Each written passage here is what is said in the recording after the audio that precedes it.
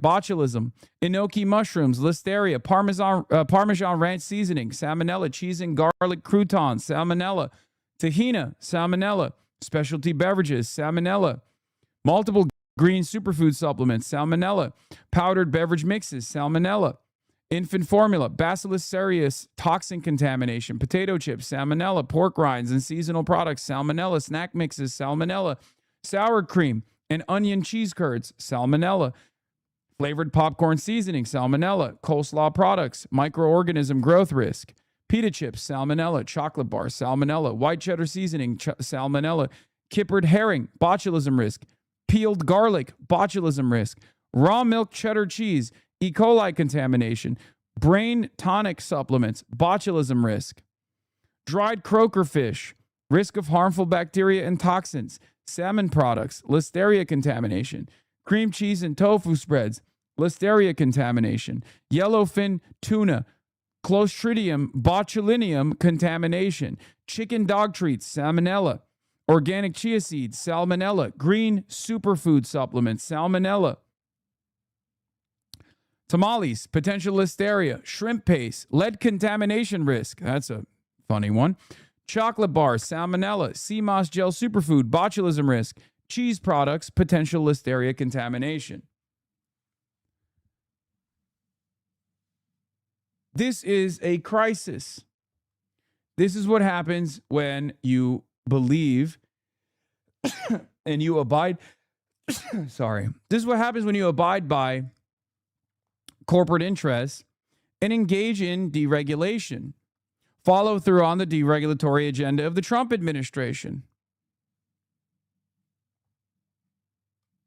It's getting down to a point where you just can't eat anything, really, unless you want to get salmonella. That's where we're at. This is what happens when you don't believe in science. This is what happens when you think that the CDC and the FDA are bad. Corporations find these regulatory agencies to be dangerous to their bottom line. So they petition the government. They lobby the government over and over again. And then sometimes they strike gold. They strike gold in the Trump administration.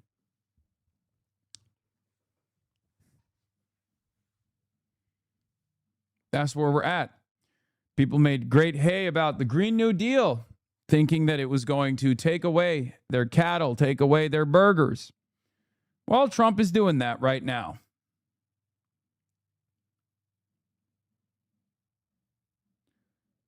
Trump is doing that right now.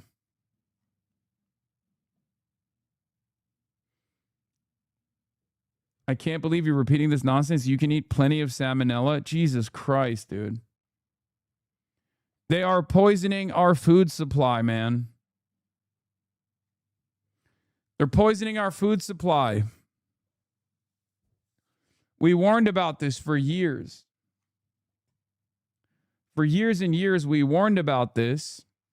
If you don't have a competent state, if you don't have a competent regulatory state, the things that we take for granted, like the idea that we can go shopping at the grocery store and purchase foods knowing full well that it's not going to poison us, is going to go away.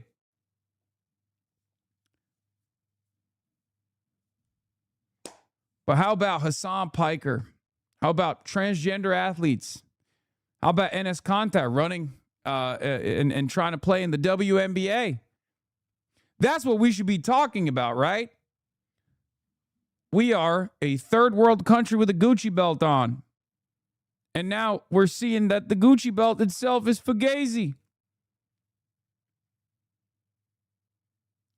We have nothing. We have nothing. But yeah, keep focusing on people like myself, who, by the way, I'm not alone in this. Even David Hogg is getting cooked.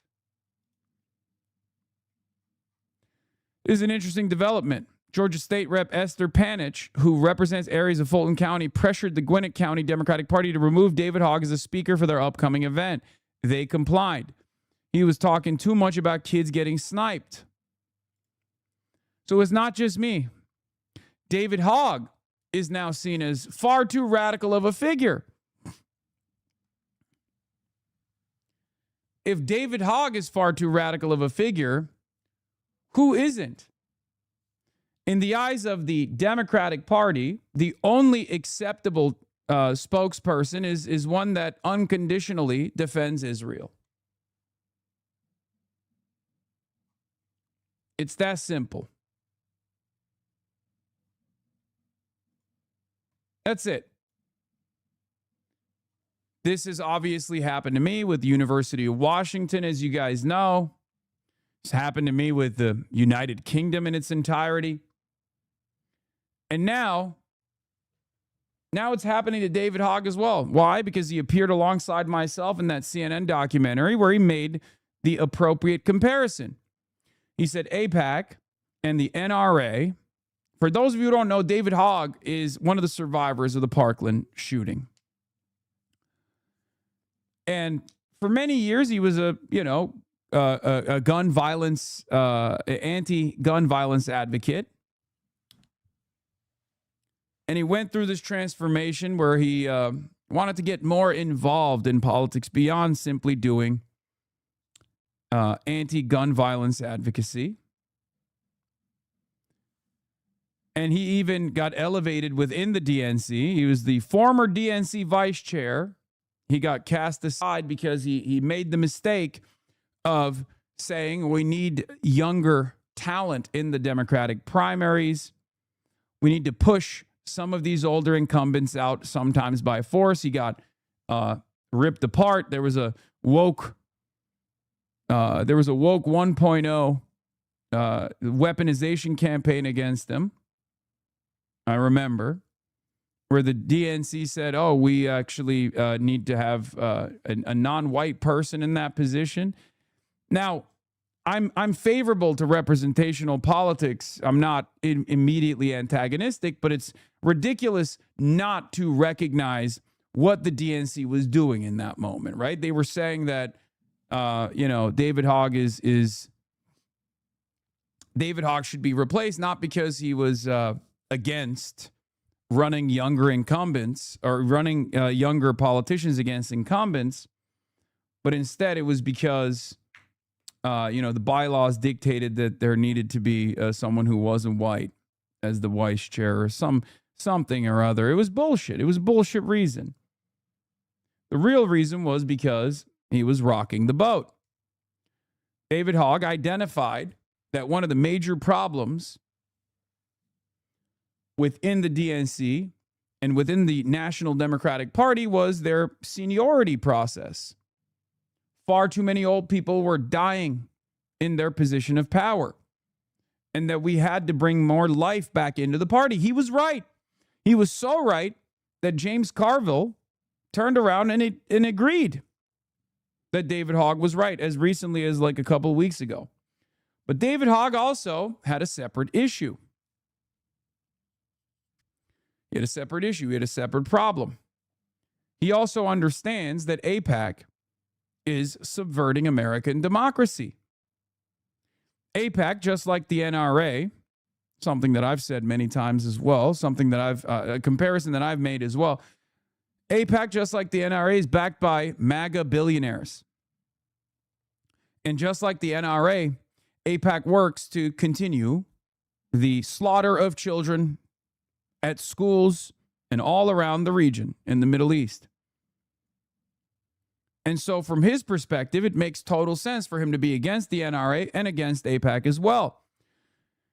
But his fault was making this apt comparison on a CNN documentary that I appeared on as well.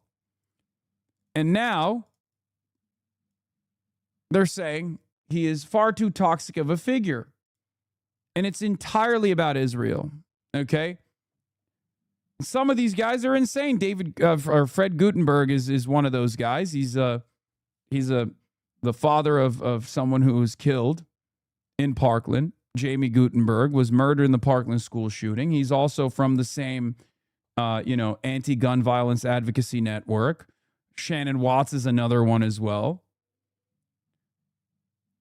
Not the same. David survived. My daughter did not. He fundraises now off of what happened. My daughter can't. I have been supportive of him for years. He is now chosen to use his voice to spread anti-Semitism, and I do not need to accept that. He could have chosen differently.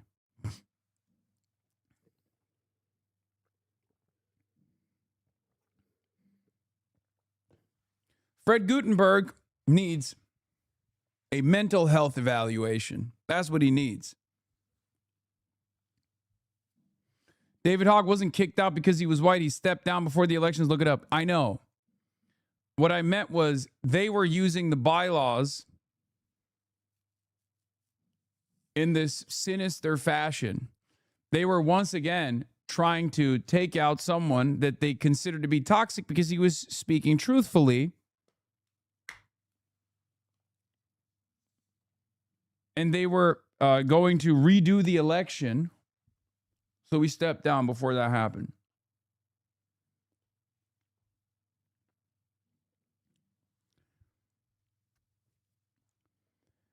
Again,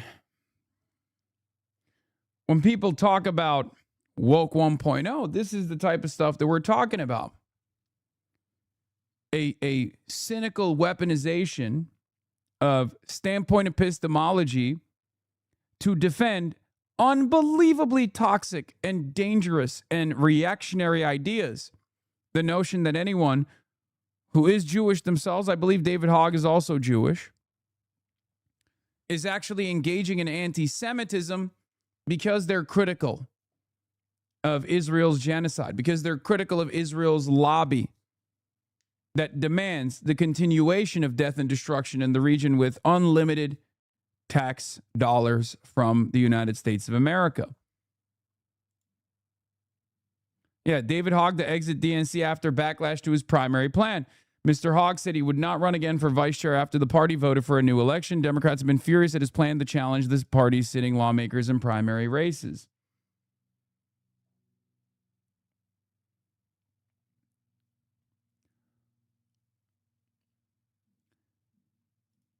It's unbelievable to me that they are now doing the exact same thing to David Hogg. We don't agree on everything. David and I don't agree on everything. I would say that I'm definitely a more radical, quote unquote, radical person than he is. And yet we both understand what Israel is doing to be completely untenable, completely illiberal, completely unacceptable. And we demand an end to it. We want to bring about accountability. And that is a bridge too far for a lot of these institutions. A lot of people in positions of power within these institutions consider that to be toxic, dangerous, radical, scary, because they oppose democracy. I'm sorry. Here's the reality. It was an apartheid before October 7. Before October 7, 2023, Israel was still an apartheid state. And many people had not come to that conclusion. They did not recognize it as such. So at least back then you could say, oh, this is far too toxic. Even if it's truthful, you could have said this is, mentioning this is electoral poison, right? But you can't even use that as a reason anymore. It still would have been the truth. But now, it's not just the truth, it's also the popular sentiment. So they're running out of options. They're running out. The Zionist movement in the United States of America is running out of talking points. So the only thing they can do is try to prop up through sympathetic media outlets this idea that if you speak out against Israel, you will be humiliated, you will be attacked endlessly, you will be victim to endless intimidation campaigns with the hopes that they can stop people from speaking out against it. It's ridiculous. And I hope David, much like myself, will not succumb and will not stand back and allow this intimidation campaign to win. And I know he won't. This is not his first rodeo, I presume, with antagonistic media. However, it might be the first time that he's receiving this level of enmity from liberal outlets. And I'll tell you something. As someone who has been smeared and slandered by establishment Democrats and the entirety of the Republican media apparatus for many, many years, it does hit different when you see liberals do the same. It does. It absolutely feels a little bit different when you got CNN and MS Now also taking a critical stance against your commentary. When you hear from people who are like, I am a lifelong Democrat, and this guy Hasan, he's out of his goddamn mind. You're like, what are you talking about? You think you and I are that far apart? Or has someone convinced you that you and I are far apart? If you were to take a more charitable stance to what I have to say, if you were to just venture over to these parts on your own,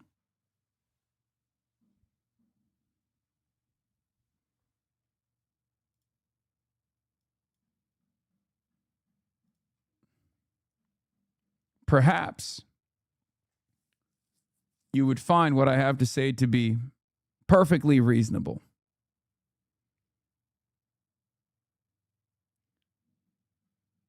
CNN sure does share your foreign policy. They definitely don't. Shut up, commie. It's funny. 25 month subscriber. But that is what it is. People are even defending you on Blue Sky through negative polarization now. Dave Against the Machine says, I'm not sorry, but the level of derangement by the media over a guy 98% of the country has never heard of. If you actually care about this guy, that you think every Democrat should disavow him, whether they campaign with him or not, you are a fascist, Mark. It's affirming a fascist narrative. It's 100% Islamophobic nonsense. Even if this guy never existed, the fascists will find something else to complain about. Too many Democratic politicians and consultants just surrender to every fascist narrative they hear. Thank God people are waking up to this, by the way. Because that's exactly what this is. What is this? Fascinating cultural moment. A Virginia couple didn't want their kids disappearing into their room, so they spent $2.8 million building a house with a sports room and a swimming pool. Jesus Christ. What is this? Democrats describing Hassan Piker?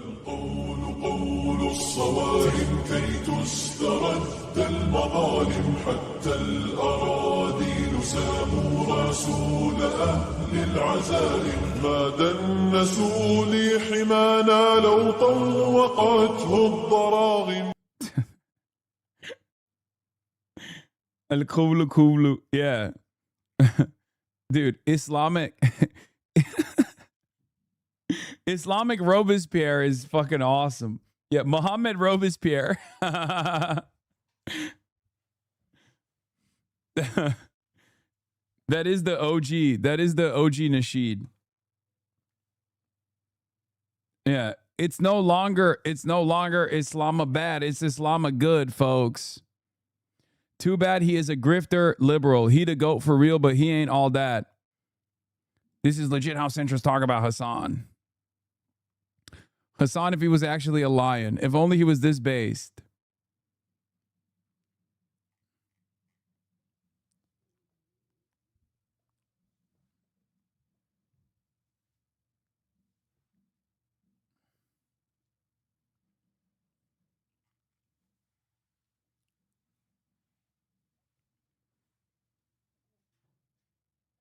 I think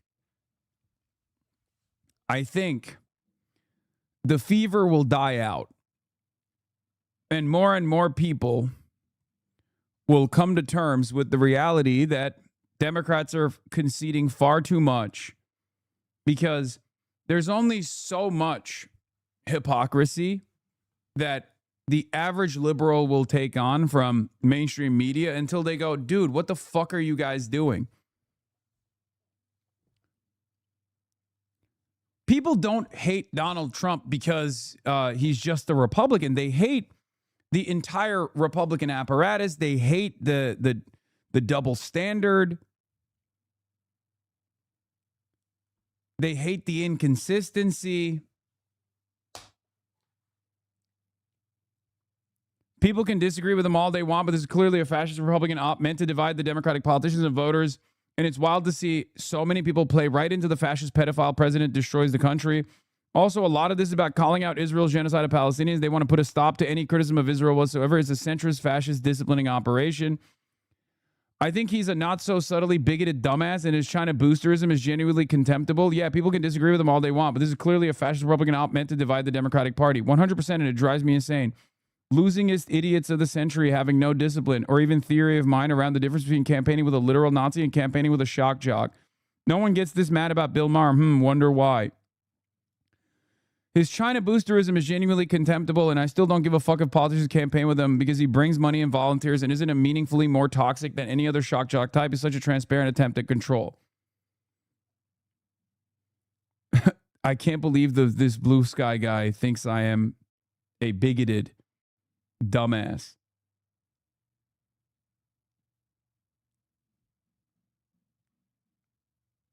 You got to be nicer to blue sky now.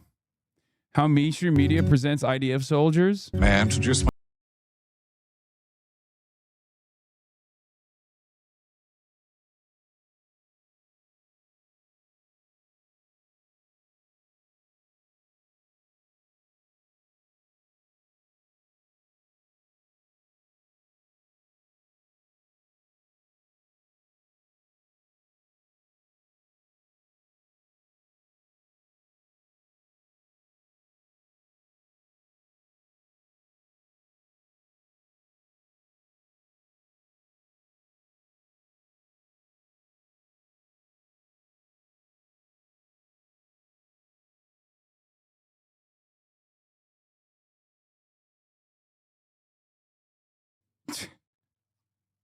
What a nice young man. What a nice young lad. Post this on Blue Sky for PR.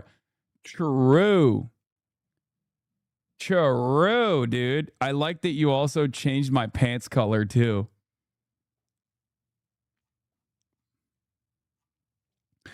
Does Blue Sky love Kamala? Is it Kamala liberalism at Blue Sky? I don't really go there, so I don't know. I am a girl boss. Red Shambhala edits, more like maroon Kumbala edits.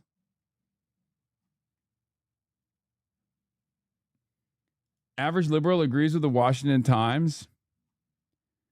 In purple swing states, however, association with Hassan Piker is very likely to be political poison, which clown car Wisconsin gubernatorial candidate Francesca Hong discovered the hard way on the August 11th primary. Peter Parisi explains. Yeah. They're trying to do everything they can. They're trying to do everything they can to say like, oh, this is campaign poison. It's bad. Please shy away. I am, and I think people need to understand this, like I am just a megaphone for your anger.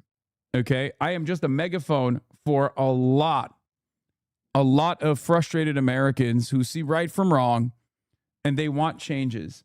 And they're willing to not cast aside their civic duty, who are willing to actually participate in the democratic process. These guys hate that. It's that simple. They would love for you to sit at home. They would love for you to shut the fuck up. The liberals would love for you to vote blue no matter who without making any demands whatsoever. But that's not how democracy works. It's that simple. Hassan Piker, if you can't distance yourself from Hassan Piker running for the United States Senate with all the things he has said, something's wrong. And I think Mr. El-Sayed's going to have some challenges. Never compare yourself to Jesus. I don't care what your title is. Jesus was radical because he loved so much. He loved so much, he forgave people, he healed people. Institutions of the church didn't want him there because they couldn't understand why on the Sabbath and things he was willing to go beyond the words, their words. Yeah, look how quickly they swapped to a disingenuous line of argument. The Hasan thing is just one point. If you ever agree with a Fox News talking head on any issue whatsoever, you are a fucking rube. You are a goddamn sucker. Okay? Because it's a package. Just because you find yourself agreeing with one element of that package doesn't mean that you're not playing a role in elevating these ridiculous lines of attack.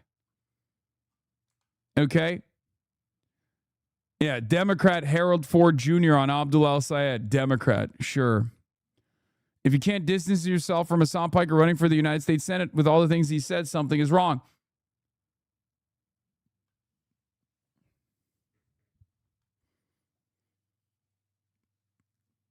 Buddy, if I saw Fox News do a weather report that it was raining outside, that a hurricane was imminent, I'd probably still try to check with my own damn two eyes to make sure that it was valid. Okay? That's the level of partisanship that I demonstrate. That's the level of enmity that I have for everything that these guys are presenting. And if you find anything on Fox News to be valid, you should be concerned. Because these people don't just oppose American democracy. They don't oppose, good things. They oppose reality itself. You understand? That's why I fucking despise the liberals that lean into this shit. And that's what we're going to be talking about right now. Self-identifying liberals coming out in support of reactionary Mike Rogers in the Senate race. It is insane. Putting in writing that you're trying to kamikaze a swing Senate seat to shift the narrative for 2028 is clinical behavior, says Hamid Bendas. And he's right. This is something that we looked at yesterday. Matt Cassell reported on it. Michigan Jews against extremism. This came out before the Michigan Jews for Mike Rogers, or Democrats for Mike Rogers, held a rally earlier today. Michigan Jewish leaders are circulating an open letter urging Jewish Democrats in the state to sign their names in support of Mike Rogers over Abdul al-Sayed for Senate. The letter is led by Eric Bronstein, a Detroit Jewish leader and businessman, among others. Now, this was a tiny rally. It was a minuscule rally. It's another one of these operations to say that Michigan Jews are united against Abdul al-Sayed. What a lot of people don't realize is that Michigan Jews are not united against Abdul al-Sayed. It's just a fucking made-up media narrative.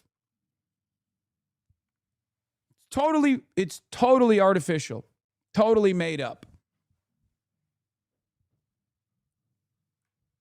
Many of these people are lifelong Republicans that are simply presenting themselves as Democratic Party voters to try to get other suckers on board. And what they're doing is playing a very dangerous game. Okay? They're saying that they're willing to entertain reactionary, racist fascists because that's how much they care about Israel, a foreign country. Now, all readily available data shows a very different reality. Israel is the top 9th concern amongst American Jews. You understand?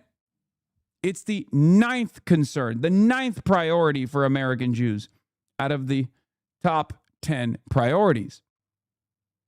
Now, one could say, oh, well, that's because both parties at the time of this poll were in support of Israel unconditionally. Okay? That's an argument you can present.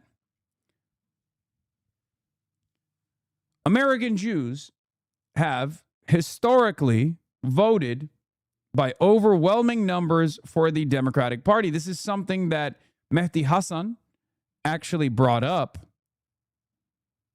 when talking to Eli Clifton, the Quincy Institute guys that wrote the new book, Israel's Lobby.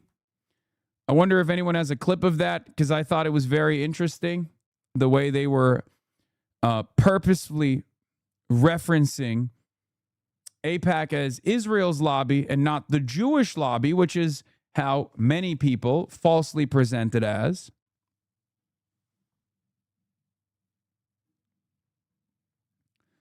As the ninth concern, is it specifically Israel as a topic or desire for support? Yeah, here it is. Now, of course, Chris Manahan is saying, no, this is a Jewish thing. Let's keep it $1.50. So pay no mind to Chris Manahan's assessment. I just want to use this clip. Give me for asking this question.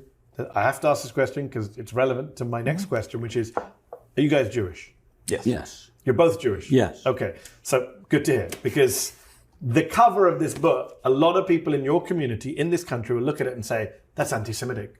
It's a flag of Israel and America. America in the grip of a foreign power. These are anti-Semitic tropes. What would you, as the two Jewish co-authors of this book, say in response to that critique? I'd say what is the most common thing to be said in Israel when somebody makes a stupid argument. That is, the opposite is the truth. Okay. And that is because what is helping fuel anti-Semitism in this country, and it is a real problem, is the notion that Israel is the collective Jew, and therefore any criticism of Israel is an attack on the Jew.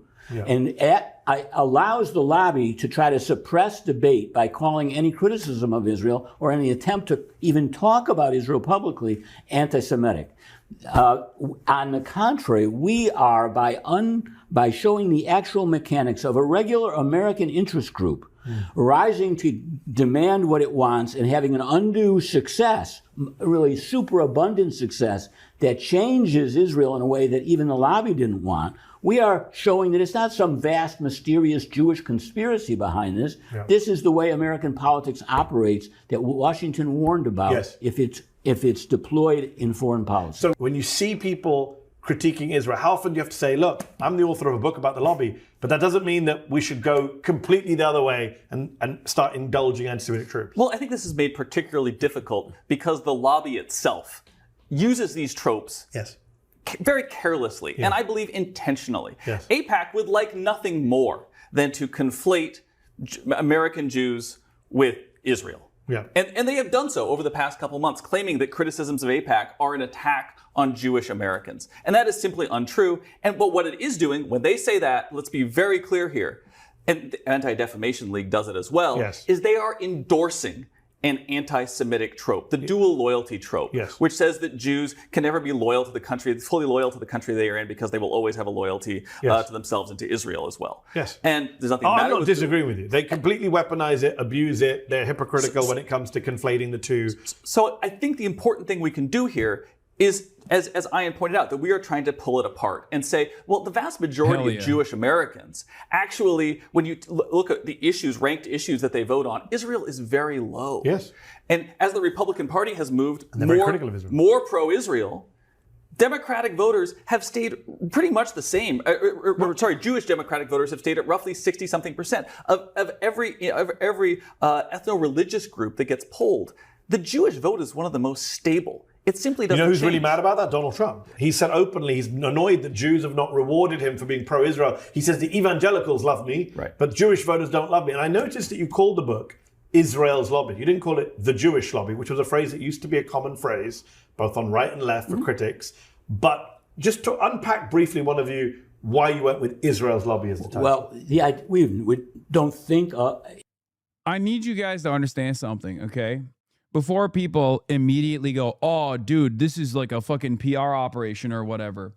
What's really frustrating to me about this is, like, this has been my demand for prominent American Jews who have connections to the state of Israel to varying degrees to come out and loudly declare Zionism to be a separate thing from Judaism. So I'm not going to cast aside people who do that, okay? It is totally ridiculous. It's totally ridiculous to just turn around and attack folks like this, to be like, oh, dude, you're right, you're wrong, you're lying, okay? Because it is very important. It is very important to break through. It's very important to break through this media framing device that has been used to defend Israel over and over again, that all Jews are united in their defense. All Jews are united in their defense of Israel, that Zionism and Judaism are inseparable. It's bullshit. No one is monolithic. Jews are not a monolithic people in their defense of Israel. There is varying degrees of Zionist indoctrination that plays a formative role in American Jews and their understanding of Israel. Okay? No offense to these two, but it does seem like a last-ditch effort to save the Zionist state. Yeah, you're a fucking moron, okay? Because they're not defending Israel at all. They're not. This is just one element of the conversation. It's an entire book that they wrote at the Quincy Institute to criticize not only Israel, but also Israel's toxic influence on American democracy. And you're still turning around and going, oh, I don't care, man. It just kind of feels like they're saving the Zionist state.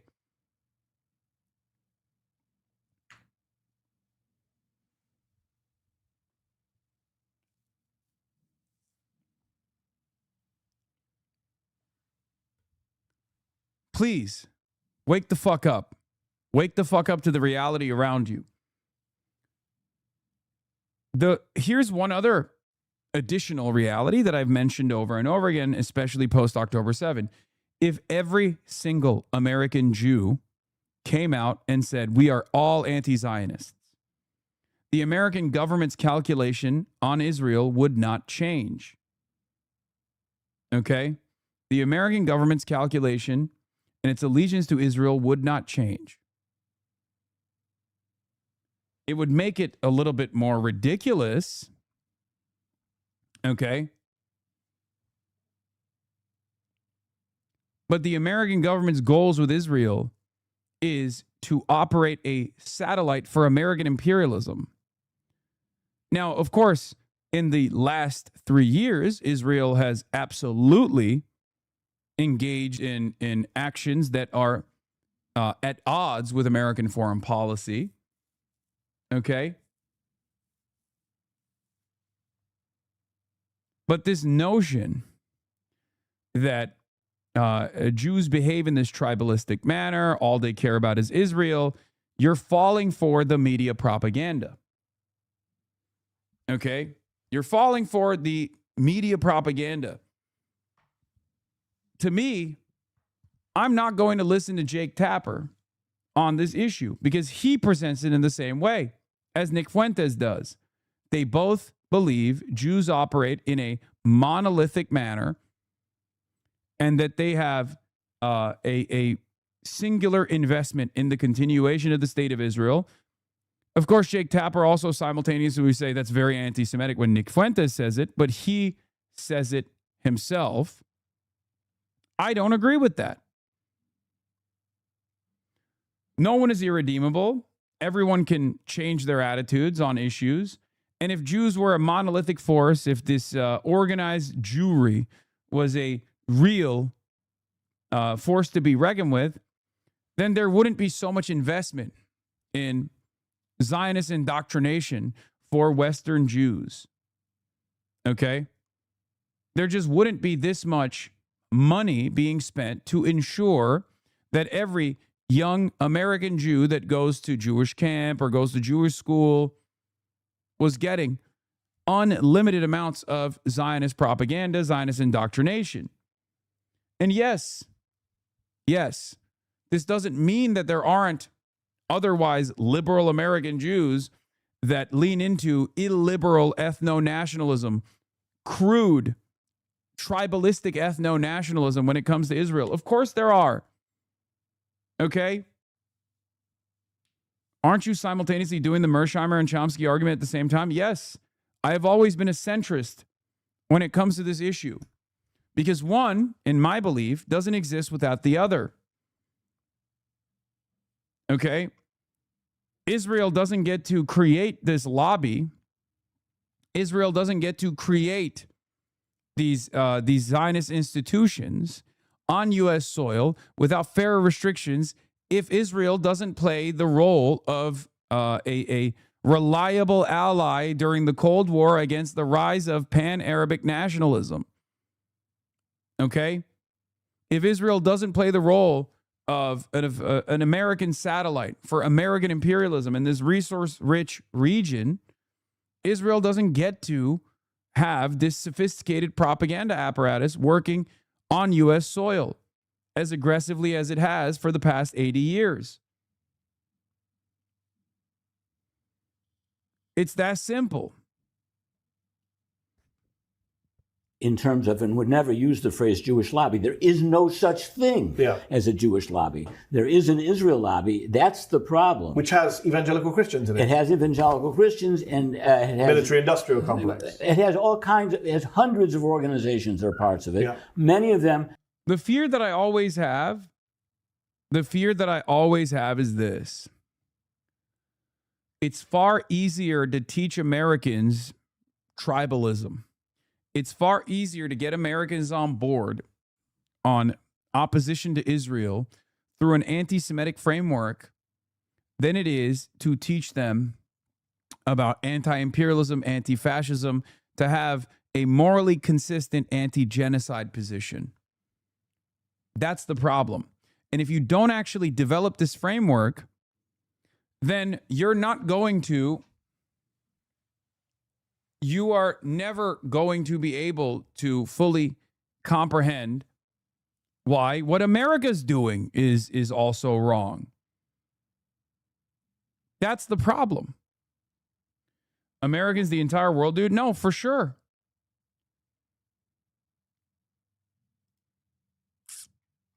For sure. What is this joint statement from the leaders of the United Kingdom, France, Italy, Netherlands, Norway, and Canada? The Israeli government's decision to push construction tenders for the E1 settlement project is unacceptable. Oh, here we go. Oh, man, you got grave concerns about the settlement project once again. Yes. Yes. Brother, Islam has been around for 1400. What is this? They have been warring with the West for literally over a millennia. Terrorism is a loaded and false term. The literally spreading of Islam. Look, toilet paper. I'm a Muslim, by the way. Propaganda. Literally the opposite. Jewish historians believe Islam is the reason Judaism survived today. I'm so confused as to what argument you're trying to make.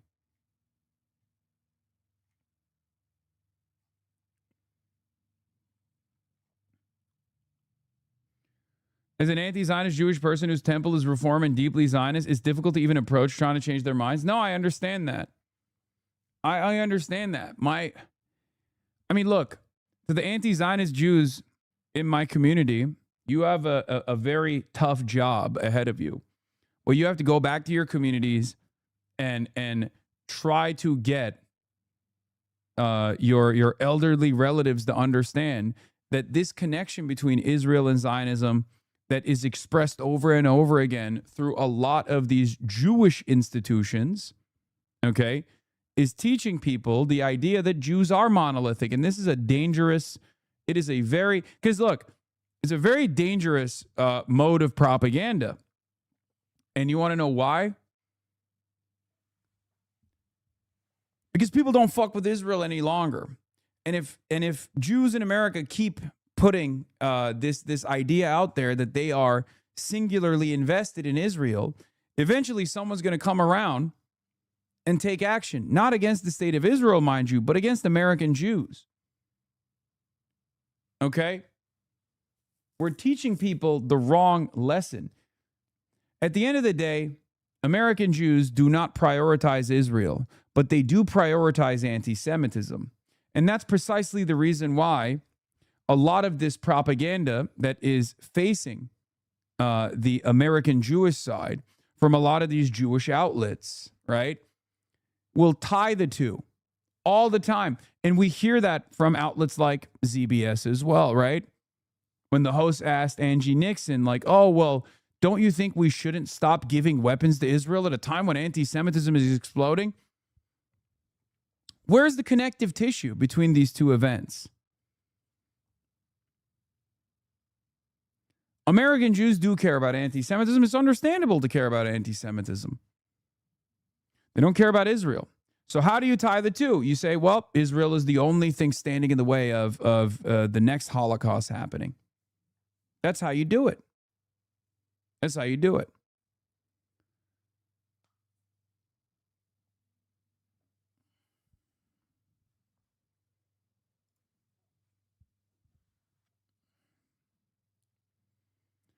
So every single time you have prominent Zionist Jews come out and be like, no, this is anti-Semitic. To oppose Israel is anti-Semitic. You're teaching people the trope of dual loyalty. That's what you're teaching people. After you teach them that, you can't turn around and say, oh, well, this is dual loyalty. This is anti-Semitic. Because at a certain point, people are not going to give a shit. And we're already past that point. It's that simple.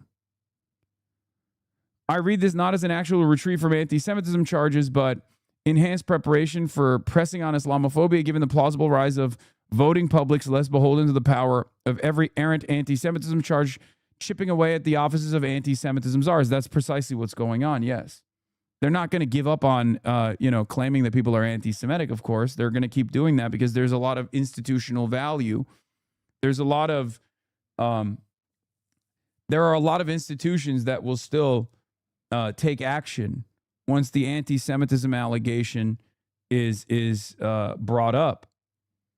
But what they're doing is the Israeli Foreign Ministry has recognized at this point that there is no way to defend Israel. So they'll take the second best thing, which is to foment Islamophobia. Who's fighting against the hordes of Muslims, the dangerous Muslims that are destroying the Western world? The Jewish state is, of course. This is a battle between the Western forces and the scary Eastern hordes of Muslims who are barbaric. That's the way they present it as. In Israel, you might not like them, but at least they're a bulwark against the scary hordes of Islam. And they'll take that. That's the next best thing for Israel, at least. Knowing full well that they can press that Islamophobia button over and over again. Not realizing that those who oppose Islam in the West, those who consider Islam to be a dangerous, toxic force, that's destroying Western civilization, also find Jews to be a dangerous, toxic force as well.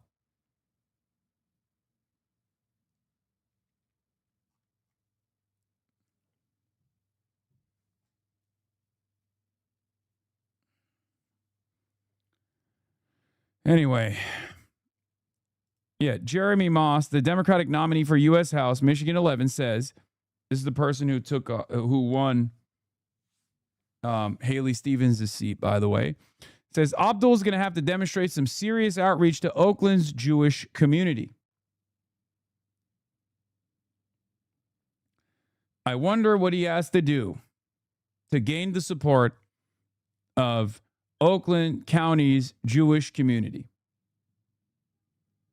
Yeah, he has to drop his critiques of Israel. That's what it is. Now, is Oakland County's Jewish community in unison making this demand of Abdul al-Sayed? No, of course not. But if there isn't opposition from Jewish figures in this community that are loud about the divergence between this representative and their own desires, then the media narrative will set in. Even if they don't realize that this media narrative presents Jews as single-minded and singularly invested in the continuation of the Israeli apartheid.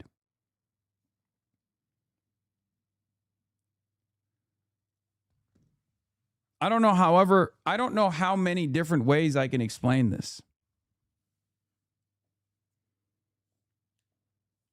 I don't know how people don't recognize how dangerous this predicament is, how dangerous this is for Jews. You're running around basically tying your entire identity to a country that inevitably will be seen as basically Jewish ISIS. And you're saying, as Jews, this is all we care about.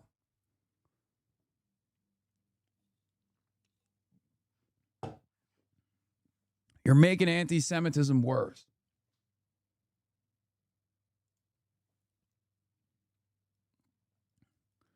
Republican U.S. Senate candidate Mike Rogers is endorsing a one-year moratorium on new data centers. Look at that. Look at that. They are positioning themselves and reacting to the popularity of our policies, our positions. Look at that. Yeah, Ben Jacobs says, Ben Jacobs reports on Jeremy Moss's take.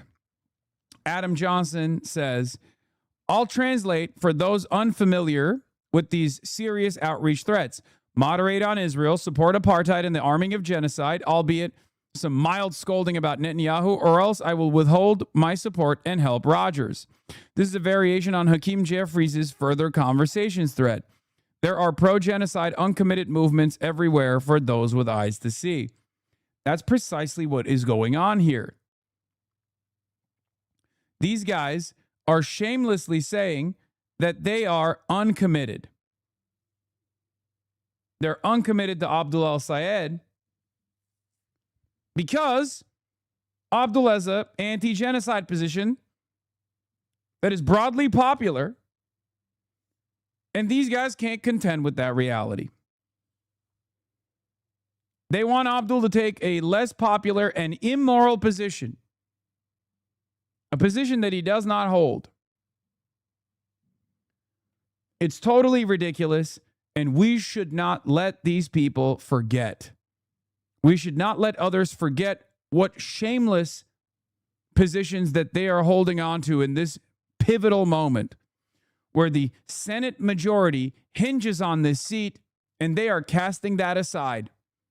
Because while not all Jews in Michigan are single-handedly or single-mindedly in unison holding up the continuation of Israel's apartheid as a major reason as to why they will withhold their support, there are those who are doing that.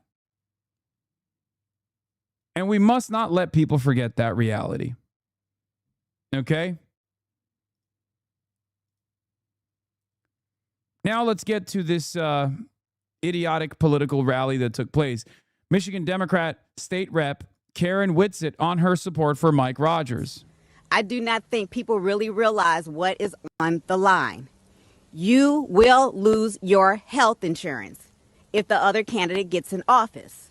There's no ifs, ands, or buts about it. That is what Medicare for All means.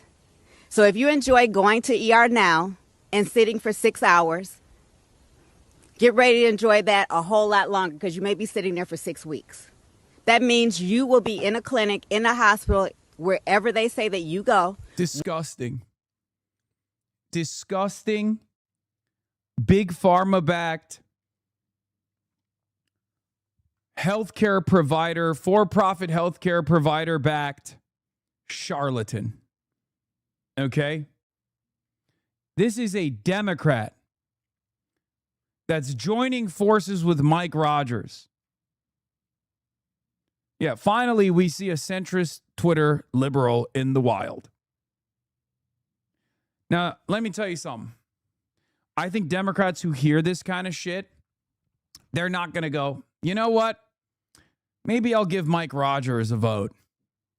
Instead, her political career will be over. Once again, you say you don't want government in your business. Well, the government will be controlling your health care. They will control your doctors.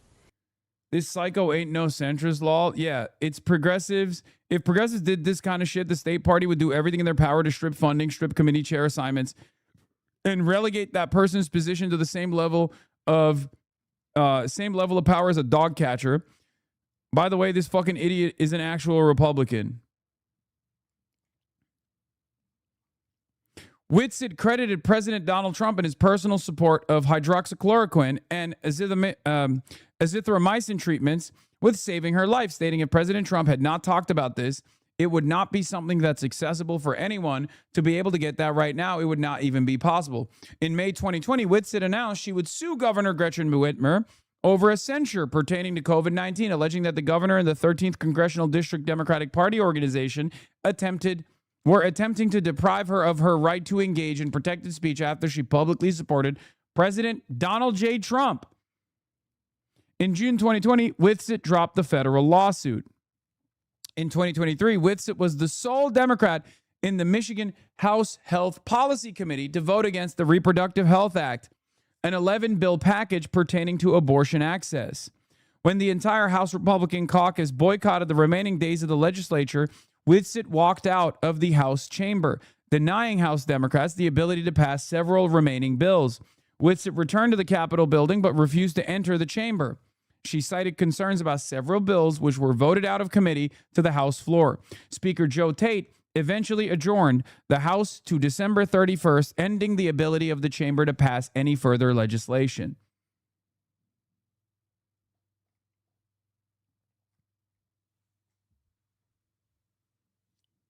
This is how the Republicans operate.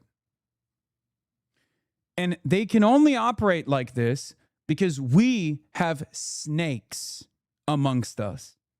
Okay? And no, she's not rerunning. Whitsitt and her family live in Detroit. She's practicing Christian and credited her faith as a reason for not seeking re-election in 2026. We do. We have Republicans that run as Democrats, and the rest of the state Democratic Party do not cast them aside. It's that simple. What do they have on her? It's not blackmail. It's not. She is just a fucking psycho. She is just a Republican moron. The problem is the Democratic morons allow Republicans to run as fucking Democrats. And then they give them committee assignments. Kyrsten Sinema, Joe Manchin. How many times has this game been played over and over again? How much did I yell when Joe Biden did not punish these pieces of shit in the party? Throughout the Biden administration, I freaked out about this over and over again. Take away their committee assignments. Start whipping these fucking votes. Take away their power within the party. Do not elevate them to a position of prominence if they're not going to fucking play ball. Obviously, those clips don't make it out of this community, and therefore, those are not the clips that the stupid liberals see on their timeline. I'm sure if they were to hear me say this kind of stuff, they'd be like, you know what? We should be punishing these fucking rotating villains. We should be behaving like a real party. I am far more pragmatic and far more invested in making sure that we actually push for progress than a lot of centrist liberals give me credit for. Okay? I have been yelling about this for years. Dems who make the topic of everyday Hassan or DSA being oddly anti-Abdul should be drawn and quartered for either being legit traitors or for being so politically inept and incompetent that they would prefer to disembowel their momentum rather than build on it from shit like this.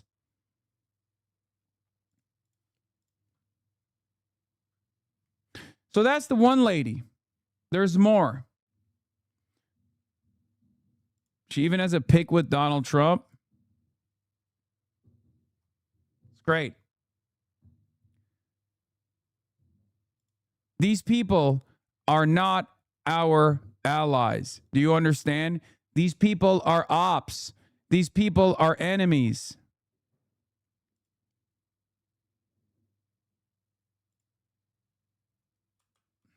Yeah. Here's what Karen Whitsett also said, by the way.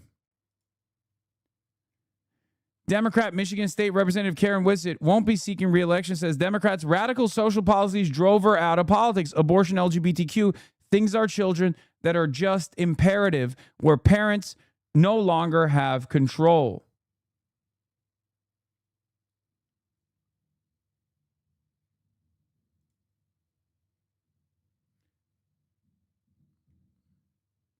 How does she even get to run unopposed in 2024 where she endorsed Trump in 2020? Her district is super blue plus 85 Dem. No one was paying attention because it's a state seat.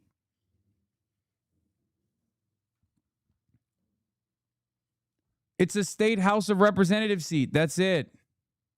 Representative, great to see. Here she is. Here she is talking about this, by the way. Why she's leaving the Dems. You tonight. What was the final straw, if there was a final straw for you?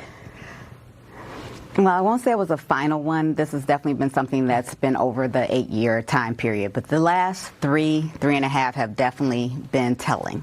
And those are just some basic issues that just do not line up biblically Christian values. And that is just abortion, LGBTQ, things to our children that are just imperative where parents no longer have control. And it's just that I just do not see the ability to be able to stay within somewhere where I cannot stand up against a party. And I'm sorry. If you're an establishment Democrat, if you're a consultant, if you're a Democratic Party politician, if you're a centrist Democrat, if you're a right-wing Democrat, and you think she has something worthwhile to say, but Abdul can't be a part of your coalition, you're not a fucking Democrat. You're a moron, okay? You're an absolute dullard. You are a fucking sucker. You are a fascist collaborator. It's that simple. It's that simple. And this is why we fucking lose to the most incompetent, petty despots of all time. And they keep stealing everything. Democrat for Mike Rogers. There needs to be a little bit more fucking party discipline, and I hope in the future there will be. When we have real competent fighters.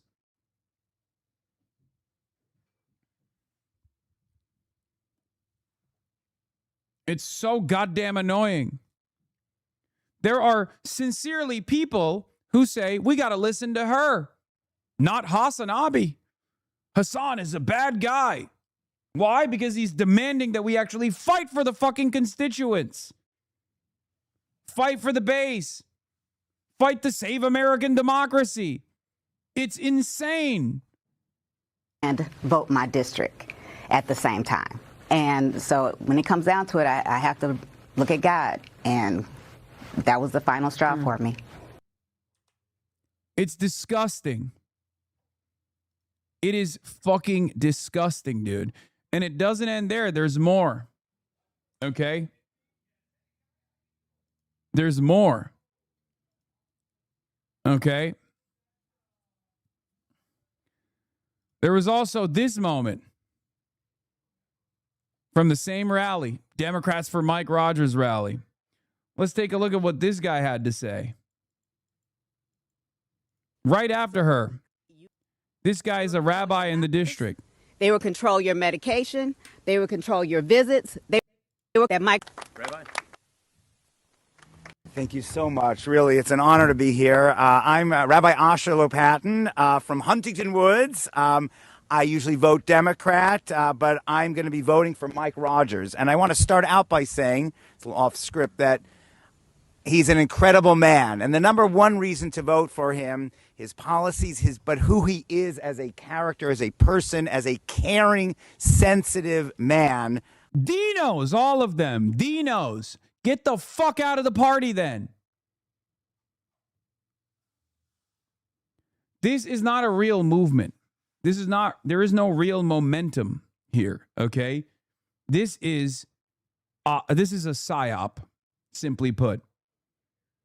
It's a shittily put together psyop to try to present the idea that There are a lot of Democrats who are expressing discontent. We showed you the first person who's been a Republican since 2020 because COVID zapped their fucking brain, who openly stated that they left the Democratic Party because the Democratic Party cared too much about, queer rights or whatever, who has been a spoiler in the House, the state House, over and over again, right? So just remember that when you hear these folks talk about how they, Abdul al-Sayed is a bridge too far for them. I am voting for him. On the other hand, and I'm sad to say this, that Abdul al-Sayed has made one thing very clear. We cannot let him anywhere near the U.S. Senate. Sadly, tragically, he's shown contempt for the Jewish community and, frankly, for American values by making Hassan Piker a vicious anti-Semite and racist, his campaign surrogate, and someone he buddies up with before the primary and after the primary. Bro, you got to get Israel's dick out of your brain. I swear to God. I'm sorry. There's no other way to fucking put it. It's insane. To say that you're voting for a Republican as a lifelong Democrat, insanity. Okay? Yes, it is a 100% psyop, but it's also devastating to see it unfold that there are genuinely people out there who are so unbelievably invested in America's loyalty and allegiance to the state of Israel that they are going to vote for a Republican. It's so funny to say Hassan Piker is a vicious racist and an anti-Semite, and that's why I'm voting for the vicious racism and anti-Semitism party. Republicans have tried this so many fucking times, the hashtag walk away movement, right? Oh, I'm a lifelong black Democrat and I am walking away. What did they call it? The Dem exit? Blexit? They said.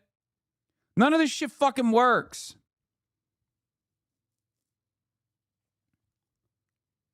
Every single time these guys do shit like this, there's like 8 other people involved in it. But then the media spends an insane amount of time. Talking about this as though this is a sincere movement. Primary. He's never disavowed Hassan's anti-Semitism, a man who's called Orthodox Jews like me inbred. When Abdul al-Sayed was asked about the terrorist who attempted to blow up a synagogue right here in Michigan with hundreds of children, like Sailor, hundreds of children, all he said, hurt people, hurt people. Sadly, Abdul al-Sayed has shown only contempt for Jews as a people and called my people bloodthirsty, and the reason Michigan, our great state of Michigan, doesn't have the funds it needs. So sadly, Abdul al-Sayed is completely unfit to represent any piece of Michigan. The Jewish community, the African-American community, the What is this? Jewish rabbi? Jewish rabbi? Yeah, it's a rabbi. That's crazy. Rabbi Asher Lopatin says he's willing to undermine American democracy so long as Israel continues to receive unconditional support from U.S. taxpayers. What? Yeah, Muslim rabbi. This is a different rabbi. I absolutely can support Abdul, and the fact that he showed up with Hassan Piker is just the least of it. He's not qualified for the job. I think Haley Stevens is. Bro, this is.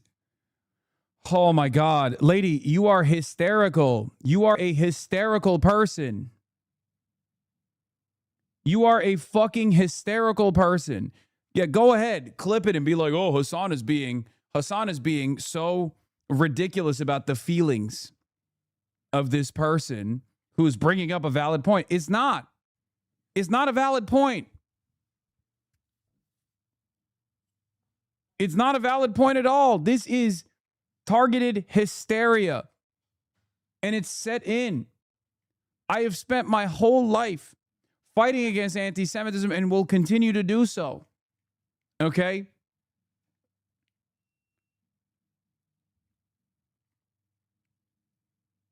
It's just Islamophobia. We saw this with the Zoran campaign as well, where so many people came out and embarrassed themselves with this racialized animus that they actually couch under what they claim is anti-Semitism. That's what this is. And unfortunately, given the current media environment, no one gives a fuck about Islamophobia, and it's not only institutionally permitted, it's also welcomed. It is welcomed. And therefore, nobody actually talks about this from the adequate lens that this is just racialized hysterics.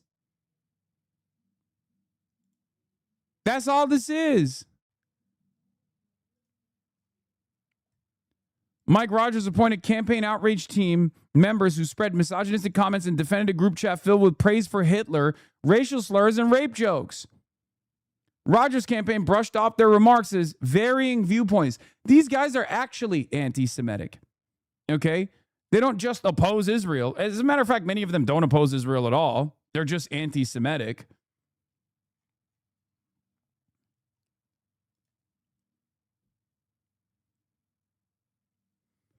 You've said it a million times, but if you said I'm a lifelong Democrat, but I'm voting for the Republican because the Democrat isn't pro-Mozambique enough, people would look at you like you had 10 eyes. Exactly. At this point, the people who are pro-Israel wouldn't vote for any Democrat anyway. It's a bunch of delusional people hallucinating anti-Semitism, even if people like Booker, even in people like Booker, I really don't think this smear will hurt Abdul. I don't think so either, but it's very frustrating because I'm like thinking about, the reason why I'm frustrated about this is because I'm thinking about the media narratives and how they will present this as though these are like sincere people and not fucking psychopaths, right? Oh no, these are kind, well-intentioned, lifelong Democrats who find Abdul el-Sayed's anti-Semitism and Hassan Piker's anti-Semitism to be a bridge too far. We should really address this controversy. It's fucking bullshit, okay? And they already set, the media already set the reasonable grounds to address this controversy over and over again without actually looking at what's going on here. This is Islamophobia. The idea that Muslim candidates and Muslim political commentators who have spent their entire fucking lives and entire professional media careers opposing all forms of bigotry, including anti-Semitism, are actually anti-Semitic because of their opposition to Israel's genocide or their opposition to Israel's apartheid is just rank Islamophobia. That's all this is. That's all this is. It's fucking ridiculous. The idea that every Muslim, every scary Muslim is a dangerous anti-Semite is Islamophobia. You have never heard from a single Muslim candidate, Muslim mayor, Muslim politician speak about Jewish people in the way that these kind-hearted, tender, supposed lifelong Democrats speak about Muslims. Okay? Never. And part of that is because every Muslim person in the Western world has already experienced this form of otherization, so they're a lot more sensitive to it. They're a lot more aware of how this sounds. They know from their own personal, intimate, close relationship with bigotry to oppose it unconditionally.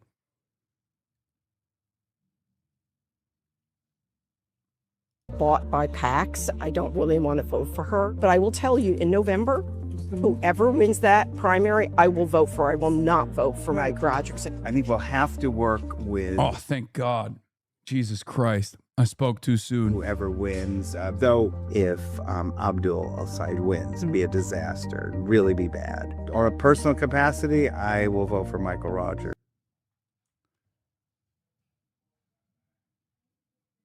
This is who I was talking about. Jesus Christ. Abdul el-Sayed wins, it'd be a disaster, really be bad. On a personal capacity, I will vote for Michael Rogers. Oh my God. baited you so hard. I mean, it doesn't matter. This guy is the one who's like, I'm not fucking voting for Abdul al-Sayed. Or even Arab Americans. So as someone who votes Democrat usually, I am proud this time to support Mike Rogers, and I encourage everyone to do so as well. Thank you.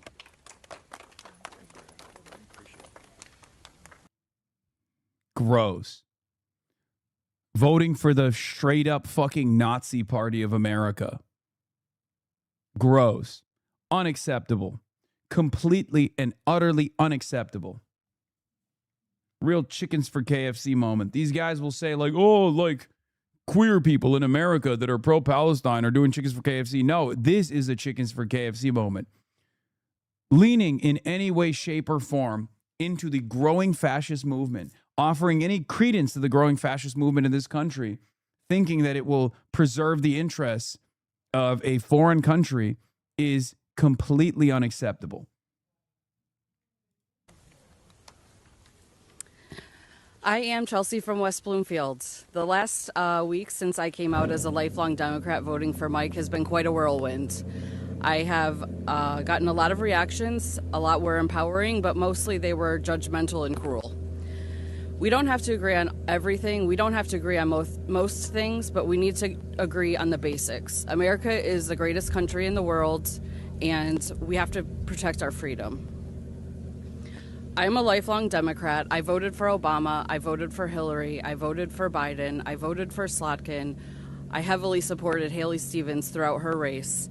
And now I'm voting for Mike Rogers because sometimes the election calls for us to look at something bigger than lines. The Democratic nominee that we've been given does not share my values, and he does not agree with a world that I want my children to grow up in. I'm not a socialist. I'm not a communist. I'm a mom. I'm a proud Michigander. I'm noticing she didn't say Kamala Harris on that list. Perhaps she already swapped to the other side because she was one of the folks that got brain broken by Fox News propaganda that kept repeatedly saying that Democrats were insufficiently pro-Israel's genocide.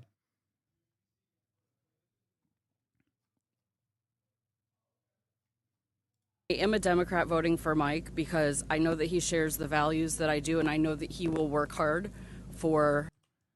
Oh, God, the guys, it's just so ridiculous, man.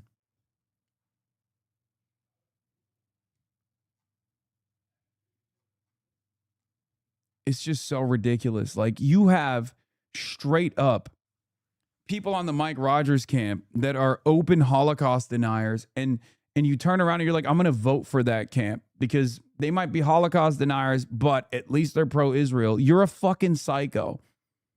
You do not understand the dangerous waters that you're treading in. It's nasty. Peter Barnard reported on this, said how the American Jewish establishment gave up on democracies from the Jewish currents. The American Jewish establishment, which in the last century helped expand American liberal democracy, has now largely given up on it. Instead of responding to this moment of democratic peril by helping to assemble the kind of multiracial, multi-religious alliance that defeated Jim Crow, it has chosen a different approach. Curry favor with powerful bigots in the hope that they don't turn against Israel. This go-it-alone accommodation to an authoritarian rule has deep historical roots. It is the strategy of the court Jew in early modern Europe. Yes.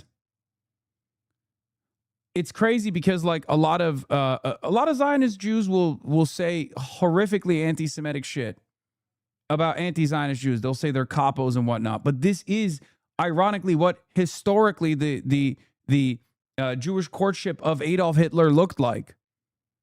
Business owners who thought that he would be good for the German economy and that Adolf Hitler was simply using anti-Semitism as a populist narrative, as a populist device, as a vehicle, because at the time, anti-Semitism was very popular.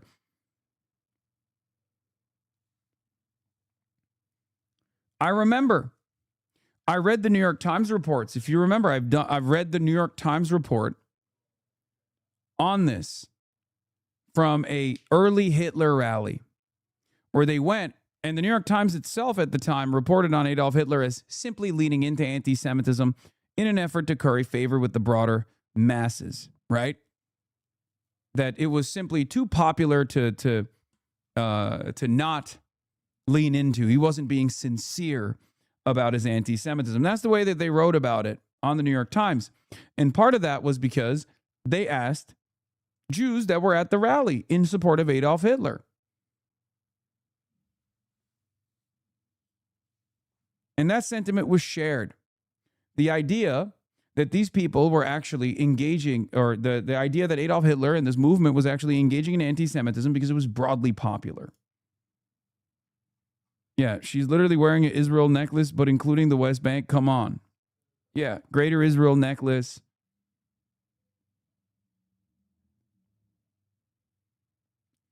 $10 million people in Michigan and only 130,000 are Jewish. This is very unserious. And out of the 130,000 Jewish Michiganders, the overwhelming majority will most likely vote for Abdul al-Sayed. Because American Jews have American problems. They are American. American Jews are not Israeli. Which is why I'm very frustrated when I see Jewish institutions and people like that rabbi who is basically, claiming that his entire community, his entire synagogue is in line with his perspective, using his position of prominence as a prominent Jewish Michigander to claim that all Michigander Jews agree with him. It's disgusting.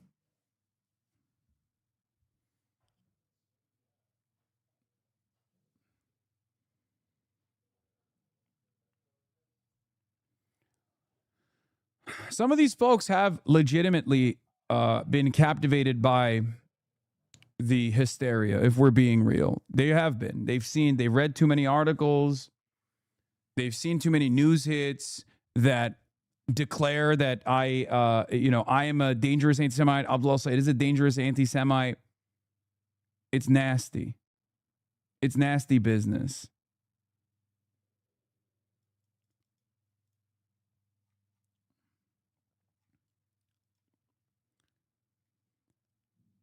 But it's very important for you guys to, if you are a Jewish anti-Zionist, it's very important for you guys to speak to your own communities, to speak to your elderly relatives that might have been swept away with this hysteria.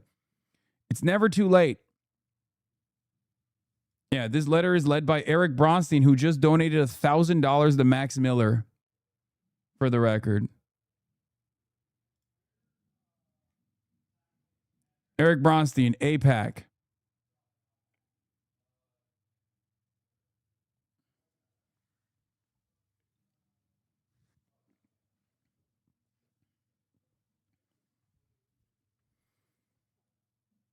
That woman you showed earlier is my aunt. Wait, really? I would love to hear her perspective after you have a conversation with her.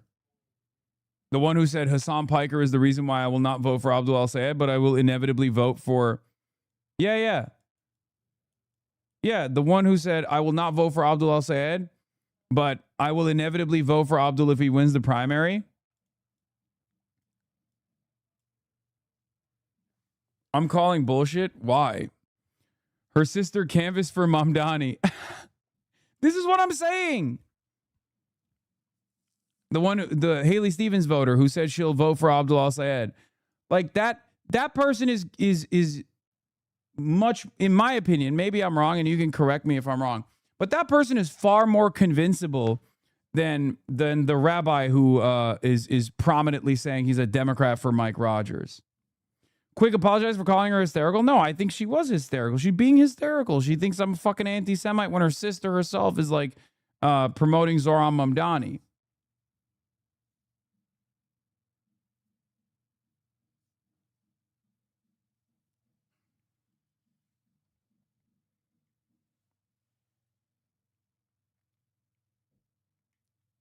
Read his logs. You read their logs. He explains more. That is my aunt. That is actually my aunt. Brainwashed. Thanks, chat, bro. I ain't asking her about politics. I have plenty in my family. I've tried with her and I'm working on it, but we ain't that close. Not sure if you saw my message earlier. This is my aunt, Aunt W. That woman you showed earlier is my aunt. That'd be interesting. Yeah, the sister is my aunt too.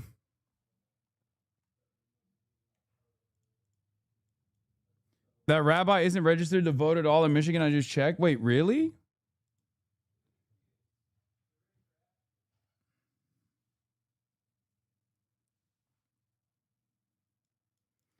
I will say that our temple has a lot of younger members of the congregation since October 7th. It is largely the elders that are still there.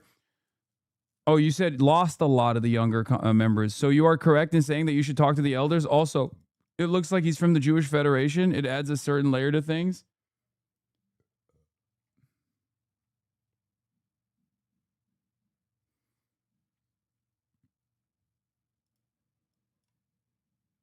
That woman you showed earlier is my lover. Okay, calm down, dude.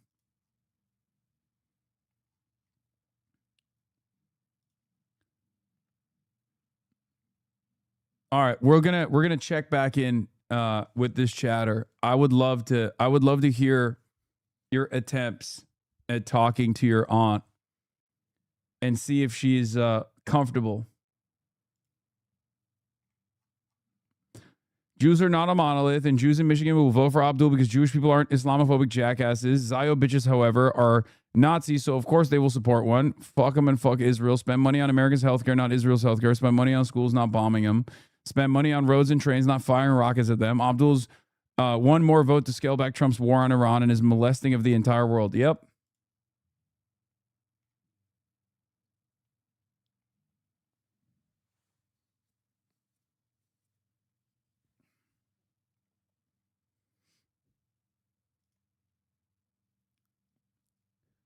Anyway, here's the other side of the story, by the way. Here's the other side of the story. Let's get to that. And this is Peter Beinart. Michigan Jewish leaders urge Jewish Democrats to prioritize the unconditional flow of weapons to Israel over safeguarding American democracy from Donald Trump's efforts to build an authoritarian state. The other side of the story is that our policies are broadly popular. And Republicans are desperate. They're desperate, and they recognize that our policies are broadly popular, which is precisely the reason why. Look at Mike Rogers backing a data center pause at a campaign stop in Detroit. This is the new strategist for Hasburis or the... Wait, what is this? We must flood social media with fake news to defend Israel. Israeli politician Eli Hazan says the truth no longer matters. Israeli officials confess. Yeah, I mean... Yeah, it's desperate. It's desperate.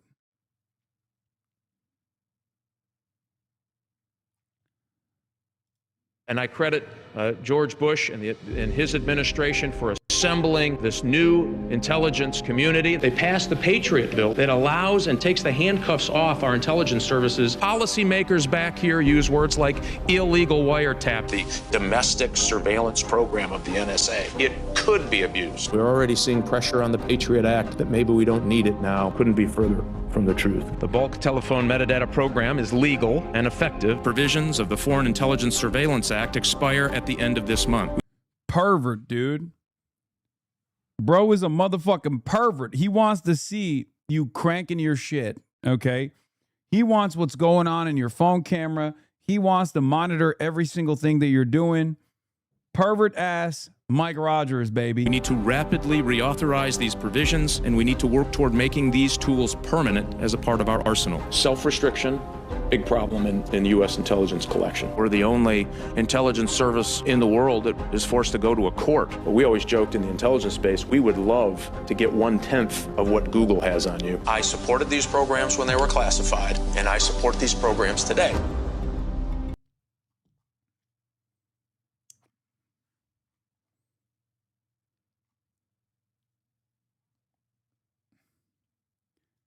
Thank God Republicans are dog shit with their policies and also obviously with their candidate selection. When someone tells me the data center backlash came out of nowhere,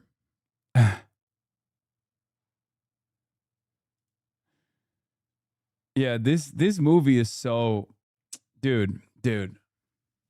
I talked about it at the time, but it was so prophetic. Okay, it was so goddamn good. We will look back at Eddington as like a pivotal movie that really identified the mass anger at the time. I liked Eddington even more than One Battle After Another. I think One Battle After Another was a better movie overall, but I think Eddington's politics were better than One Battle After Another. It had everything in it. It had Woke 1 versus Woke 2.0. Ari Aster fucking just did the damn thing, dude.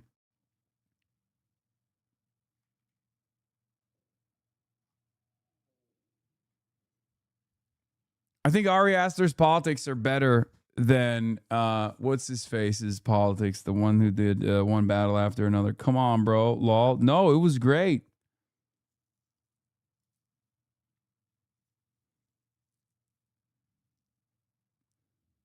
Paul Thomas Anderson, yes. I'm forgetting his name now.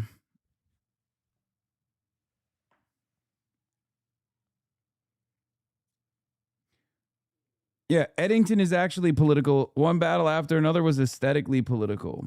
You can hate on me for saying that. And I greatly, greatly enjoyed One Battle After Another. I think One Battle After Another was like more watchable than Eddington even.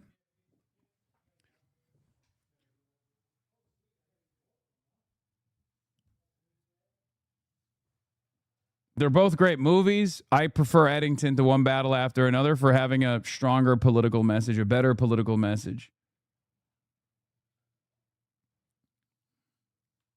I said it at the time. I think we can all agree, though, Civil War was the worst of the three. If we're putting like, top political movies up on the leaderboard, Civil War is just like shouldn't even be mentioned in the same fucking conversation with either of these movies, right?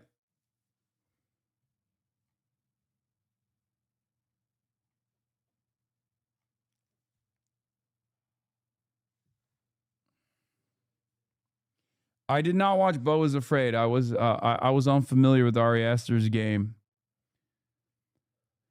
If you like Baki, or if you like politics and media, you'd watch Baki. I already did.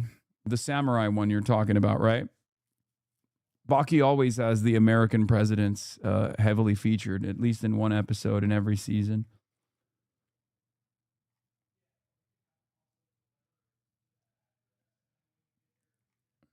Anyway.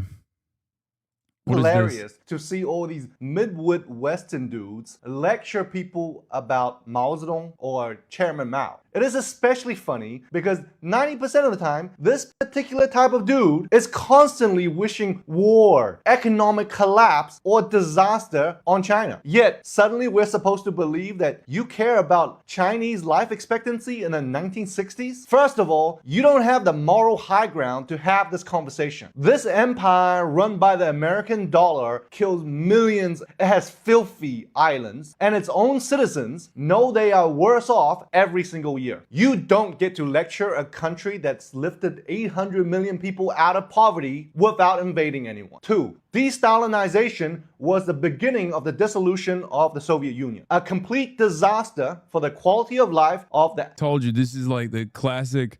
This is the classic Chinese take. Average Soviet citizen. That doesn't work for China. So we're not going to drag his name in the mud for no reason. Thirdly, Mao was a guy who walked the walk. He spent most of his life fighting in mountains. His own son... By the way, it's funny because liberals love Deng, right? They love Deng Xiaoping.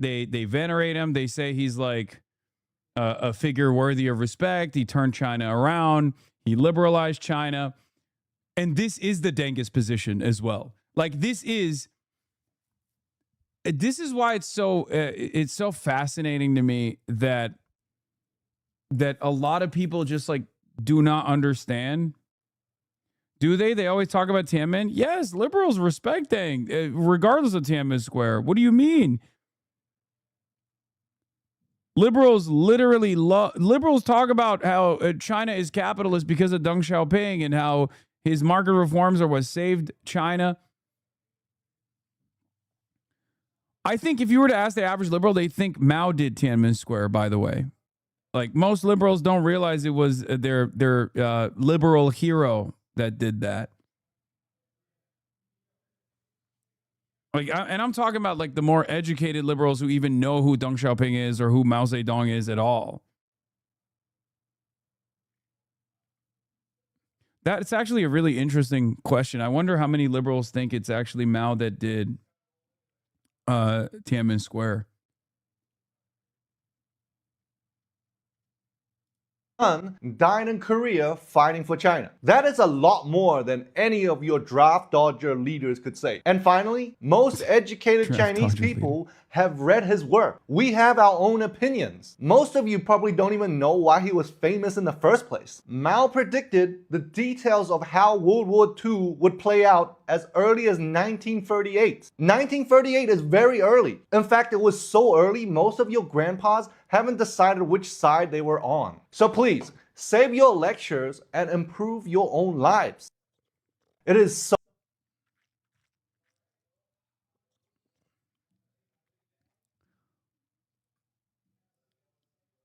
Anyway, Mao's mismanagement is a dog whistle. Motherfuckers think he had a SQL database and Excel at the time to track each human in grain. I'm pretty sure 2 million old ass motherfuckers die from. Okay, dude, chill. Okay. Atriok, resident Twitch liberal, said Deng was top 3 China leaders of all time, maybe even top 3 overall. Yeah, I mean, dude, liberals love Lee Kuan Yew, right? They love him. Which is crazy because he had a lot of interesting opinions about like land use and housing in general. And he fucking loved Deng as well. He said Deng Xiaoping was an amazing leader. Libs love Hu Jintao. No, now you're talking about you're ridiculous. It's so weird to find Deng Xiaoping back in discourse. As a child, I knew of him because of the Shining Path, a Maoist group in Peru, which hung dogs from nooses and street lamps with signs reading Deng Xiaoping, hijo de perra. Deng Xiaoping, SOB. Yeah. This was me responding to Not Potato Bolsheviks, who said, Hasan is interesting as there's a lot of people in American left who are his sort of social democratic market socialisty type. However, he's the only one who has seemed to realize that what he wants is just modern day China. And so he has become pro-China. Hasan is a Dengist. And I said, I'm only a Dengist in the sense that I believe in pragmatism, black cat, white cat, Dengism.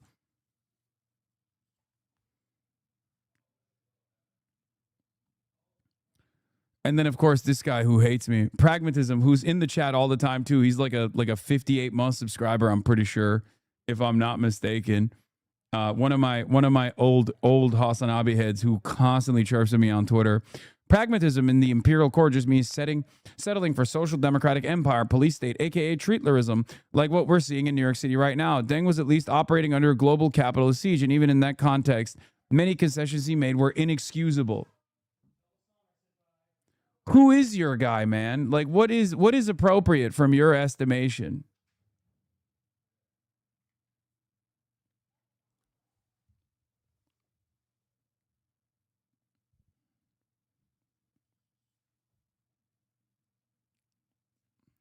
Any kind of pragmatism is met with tremendous amounts of anger and resentment.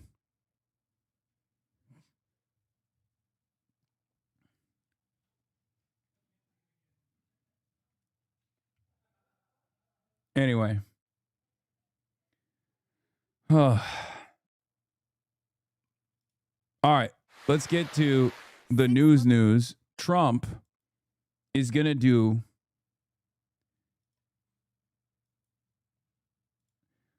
Couldn't you call liberalism pragmatic as well? No. Because liberalism centers around the protection of private property. Okay? Not the advancement of humanity, or at least as a progressive historical force, it's outlived its usefulness. Okay?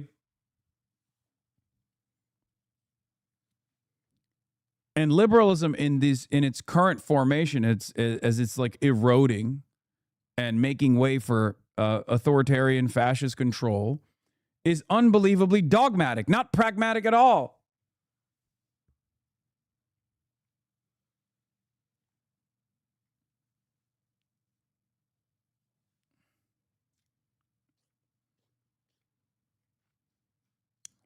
You understand? Months into the war with Iran, President Trump once again trying to ramp up the pressure, overnight announcing the U.S. will enact the most crushing economic operation ever taken, saying it will be an... Is the kind of guys who only support the MPA, Indian Maoists, Shining Path, or the Filipino Maoists too, but eschew literally anything else. I knew one guy who literally thought the shade of red on a flag was an indicator of revisionism and liberal thought. They love Mao but hate Deng and get a little too kooky from there. Yeah, there are guys like that. There's like 15 of them in America at least. It is an utterly irrelevant political force in this country. And there is no reason to take anything that they say seriously. They're just kooks. A lot of people forget that like just because someone is on the left ostensibly doesn't mean that they're fucking correct. Yes, the Gonzalo thought Shining Path defenders are exactly who I'm talking about. Like the unwashed ultras who are just fucking nutty. Okay? It's fine. They read too much, and then somewhere along the line, their brains broke.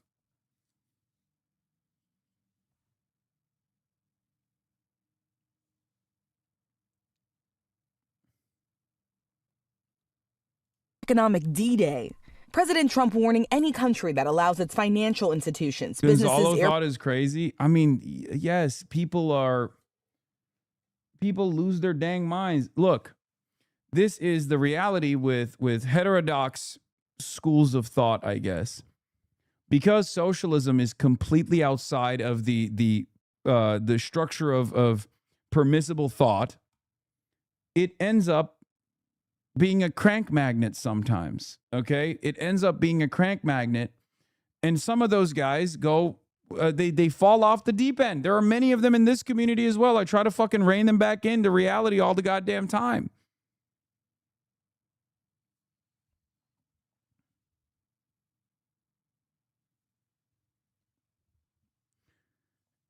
It's partially because people engage in crankery. And then it's also partially because I think people get too dogmatic in their beliefs. You know? That's why there's like loads of socialist infiltrators and cults, subversive groups. You know, people trying to find like which values, which previous historical ideological tendency represents their values better. I'm not so silly that I will present to you the like perfect path forward. I don't think so. I think you have to be more dynamic. You have to be more fluid, and you have to also be endlessly critical of previous attempts of socialism, right? Learn from its mistakes. Seek truth from facts and always say the truth. I'm open-minded. I recognize the failures of previous socialist experiments, previous communist experiments, ongoing communist experiments of transitional socialist states. I'm critical of them because I want to, in the same exact way that the Baltimore Maoists say, we critique socialism to make it better. Okay? We critique socialism because we want to make it better. That's why we make a critique of it.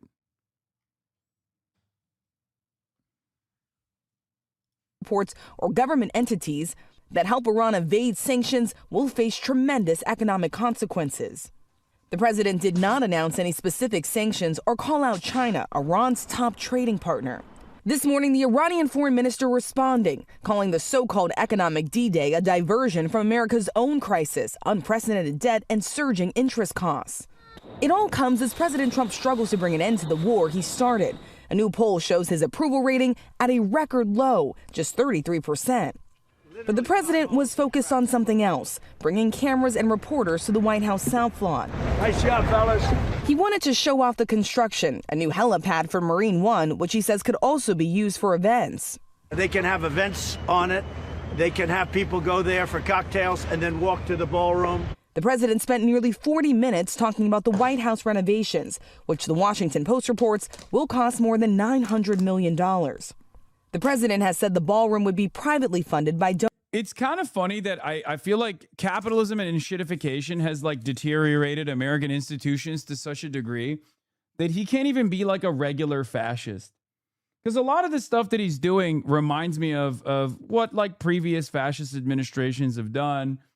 You know, all the living hagiography, all the personal boosting that he's engaging in, the beautification initiatives. It's like all this gaudy shit absolutely played a formative role in previous fascist developments as well. It's not the end all be all. I'm not some liberal who says like this is fascism, only this is fascism. No, it's just he's doing a lot of like real he's engaging in a lot of the same fascist tropes of the past. It's just because it's so enshittified, because everything is so enshittified, even this is just not working. Like he can't even get the beautification initiatives off the ground appropriately.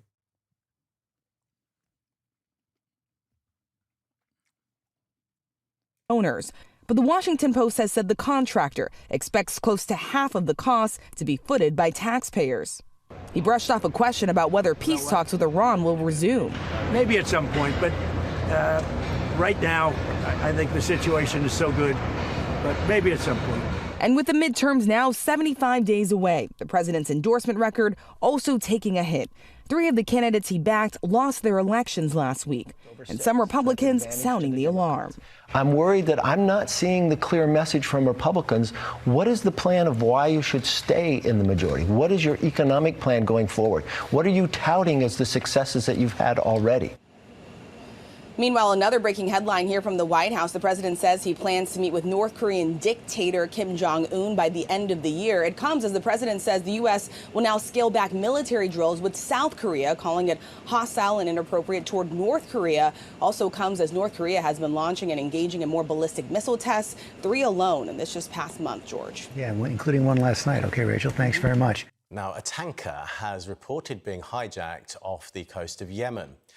The United Kingdom Maritime Trade Operations Centre says the tanker was travelling off Yemen's coast when it was boarded by 6 armed individuals who took control and diverted it towards Somalia. The UK MTO says it received a report of the incident 136 nautical miles east of the Yemeni city of Makala. Well, Ain't no way the Somalis are back in action. Joined now by our military analyst, Sean Bell. So, Sean, this is an area with high tensions, of course, with the Iranian conflict going on. But this tanker has been hijacked and taken towards Somalia. Now, I don't remember the Somalians being involved in the Iranian conflict. No, good evening, Sean. Yeah, I mean, the details are scant. Let's be quite clear up front. The vessel apparently is the Cebu one. We understand it's some sort of bulk carrier. As you say, seized by 6 armed individuals, then heading for Somalia. That's the MO of the Somali pirates from many years ago. I think what's interesting is Somalia has been famous for piracy, but actually we haven't seen that for some time. I was digging into the stats. Between 2005 and 2012, just a 7-year period, there were over $400 million worth of ransoms held. Over 1,000 vessels were intercepted as piracy. But ever since 2013, for the next decade, only 2. And that stark decrease was because the coordination of military vessels and activity and escort, and more personally, lots. Oh, shit. This could be another byproduct of American military supremacy diminishing. Because it's far too overextended in Iran. So now you might see opportunists taking advantage of it. Yep. Everybody say thank you, Israel. Shouts out to Israel for, pushing for this. Who knows what other tragic events may unfold as a consequence of this now. of security details on board the vessels, which actually just dealt with it themselves. So the question is, why has this happened now? Well, as you say, the Iran war has made the whole area at the bottom of the Red Sea much more volatile. We've got another map up which actually shows another one of the ports as well, that there's a Bab el-Mandeb Straits, but just up literally on the left, just north of Bab el-Mandeb Straits, there's another little port, Mocha port, which has been closed down because the Houthis have been attacking it. The Houthis have also been attacking vessels which are bringing out Saudi oil because they're trying to work, obviously, as with Iran. And global traffic that normally goes through the Suez Canal, down through the Red Sea and then out as a shortcut, that's been disrupted. And a lot of it's now going around the Horn of Africa, which is much further, adds another 2 weeks as well. But all this disruption, you have to look at, you know, what else is going on here and why? And the dark shadow of Iran does seem to be behind a lot of this. So if that's true, why would Iran be getting involved with Somalia and Somalian pirates? Well, I reiterate, we don't know very much here, but my antenna when I first heard this news went, I don't believe in coincidences, and given what's happening here, from the Iranian perspective, you know, Houthis are a proxy of the Iranian regime. I don't think that's the case. I'd be more inclined to believe that this is opportunism rather than coordinated effort. Rather than a coordinated effort between Iran and the Somalis.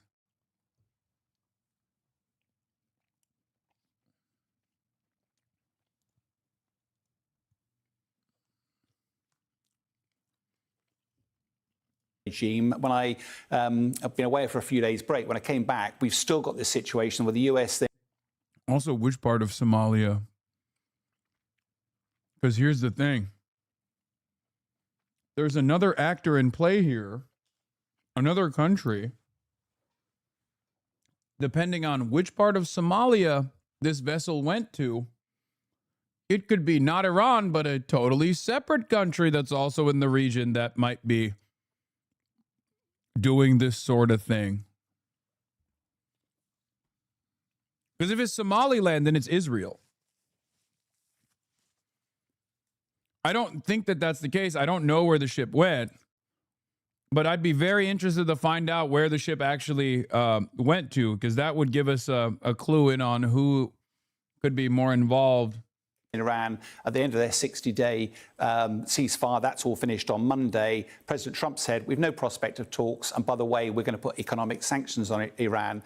All of that's building pressure, and Iran, therefore, would be piling pressure on the Houthis to start closing up the Bab el-Mandeb Straits, and also, therefore, the Somalis. Why would they suddenly pop up unless they were also fanning the flames by Iran and the Houthis to actually make this happen?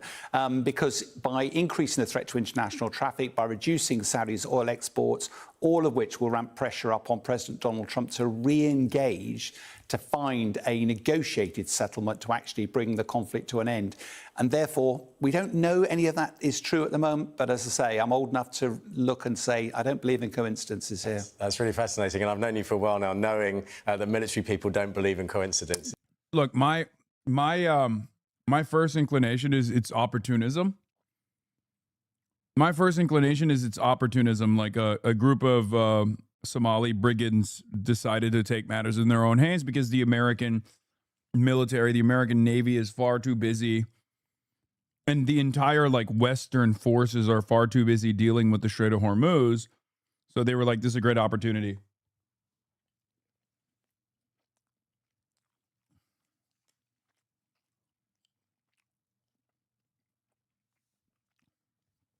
It could be a Somali militant group. The ship was carrying a Turkish weapons shipment bound for Mogadishu. Oh.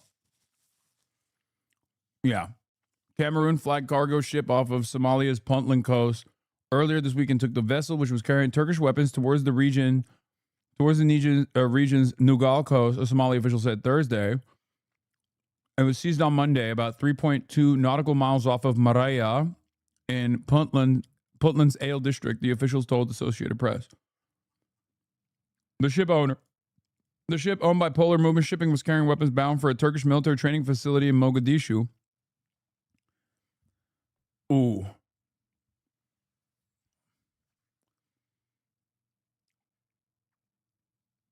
That's interesting.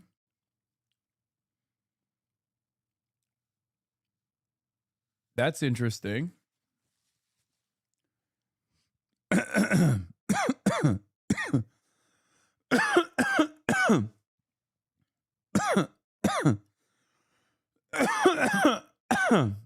Yeah, this makes it interesting. It's like what I don't know if it's opportunism.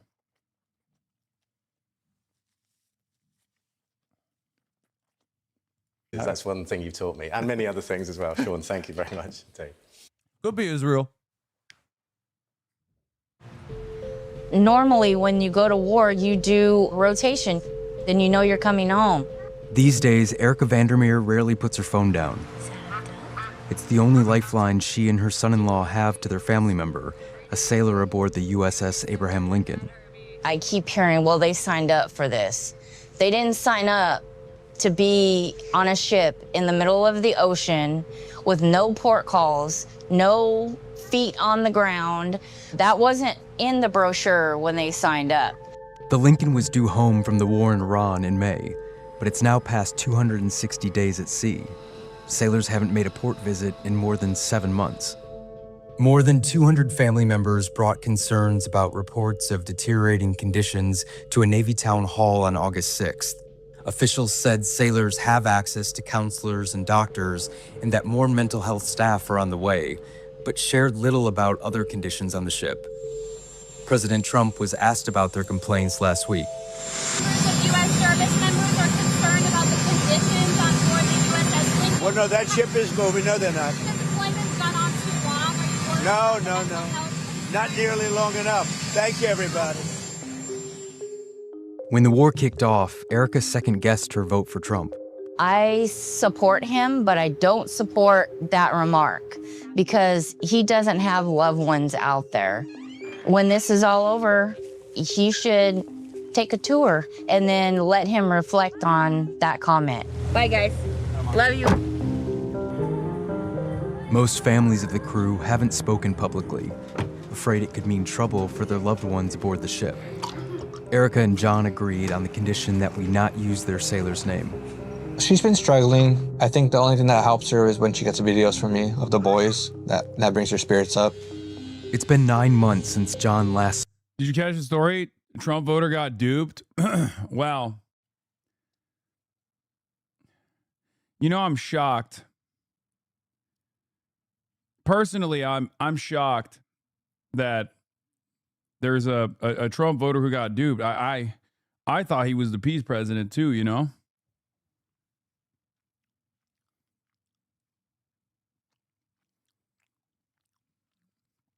She still supports him, by the way. Oh, even more shocking.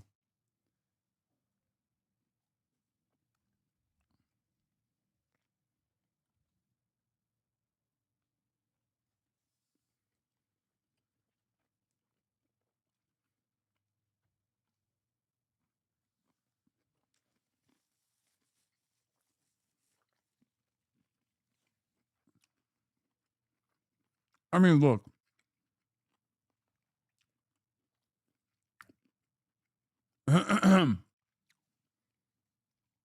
How many times we got to say this, man? It's a cult. It's a motherfucking cult.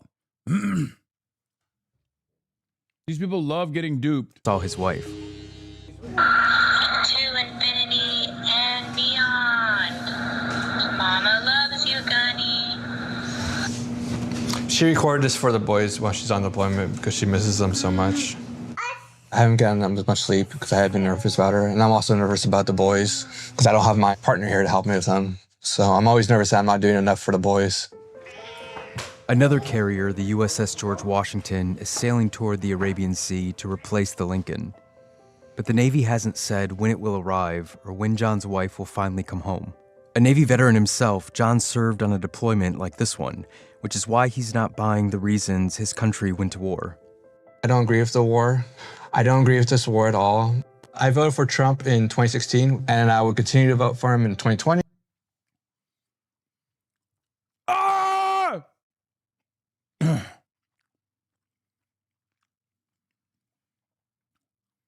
Just fucking move. Just moo like a livestock at that point. God damn, man. And 2024. So I'm nervous for 2028. We don't know who we're going to vote for. A war in Iran is pretty much like the biggest thing that we asked not for him to do. And he did that. The Department of Defense did not respond to our request for comment. With no clear exit strategy for the U.S. and its latest... Dog, this is borderline unsalvageable. I don't know what to say. Brother, he's fucking you. Like literally. Your family, your wife.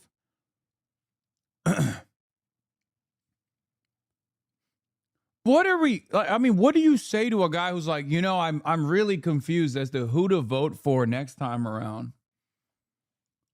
Like, I really, really want to be kind. I really want to be kind. I want to be courteous. I want to say like, no, you don't understand. Like, these are working class individuals. We gotta talk to them. And like, you straight up experienced it. Trump's dick is in your butt right now. And you're still like, I just don't know, man. Bro, you broke Denver with getting Mayla elected. What's going on there is full communist. Hugo Chavez Ray, vice chair of the Denver Republican Party, has resigned rather than face a removal vote tonight after he refused to back GOP gubernatorial candidate Victor Marx. Dog, Victor Marx is literally a psychopath. Victor Marx is the arms trafficker, right? Isn't that the one?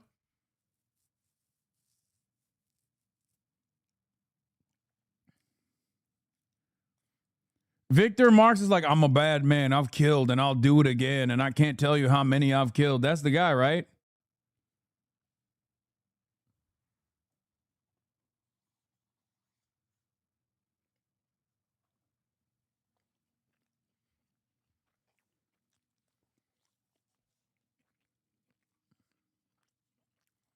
Hugo Chavez would never betray Marx. This war in the Middle East, John is grappling with more than just the concern for his wife. Since this war has started, it has shown us one thing, that America is sadly not the strongest country in the world, as we still thought it would be. It's very disheartening, because my father, he fought in the war in Iraq. And now it seems like just like Iran's all for nothing too as well. President Trump may rekindle his friendship with North Korea's Kim Jong-un later this year. The president said Wednesday that he'd like to meet again with the country's leader as U.S. forces wrapped up joint military exercise. I mean, what do you fucking say to the guy who's like, wow, I can't believe it. We went and waged endless war in the region for plunder and profit. And that was a mistake, which is why I joined the Navy to engage in resource wars for absolutely no reason other than plunder and profit once again.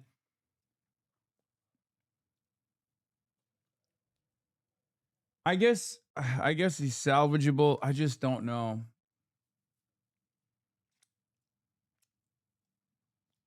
I don't.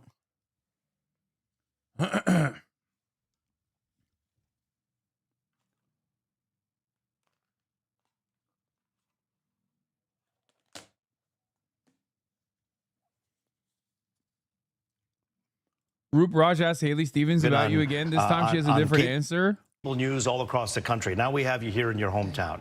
I want to ask you a question about Roop, my goat. Don't ask her about me. Roop, come on.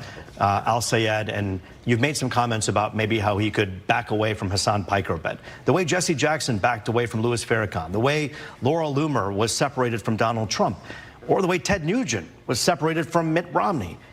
Is it wise for Al Sayed to separate himself from someone like Hassan Piker? Well, look, I think Abdul clearly knows what he's doing. You know, he won this election and, you know, he's running to win for November. But would you suggest that he separates himself? And look, our disagreements were aired out during the primary. And, you know, it's okay to not agree with someone on everything. You know, one of his supporters.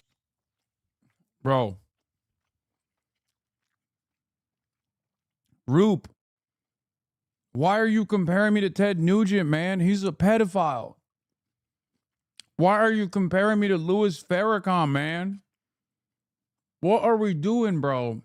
These people, in an effort to lean into a decent example, they end up making like genuinely unfathomable comparisons.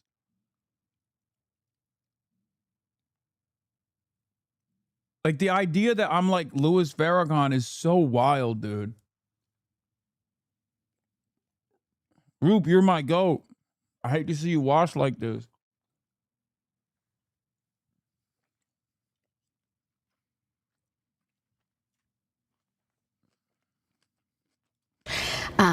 Who's actually a constituent of mine. She supported him in the primary. She kind of came out and said, hey, maybe we back off of this internet personality. Who is he really? And that's probably the right thing. I mean, this is a Michigan moment. And, look, coalitions are changing. The Democratic Party's a big tent. We don't want a trade war with Canada. We want to make sure that people have affordable, accessible health care. We want to lower costs for Michiganders. Mike Rogers is not gonna do that. I'm sorry, he just wants to rubber stamp Trump and gloat about. I don't even know what his plan is. But, we had a really spirited race. You got a lot of energized people, and they're gonna be... In the past, we had said, Haley Stevens, she's growing on me. But perhaps now we're growing on her?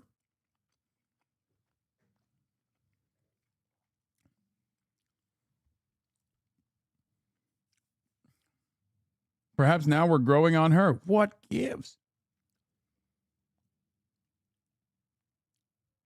Hasanabi comes to her in her dreams now, not Israel.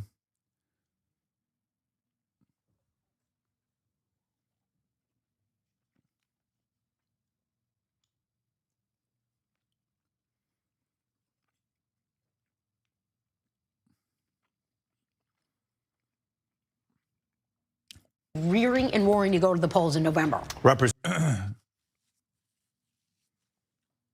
you ever read Hakeem Jeffries' letter as a college student defending Farrakhan? No, but that's awesome that exists. What the fuck?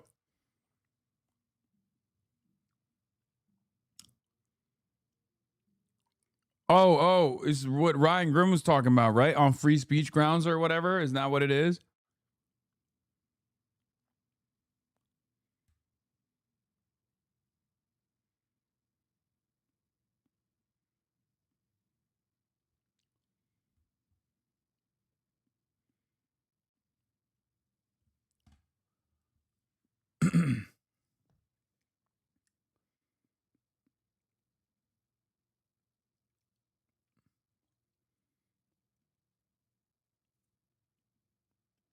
Abdul v. Flog at his fire, yeah. Yes, I have seen that Van Jones is doing more fucking pro-genocide slop, and I'm a part of it, okay? I know. Who is Louis Farrakhan? You know what? Don't you worry your white self about things like that, okay? It's okay. Not everything needs to be discussed all the time. Don't worry about it. Actually, don't worry about it at all. Who cares? Who cares? It's fine.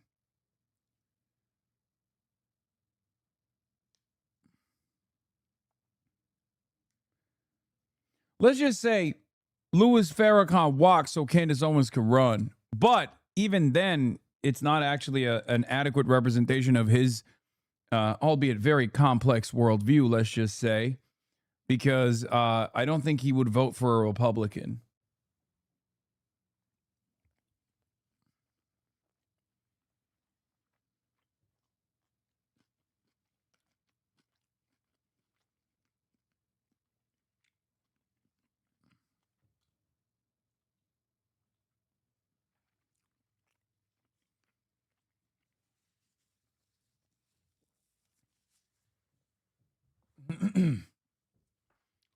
Yeah, Farrakhan actually likes black people. Big difference, bro. No, I agree. That's why I said.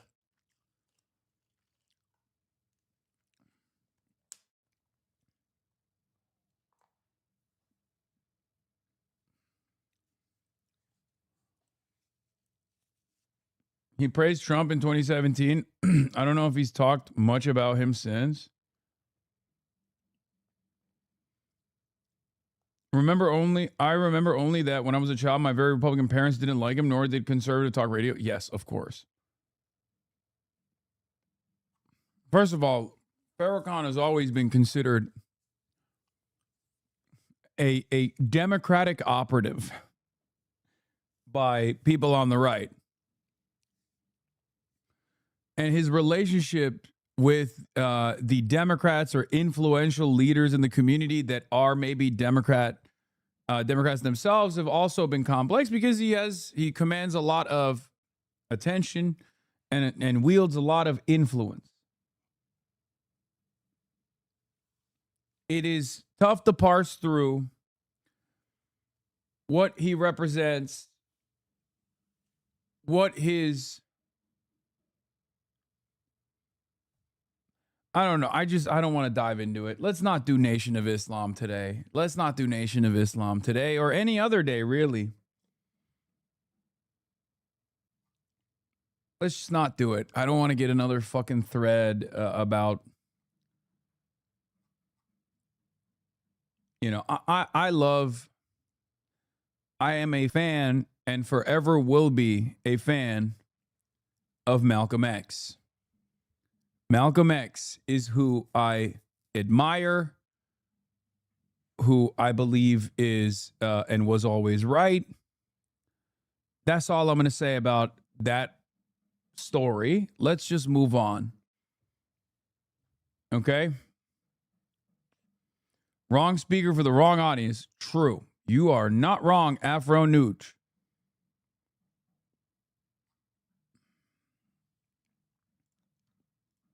With South Korea. Just days ago on Truth Social, the president said Kim Jong-un was unthreatening. This morning, North Korea fired 10 ballistic missiles into the sea. Ed O'Keefe is at the White House with more. Ed, good morning. Vlad, good to see you. The president's sudden shift to Asia comes as he bragged about his relationship with Kim Jong-un and said he wants to scale back joint military exercises with longtime ally South Korea because he's, quote, friendly with the North Korean leader. I know Kim Jong-un very well. President Trump says he expects to meet with North Korean leader Kim Jong-un again later this year. They've met 3 times before during Trump's first term. He even took this symbolic step into North Korea at the DMZ. But their summits yielded virtually no agreement to scale back North Korea's nuclear program. Since then, experts believe it's only grown. The president on Wednesday revealed how big the U.S. thinks Kim's Uh-oh.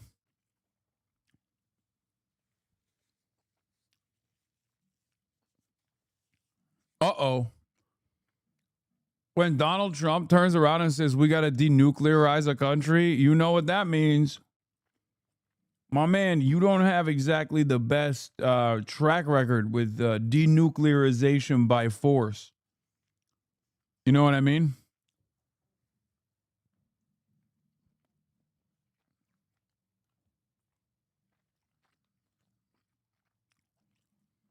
Especially strange to do it to a country with nukes already.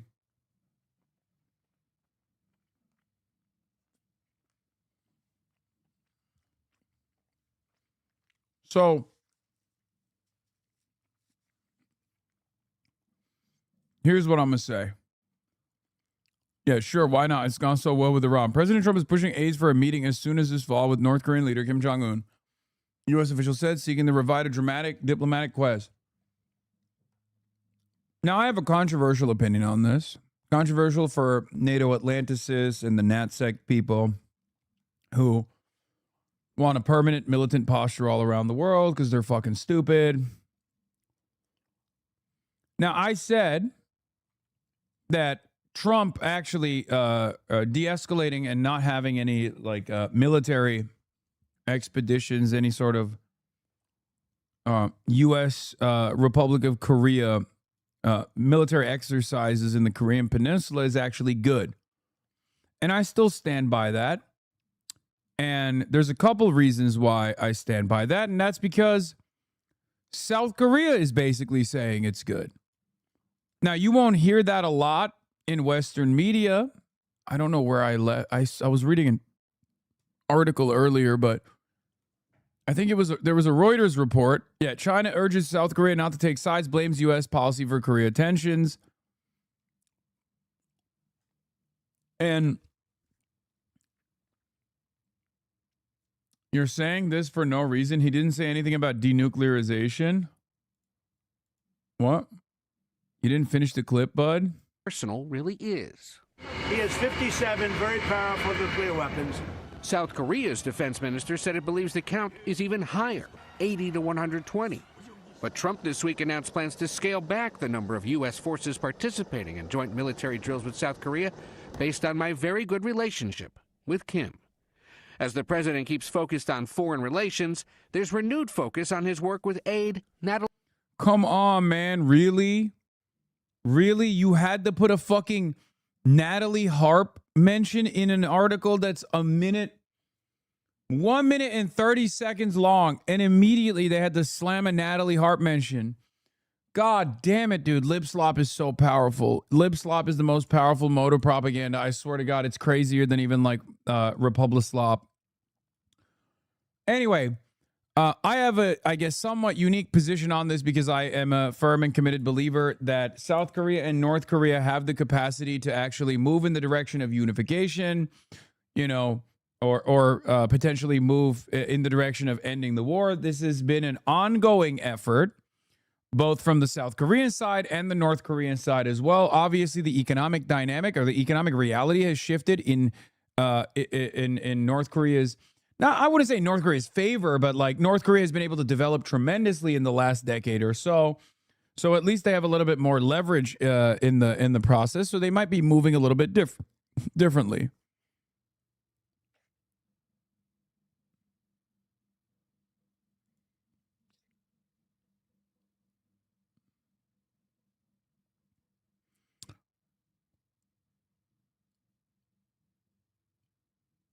Anyway, dude. Sorry, I just saw this. Anything I say on fucking Twitter. I hate being straight bit is moderately annoying for women and deeply unsettling from a man. And immediately everyone's like, it's I strongly dislike Hassan, but I'm pretty sure he's just being facetious here. He has to keep the gay guys who huff his farts. I guarantee you it's not that deep. That's his negative, horrible aura you're feeling. This is clearly a joke about heterophobia not being real. Your ad is very appropriate. I can't even make a fucking joke, man. I can't even make a goddamn joke without fucking people writing a dissertation about it. Oh my God. Everyone on fucking Twitter is so unbelievably autistic, dude. No. A person that an e-celebrity that I kind of dislike is incapable of humor, laughter, or cracking a joke. I will take everything that they're saying seriously as though they are being 100% sincere.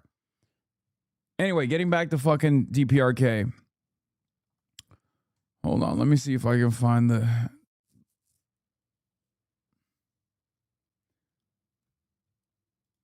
Here's a good thread I read this morning. Oh yeah, this is a good thread. Yeah. Been seeing a lot of confusion and misunderstanding from both anti and pro-Korean folks on this, so I want to put some things in perspective here with a short thread about why Kim said what she did and how Trump isn't being accidentally anti-imperialist either. One, Kim said nothing has changed because that's literally true. The U.S. still maintains wartime command over the U.S., UN, and ROK militaries. This is a very important part of the story, for the record. In all of its existence, the ROK military, Republic of Korea military, has never been commanded by a Korean. That is a fundamental issue. Okay? The Republic of Korea does not control its own military. It is controlled by the Americans. Okay? It is another relic of American colonialism. Both sides have sued for peace at multiple points over the decades, sometimes even at the same time or even jointly. So this isn't a new development either. The U.S. has blocked it every single time via its aforementioned authority on wartime command. Notatal says, until that happens, the siege of DPRK under sanctions. Wait, where is it? Oh, here. The U.S. is also hosile to the inter-Korean peace process. 2018, DPRK and ROK signed the Panmunjom Declaration, committing to officially ending the war. Months later, the U.S.-led UN command blocked development of the Inter-Korean Railway. So this is what I was talking about when I said that at the time, Donald Trump did the exact same thing under Trump 1, where he was like, we are de-escalating. We are no longer going to do military exercise in the Korean Peninsula, right? So at the time, I was in defense of this because I was like, good. This allows the South Korean and North Korean leadership to get together and potentially manage some kind of peaceable resolution, or at least start implementing some kind of peaceable resolution with the hopes of unification eventually. The problem is, of course, America, the American NatSec side never allowed that to happen. The State Department had no grand ambition, no interest whatsoever in allowing this to happen. Okay? The slogan for reunification has always been, Korea is one, and while the country originally was one, after both sides underwent post-war reforms in opposite directions, the official unification plan has been one country, two systems type. Okay?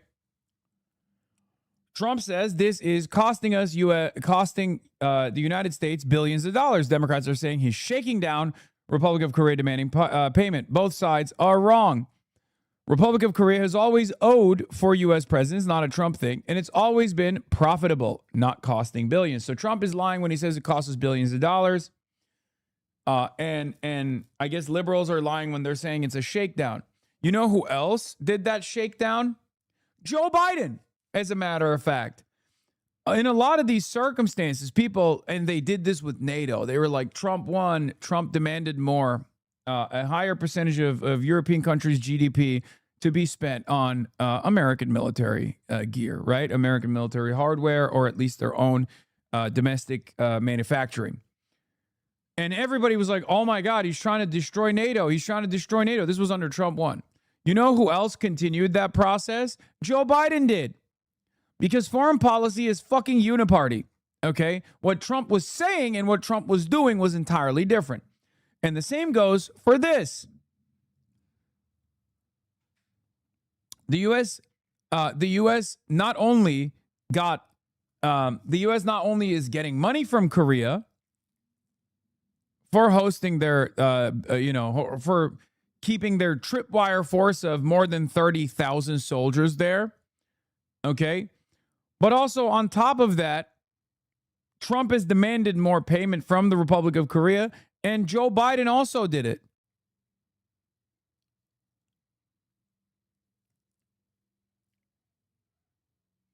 Do you think people will still talk about Trump after 2028? Yes, he will be a Hitler-like figure.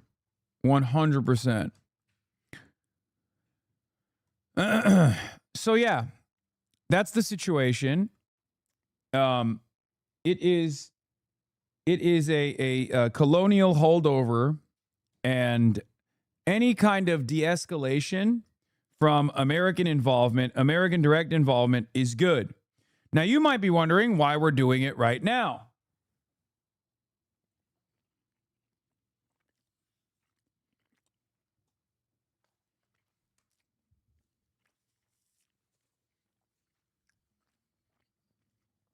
That's because we're out of bullets. And the Asia Pacific theater and the pivot to China dreams are fucking over. This is the one element of Trumpism and Trump's era of foreign policy that bit off far more than it could chew in the Strait of Hormuz, but then recognized the importance of strategic retreat.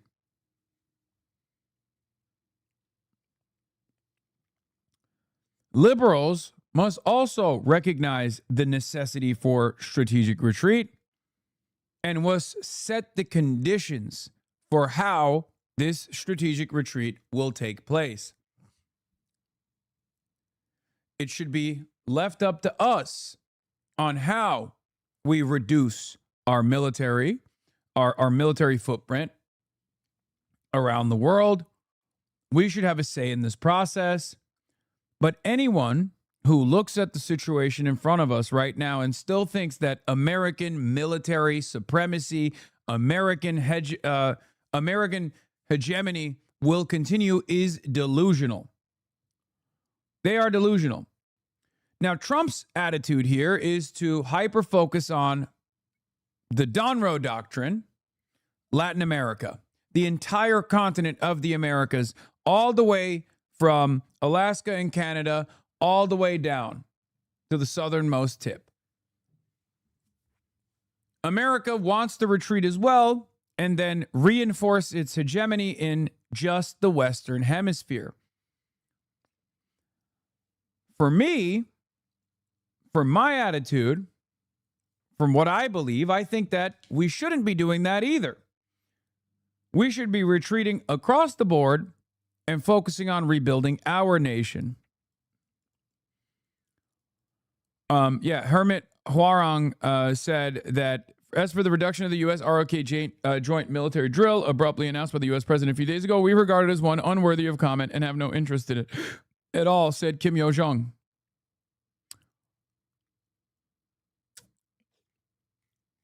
But basically,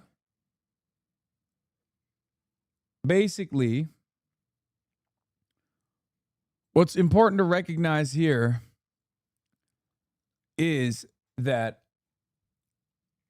America retreating from South Korea is being presented by a lot of liberals as a terrifying prospect and about how like North Korea is going to fucking invade militarily South Korea and destroy South Korea. I am not so certain of that reality. I feel like it's more so liberal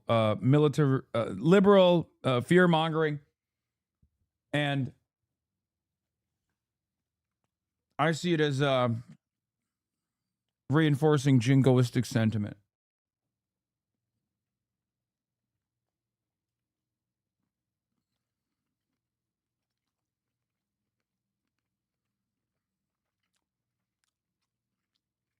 But once again,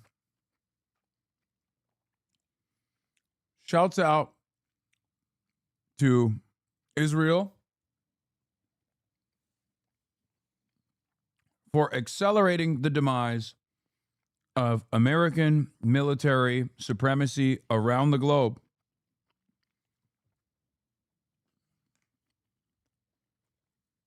Natalie Harp. Earlier this week, Georgia Democratic Senator John Ossoff, who's running for re-election and is seen as a potential 2028 White House contender, said this.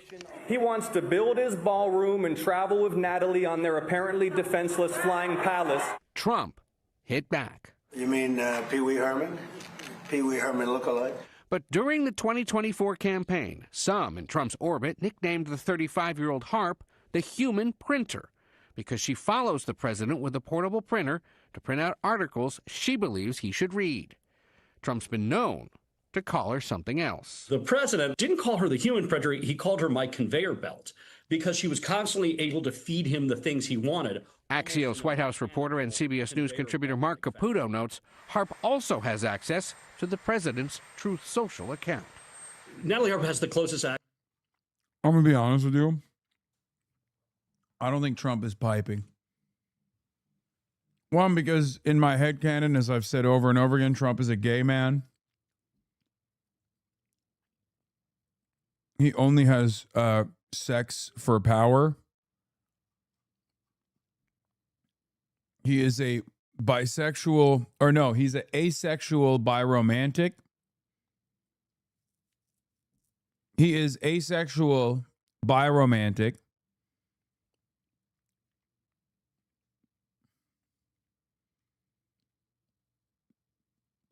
And I think that if you were to ask me, is Natalie Harp coming around Trump's nether regions? Like, is she physically in the premise of Trump's bussy, for example? I would say yes.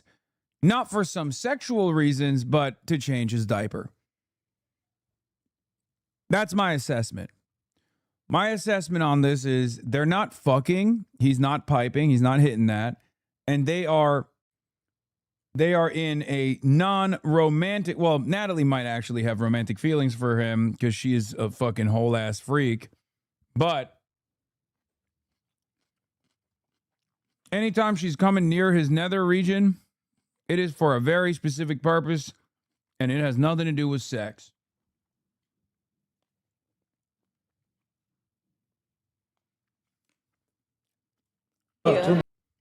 This video is so funny because it's like they're in the Situation Room, and what they're doing is just live tweeting Kamala Harris.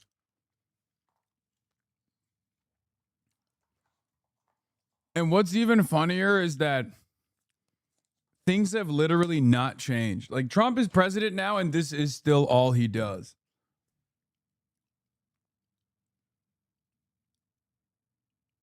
It's kind of wild, man. What a fucking ridiculous world we live in. This guy is the commander of the military, okay? He's the commander in chief. He is in charge of one of the world's largest nuclear arsenals.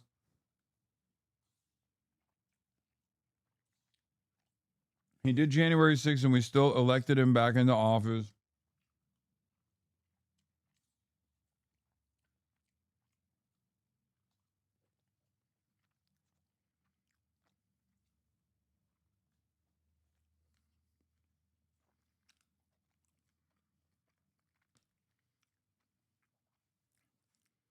And now he spends most of his time talking about how grass is alive.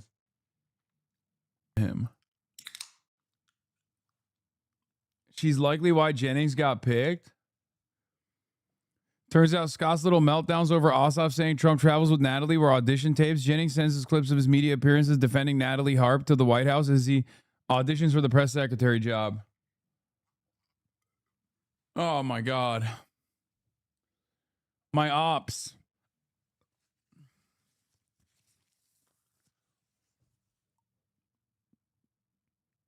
The Trump-Natalie talking point is just a culture war issue. Conservatives love that Ossoff is talking about it because it gives conservatives something to pretend to be angry about while it keeps Ossoff from talking about policy. No needle move, just endless criticism. Yeah, I mean, I can't stand that conservatives even feel like they have a leg to stand on, like they have any room here to complain. Like, oh, you're using... Oh, how dare you say that Natalie Harp is possibly having sex with the president? Like, say more lies, lying about the Project 2025. Oh, lying against Project 20. Does Trump slop sells on YouTube just from one liberal channel? New update: Trump's female aide rocks Washington. Major update on Trump's young female aide surges into news. Uh-oh, Trump confronted with question on young female aide. Bombshell, Natalie Harp update stuns the country.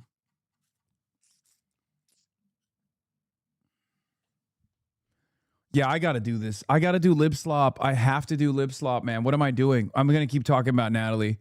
I'm going to keep talking about Natalie Harp. Oh, my God. Savage burn! Everybody knows Donald Trump having booty sex with Natalie Harp. Natalie jumped into a trunk just to be close to him. I know, dude. I know. I know the fucking stories. I've been reading. I've been following the lip slop as well. Natalie Harp is a total freak show. Okay? A complete nutter. Just a totally psychotic individual. Don't know how else to put it. She's out of her dang mind. Okay? She is. Her story starts with, I guess, like, her claiming that Donald Trump saved her life with the right to try, that, she had like some kind of unique bone cancer, or she claimed she had some kind of unique bone cancer, and then right to try helped her, right? That she like got the experimental drug that saved her from this otherwise like unfixable bone cancer style disease.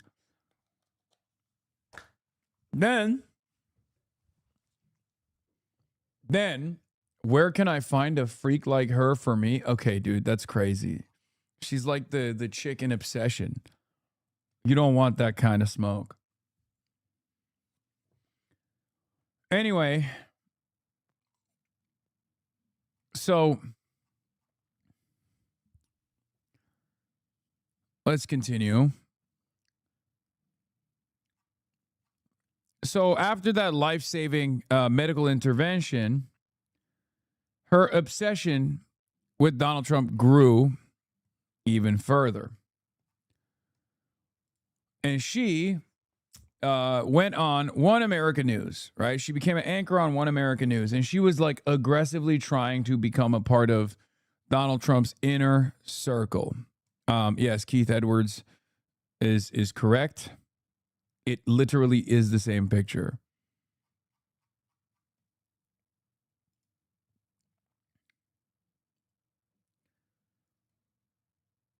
He saved your life and you're mad that you just want to wipe his diarrhea ass? Yeah, I am not.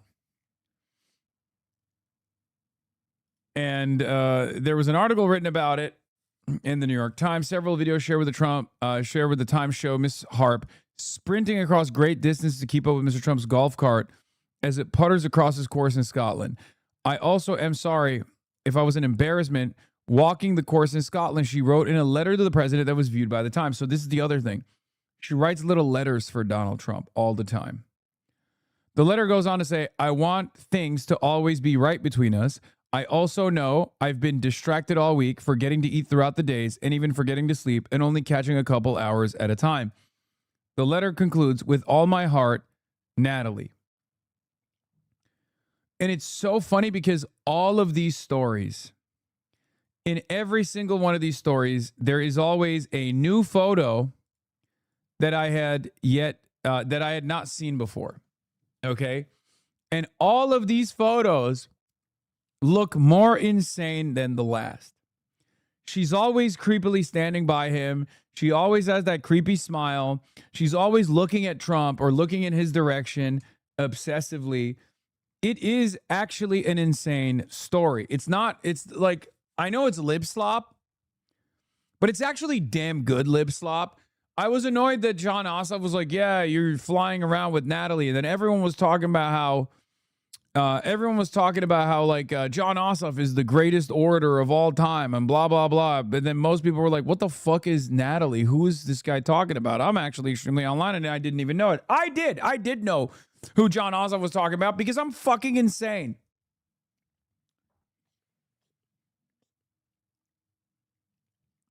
It turns out she was also responsible for the Obama as being portrayed as monkeys in the AI video.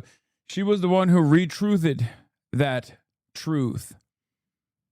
Okay.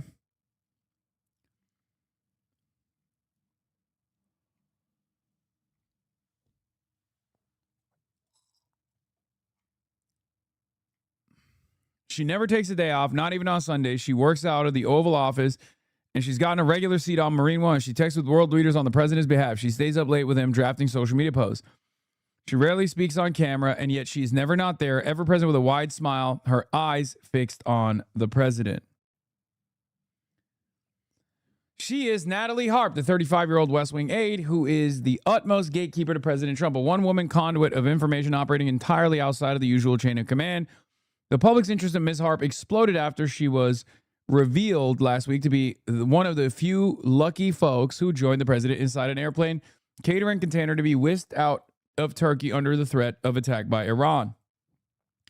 So she had a higher priority, in Trump's eyes at least, than Marco Rubio did.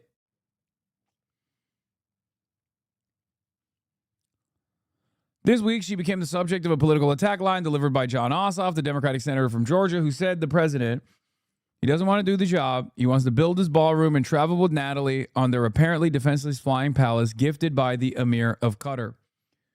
By the way, I'm going to repeat my statement one more time for all the freaks who think I am, I love Jon Ossoff. I want to hug and kiss Jon Ossoff. I want to be in a relationship with Jon Ossoff where we have sweaty, hot sex all the time. This is not the case. Okay? I'm simply saying that Jon Ossoff has figured out how to do liberal sloppyism. Okay? Constantly hitting Trump on corruption, constantly hitting Trump, never backing down. This is another one of those incidents where he is so tuned in to the frequency of liberal wine moms that get all of their news and information from MS Now. Like, he is such a blue sky liberal. He is such an MS Now liberal. He is hashtag resistance liberalism 1.0 from 2016. Okay? But liberals love him.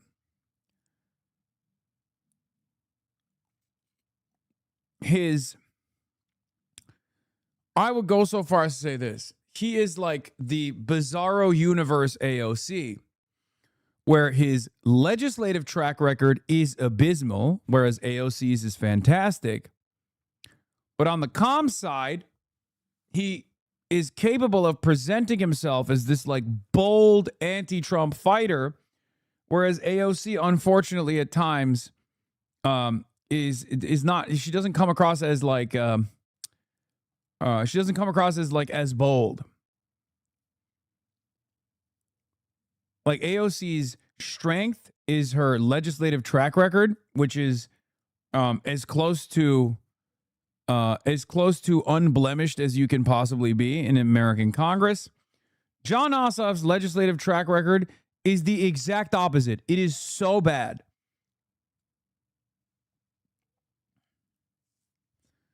He does liberal sloppyism, however. I lived in a district where Ossoff first ran for Congress, and when he first ran for Congress and nearly won outright in the special election jungle primary, every single one of my high school friends' mothers was flicking their beans to Jon Ossoff. He's always been this smooth. Yeah. You're asking Hakeem Jeffries with Riz to change his policy, Lamont. Yes. My real dark horse in the Georgia race, if there is to be a senator from Georgia who runs for office, I say go Raphael Warnock, go. Okay? But the Raphael Warnock of 2018, when he was a liberation theologist,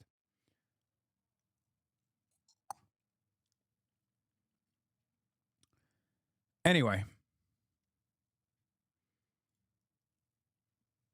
Sloppyism plus Obama nostalgia visionary plus electability argument makes him dangerous in the primaries. Not saying he would win, but he can't be underestimated. Yes. Anyway, so he did that little tweak, and one word, that one mere mention of Natalie unleashed a firestorm. Okay? And the senator singling out of Ms. Harp triggered a particularly ferocious response from many corners of Trump world, White House aides, lawmakers on Capitol Hill, conservative influencers, and at least one cabinet member took to the ramparts on X to defend Ms. Harp's honor. There were accusations of sexism from the right, cries of snowflakery from the left. Mr. Trump deflected when a reporter from CNN asked him about Mr. Ossoff's comments, but a social media account run by the administration then attacked the reporter in unusually personal terms, invoking her children. But the furor intensified, okay?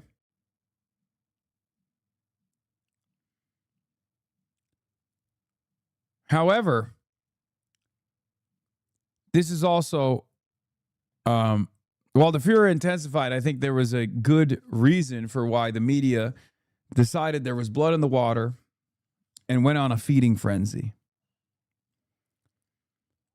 And we found out some insane things about Miss Harp in the process. She collects a taxpayer-funded salary of $150,000. Her double-barreled title is Special Assistant to the President and Executive Assistant to the President. At work, she can be a bit of a loner, even in his West Wing, in which loyalty to the president seems to know no bounds. Ms. Harp's displays of devotion have unnerved some of her colleagues. I'll give you some examples. Natalie Harp was not allowed to have permanent residence in Mar-a-Lago. So I believe at some point, let me see if I can find it here. Is it in this article? Like, she has ran behind she has run into Donald Trump's car and put herself in the trunk. She stayed not in Mar-a-Lago, in Bedminster. She stayed in the women's locker room. She slept in the women's locker room in Bedminster. It's not in this article. God damn it. Her unlimited fealty and devotion knows no bounds. It was in the MS Now article. Sorry. Okay. She also worked in the White House without security clearance for a year. Her lack of security clearance is one of the several red flags raised about Harp internally by Trump's top aides. Anyway, there's also her brother, her family have all kind of like disowned her a little bit, or not her entire family, but her family have been, her brother is like some socialist stoner guy who lives in Latin America, and he also called her out as well. CNN broke the trunk story. Meet Natalie Harp, the aide so close to Trump, she once rode in an SUV trunk to accompany him. But we will carry on with this story with my next guest. We have a special guest in the building. Okay. Her name is Madeleine Somerville. You might recognize her from the Will Cain interview that she conducted, where she talked to Will Cain and even defended me. But then she turned around and apologized for it. So we brought her in the building. And we're gonna have a hopefully productive and interesting conversation. Hello. You can come right in.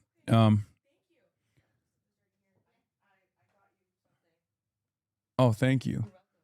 We're live already. I'm trying to see which microphone is which. Okay, this is the right one.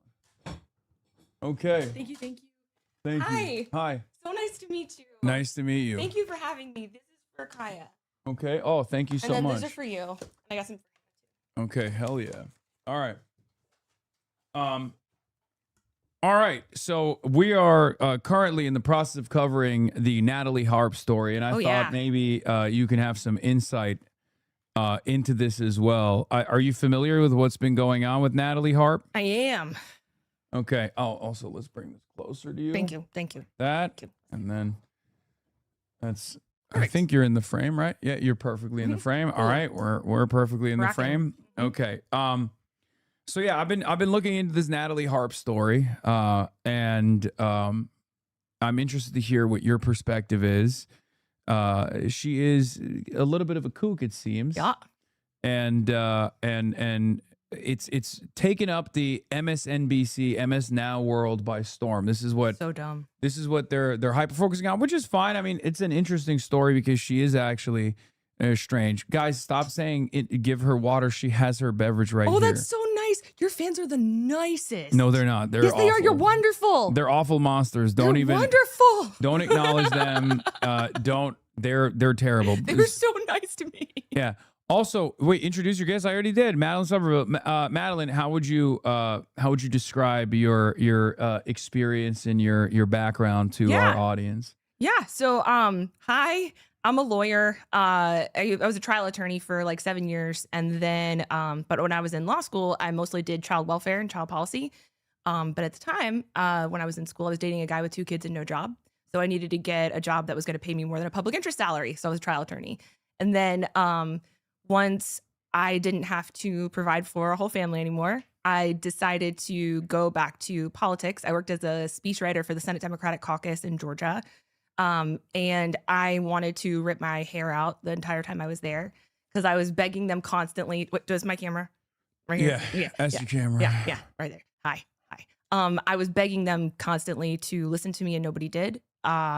Because I had my own strategy, and I'm happy to talk about that because I think that you and I agree on a lot of how the Democratic Party should have been handling these things, and they didn't. And then after that, the the Trump trial came to Georgia, and my business is called, because I'm a jury consultant as well. It's called Georgia Trial Consulting, and it's just got really good SEO. So news stations started calling me to ask about what kind of jury would be good for the Trump trial. And I wanted to kind of scoot into politics. And one of my best friends was a reporter for in Minneapolis when George Floyd happened. So she just hooked me up with some local stations, and it just went from there. So I don't work for anybody. I'm just a lady that lives in Atlanta, and I like genuinely care about people understanding the truth, sincerely care about it. And I'm just obsessed with, like, when I was writing speeches, I Googled how to deprogram a cult. Like I was just obsessed with figuring out how this happened, because it's really the same thing as a jury consultant does. You know, like it's persuasive language. It's a one-way conversation that you're having. And I just really wanted to try to reach people that they weren't reaching. So yeah, that's me. All right, perfect. So question for you right off the rip. So let's talk about the Natalie Harp situation. So let me wrap it up first, and then we'll talk about some of the media hits that I saw you do, talking about Abdul Al-Sayed, talking about myself with Will Kane as well. Sure. But yeah, what do you think is going on with this Natalie Harp situation? Do you think, because my speculation is, I'll just, right off rip, I'll tell you what I think. I think Trump is asexual, biromantic. He does not have sex for personal pleasure. I think he has sex for power in the same way that, rapists do. And he is. Sure, that's right. Yeah, he is a at least like court ordained rapist as well. So yep. I don't have a problem saying that. Adjudicated as such. Yeah. Yep. So that's what I think when I think of Donald Trump. So I don't think he's like having sex with Natalie Harp, even though some people are speculating that. Yeah. I think she is picking up his diapers, I think. Like diaper cleaner, human printer. That's what she's been called. Yep. I think that was when Maggie Haberman said that she was sort of his binky. I think that was her clue to telling us that she was cleaning up his diapers. I think that was like a linguistic kind of suggestion. Yeah. Like baby language. That makes a lot of sense. That makes a lot of sense to me as well. Yeah. I take that I took that seriously. But yeah, I think look, he's a serious narcissist. He has a classic type narcissistic personality. And it makes sense that somebody would attach to him like that. That's a young girl who probably has, I don't know if she has daddy issues or not. It's not for me to say, but it's easy for somebody to fall into that and to write notes like "you're all that matters to me" when you get trapped by a narcissist. And honestly, John Ossoff's one of my senators. I love Warnock.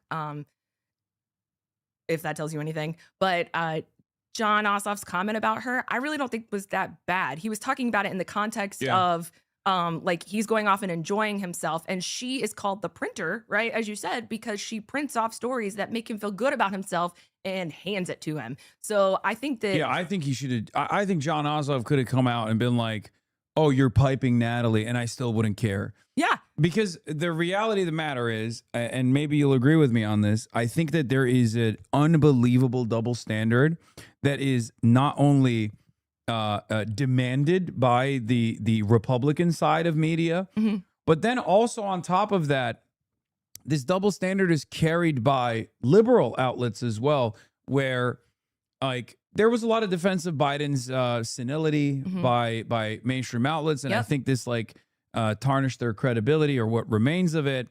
But by and large, I think like liberal media was far more critical of Biden overall, with some notable exceptions like I just mentioned, than Donald Trump at this point. And I know this sounds strange because they cover Donald Trump all the time, but Donald Trump is a perverse force that is unlike anything else that we've ever experienced, because it's not that he's just corrupt as other presidents have been to a certain degree.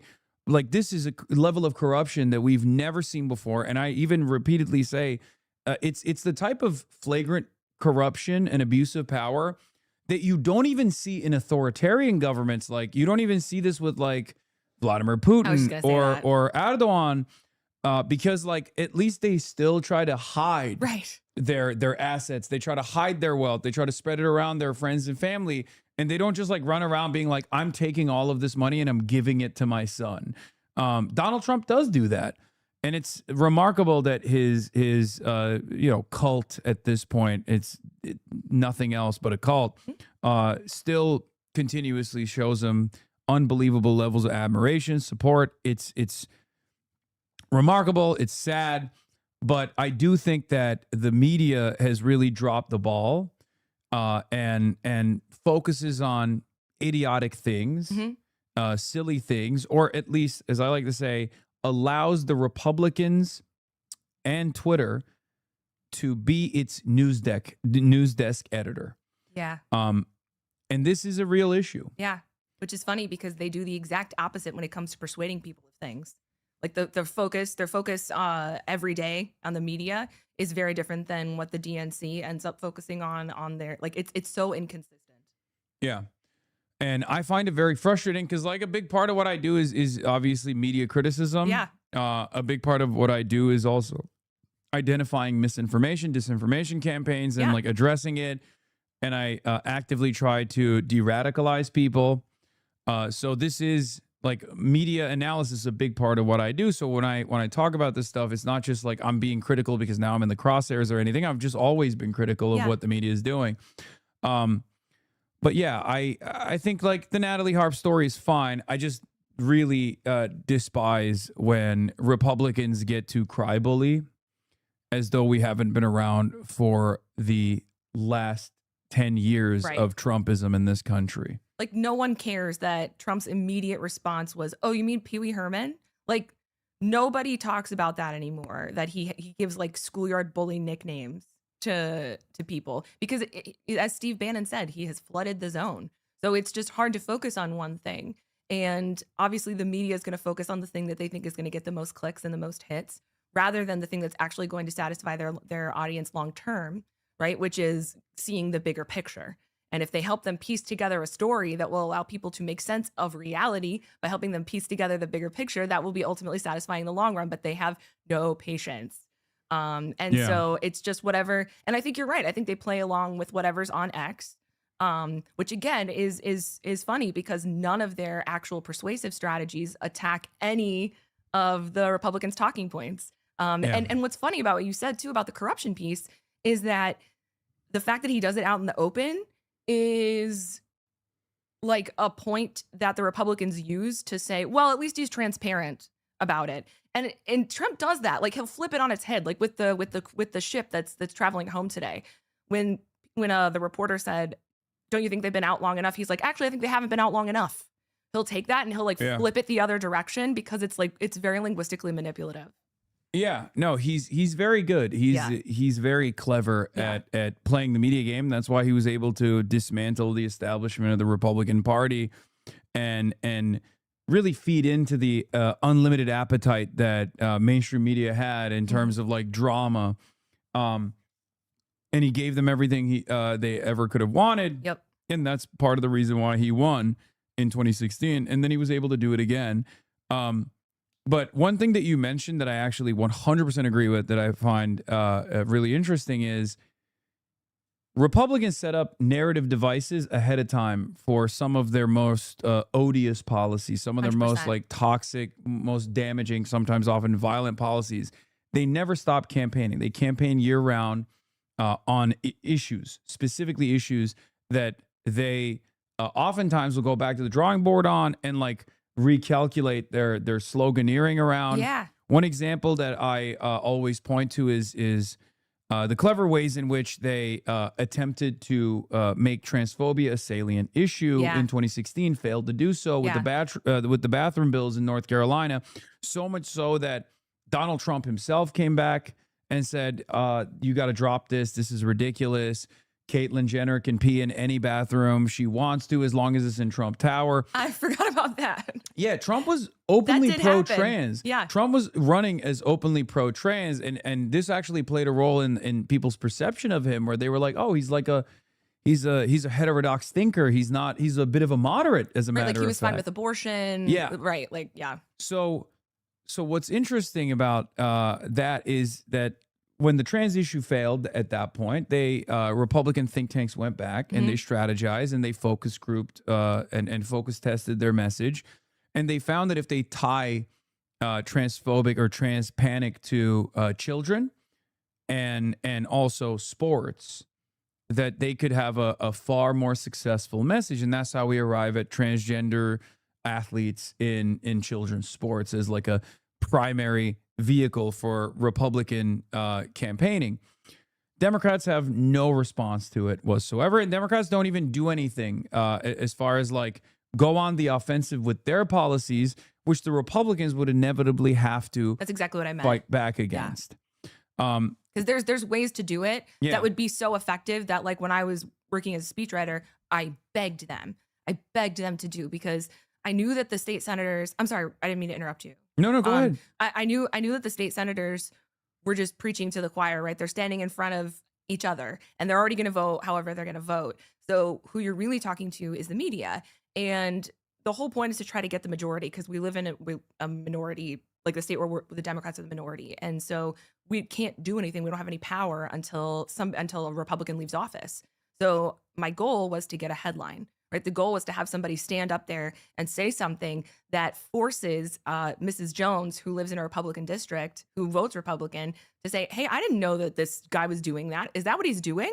And then you call and say something, right? That's how you make, that was the only thing that I could think of to try to turn things around, and they wouldn't do it. I had such a good idea. It was, Raffensperger, like the whole issue with him. Yeah. So they were trying to kick him off of the election board. And I had the idea of, rather than everybody getting up and telling a story about how their sister's cousin's brother voted one time, right?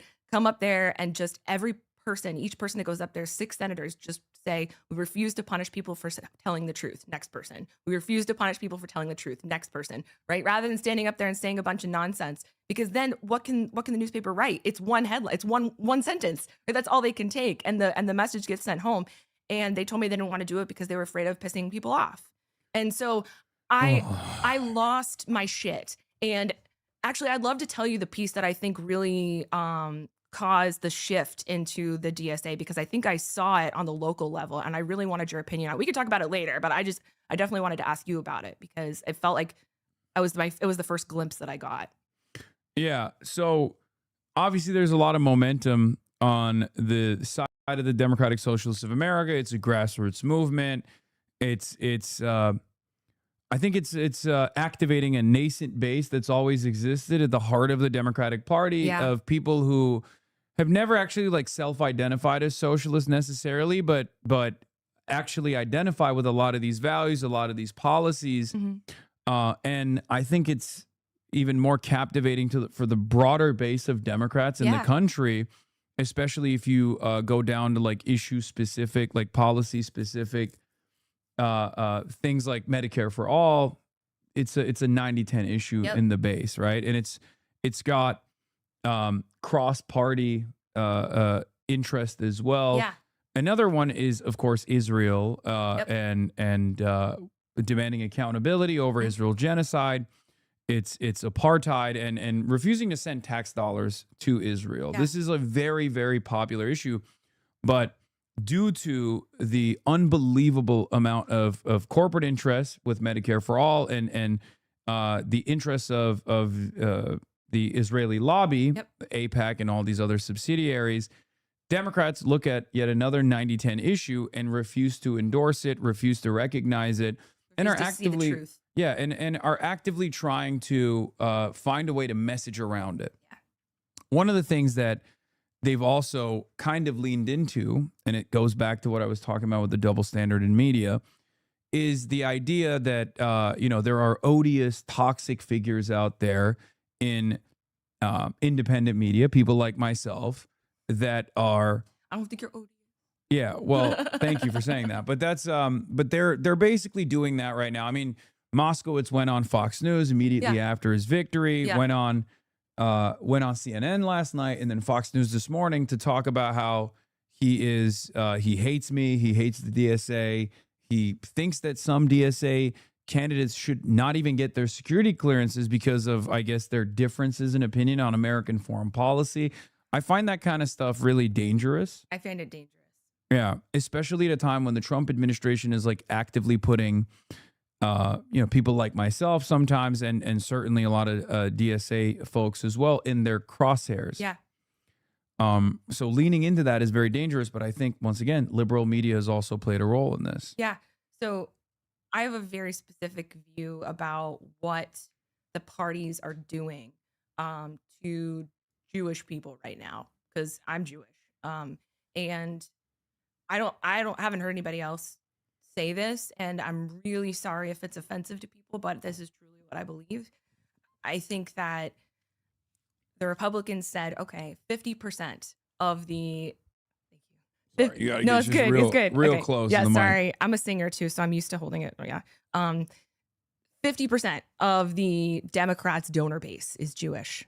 And if you're Republican and you're strategizing and saying, how do we cut them off at the knees? Then getting the Jewish vote is exactly what a good strategist would do. And the establishment Democrats are dumb enough to fall into that trap because they don't stand up for anything. And I can tell that story too, about healthcare specifically. But as for Israel, I really think that the Jews are straight up getting bamboozled. Like they're getting manipulated into buying this falsity that is allowing their vote to switch, right? And it's going away from the thing that's actually going to help them, because the establishment Democrats aren't going to win. I'm sorry, like you do this for a job. They're not going to win. They're not going to win. And part of the major reason why is because of healthcare. Like, I think that, when I was writing the speeches, the senators all did this summer camp where they had to write their mission statement. They had to all work together to do that. And they wrote something like, we believe that everyone should have food to eat and a bed to sleep in and a house to live in and healthcare. So I wrote it into their speeches. It was my first day. Like I took their words and I put it into the speeches. And the caucus director took it and she crossed all that out. And I was like, why did you do that? And I was like, I'm quoting verbatim. And she said, it's too much. It's too harsh.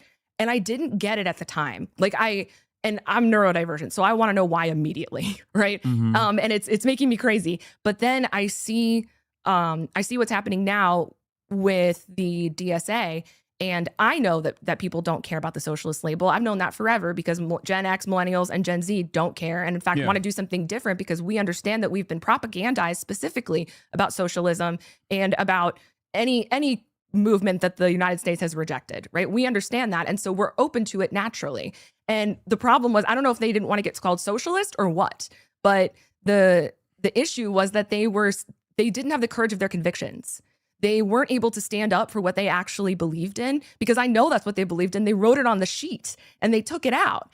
And I've seen so many people say, yeah, I don't know what it says on the DSA website about, prisons or the Senate or whatever, but I just think everybody should have healthcare. And I keep telling people this, like, when you have this is the only generation alive that's had this much exposure to people across the world, and war and lack of human rights is a very difficult sell to people who have grown up seeing that people on the other side of the world are people. Like that is a direct threat to the military industrial complex, right? Because if everyone's human, then there's no need for war, right? Then we don't want it. So it builds into a lot of different stuff, but ultimately what I'm talking about is human rights. And I think that something that your platform shares actually with the Pope, I know this is getting kind of out there, but it's about human dignity, right? That's what you guys consistently talk about. And I think that if people wanted to form a being woke, the Pope is woke. Pope is woke. I love the Pope. Ooh, I love the Pope. He's wonderful. I love the Pope. I was more of a fan of the previous Pope, but this one's fine too. I love this Pope. He's been outperforming my expectations, because I was like, I don't think the Pope should be American.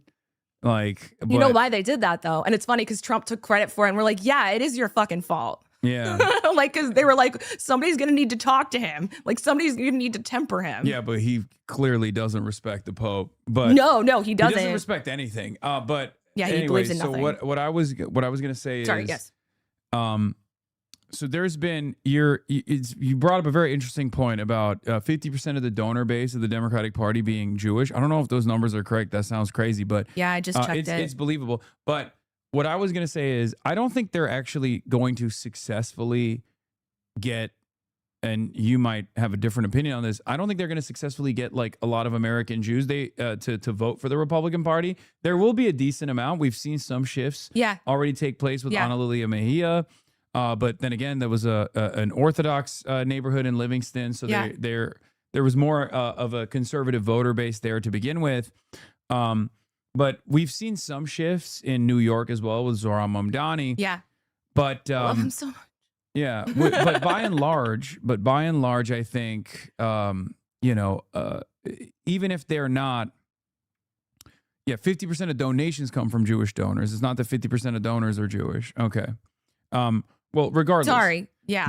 By and large, I don't think Jews are going to swing wildly in the direction of the Republican Party. Perhaps I'm wrong about this, but I do think that a lot of Jewish donors that might just forego their donations to the Democratic Party might end up doing that. But that's not necessarily like, I don't think that's necessarily reflective of the Jewish vote or the majority of American Jews and their attitude about the Democratic Party. I would agree with you. I think that's right. Yeah. And I think that the study that, or the poll that they took about Bibi being less popular than Mamdani was real. I think that the generational divide is real. And I also think that Trump knows very well, and the Republicans know very well, that energy is real.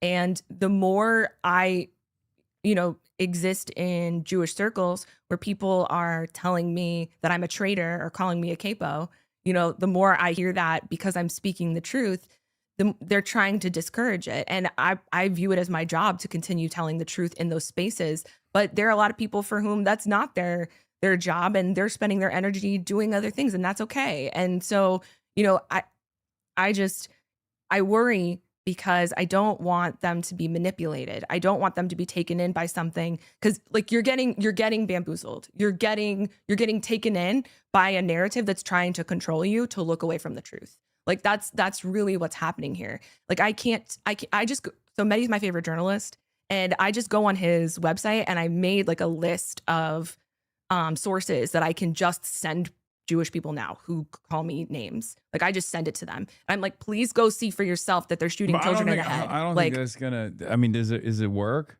Yeah. I would go so far because not every time, but it does sometimes. I talk to I have a lot of Jewish anti-Zionists in my community. I even have Jewish anti-Zionists from Israel in my community. They're not exactly there's not exactly many of them in Israel, unfortunately, but there's kids burning their conscription papers. Yeah, but what I was gonna say is their experiences with their family and their communities is it's tough. It's a conversation that they can't get across. And one of the other elements of this is and I had a disappointing experience with the Jewish Telegraphic Agency when I went down and I talked to them for 2 hours, and then they basically did an ADL press release in the front end and then took like 3 quotes on the back end and added that. It hurts me. I think that there is definitely a level of hysteria, not dissimilar to what took place with Jeremy Corbyn in the UK. At the time, I think it was David Graeber, rest in peace, who wrote about this and spoke to it extensively about the hysteria surrounding Jeremy Corbyn being an anti-Semite when he is not and was not, and he simply opposed Israel's apartheid. Yeah. Of course, it was a very different time back then. I think if that happened today, he would probably be objectively the most popular politician in the UK. But I mean, what do you think about a lot of the Jewish press, with the exception of like Jewish Currents or the classic outlets? I believe the editor-in-chief of Forward recently left as well, and she was taking the magazine in a different direction. Yeah. And I guess it didn't work. There's a lot of internal pressure from some older and maybe more influential voices within the community that tries to keep the community in line and to make it seem like it is this monolithic force that is singularly invested in the continuation of Israel's apartheid. Spot on. Yep. Yeah.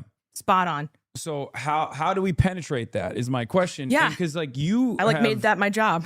Yeah. So because you have had conversations with Batya. Yep. I talked to her today, actually. And she not a fan of mine, of course. And I saw this conversation that took place between you and her where you were defending Abdul. I love Abdul. And then she kind of comes out of nowhere and just starts lying about what Abdul is saying. I know. And you know, tries to like bully you to change a different to change your position on him. Yeah. Does anyone have that clip? I don't know if there's a better clip of me defending him later that night, actually, on Leland. I really like that clip because they showed a clip of him speaking about Sharia law, and my therapist says that Islamophobia triggers me, which makes sense because all hate should trigger everyone, but it's close to anti-Semitism, whatever. All hate should trigger everyone, and it just made me sick. And I lost my shit because I was like, no, the entire point of him talking about Sharia law in this speech was that they didn't need to outlaw it where they did because it wasn't a problem. Yeah. It wasn't an issue. You've taken this clip out of context. And the clip where they were talking about him not showing the Quran in the background, I was like, the reason why he can't show the Quran in the background is because you're going to accuse him of wanting Sharia law. Like, it just, yeah. I really love Abdul. I'm like, his wife is a medical doctor. She's a medical doctor. Do you think there's some sort of like crazy Islamic conspiracy going on with this human being? It just makes me insane. The thing is like, I mean, it is just rank Islamophobia. And unfortunately it's not only institutionally permitted, but it's also it's promoted by our institutions in very meaningful ways. I think one of them is the consistent notion that Abdul al-Sayed is this scary guy. Yeah. He's a misogynist. He hates Jews. Right. Like I think Which is that's one element. That's one element of Islamophobia that totally gets unnoticed. Like that totally doesn't get covered at all. Is the idea that every Muslim is automatically anti-Semitic. It's ridiculous. Yeah, and look, they do it. They did it to Zoran quite a bit, and Zoran is like over the top, as accommodating as possible.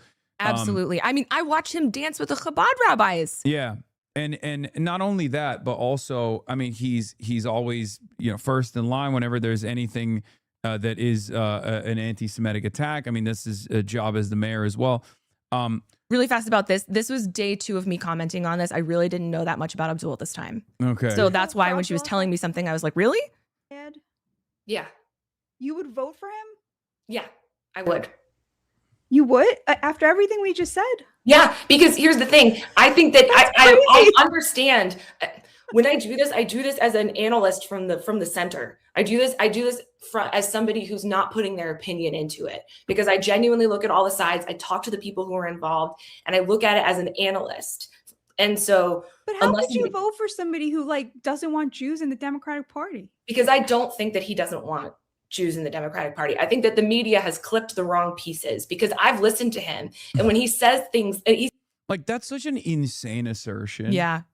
First of all, no one would be able to exist. Like anti-Semitism is not institutionally permitted. It's exploding in America. This is true. But at least in the institutions, like if you say something actually anti-Semitic, you will get punished for it. Unless you work for Tucker Carlson. Well, yeah, but again, he's outside of the confines of mainstream. normal and mainstream institutions now, right? And that is an insane assertion to make, and yet people are so comfortable making these sorts of assertions, leaning, in my opinion, heavily into the madness surrounding not just Abdul al-Sayed, but just like Muslim candidates in general. And it really started getting to me, and that's when I went off on Will Cain. But yeah. So let's talk about that. So you defend him, and then she just straight up says Jews should not be allowed in the party, and it's like shocking to you. Well, no. So the thing that she said was that he said the only reason why a Jew would be in the Democratic Party is if someone paid them to be. And I was like, he said that? Yeah. No, and then I did the research on it, and that's not at all what happened at all. No, of course he didn't say that. It was that. not that at all. I think even the most critical interpretation of what he said, I think he was talking about The human only rights. reason why people would overlook like Israel's human rights violations is because they're getting paid to. Yes, it was about human rights. Yeah, which makes total sense because like I understand Zionist indoctrination. I've had Simone Zimmerman on the broadcast. Like I have many anti-Zionist friends who are very close friends of mine, anti-Zionist Jewish friends who've gone through the process of like going to J camp and going to school and congregating around this sense of community, this identity that revolves around Israel and protecting Israel, and then slowly but surely coming to terms with the reality of what Israel's apartheid actually looks like. Yep. And the thing is, outside of that bubble, like the level of fealty and admiration that like a Haley Stevens shows to Israel, weird, huh? Is strange. To say weird. Israel comes to me in my dreams. Like, did she say that? I mean, Israel comes to me in my dreams. it's on my soundboard. But I mean, look, I don't want to clip chimp her. I don't want to clip her out of context. If you want to look I'm through not sure any context justifies that one. Yeah, that's a good one. But she talks about how like we can look at the full clip. It's even crazier than that. It's not out of context at all. But that's embarrassing. But yeah, so the reason why I'm bringing that up is because like she was hired, basically anointed by AIPAC, to take out Andy Levin. Andy Levin at the time was very critical of Israel. Mm-hmm. Andy Levin was the president of a synagogue, coming from this Levin family that was like a very famous political family in the state of Michigan. And Haley Stevens, not Jewish, got paid millions of dollars by AIPAC to unseat Andy Levin. Yeah. Andy Levin, of course, was also one of Abdul's first endorsers, ironically enough. I think I like this guy. Yeah, no, he's great. Like, I don't fully agree with everything he says. I'm definitely, I definitely have a different perspective on issues, but I have disagreements with Abdul as well. But I love him. My point is, I love Abdul. He's great. But my point is like, Haley Stevens is not Jewish. It's like, why are you doing this? Where did this come from? Yeah, like, I mean, she's getting paid to. And look, it's the same shit with MAGA. It's the same shit. You get into a group and you feel part of the in-group and you're like, yes, welcome. We all share this belief and you can feel at home and welcome here. And we're going to laud and glorify you for doing it, which is why it's so hard to, if that side is not the side of the truth, to be the one that's bringing the truth up to them. Because you literally have to, like, your brain is programmed for cognitive dissonance to reject the thing that makes you question your identity. Like, your brain is literally programmed to push those facts, truth away, so. Yeah, but here's the full clip. United States Congress. Oh my God. I will continue to fight for the people of Israel. I will continue to fight for Israel's existence.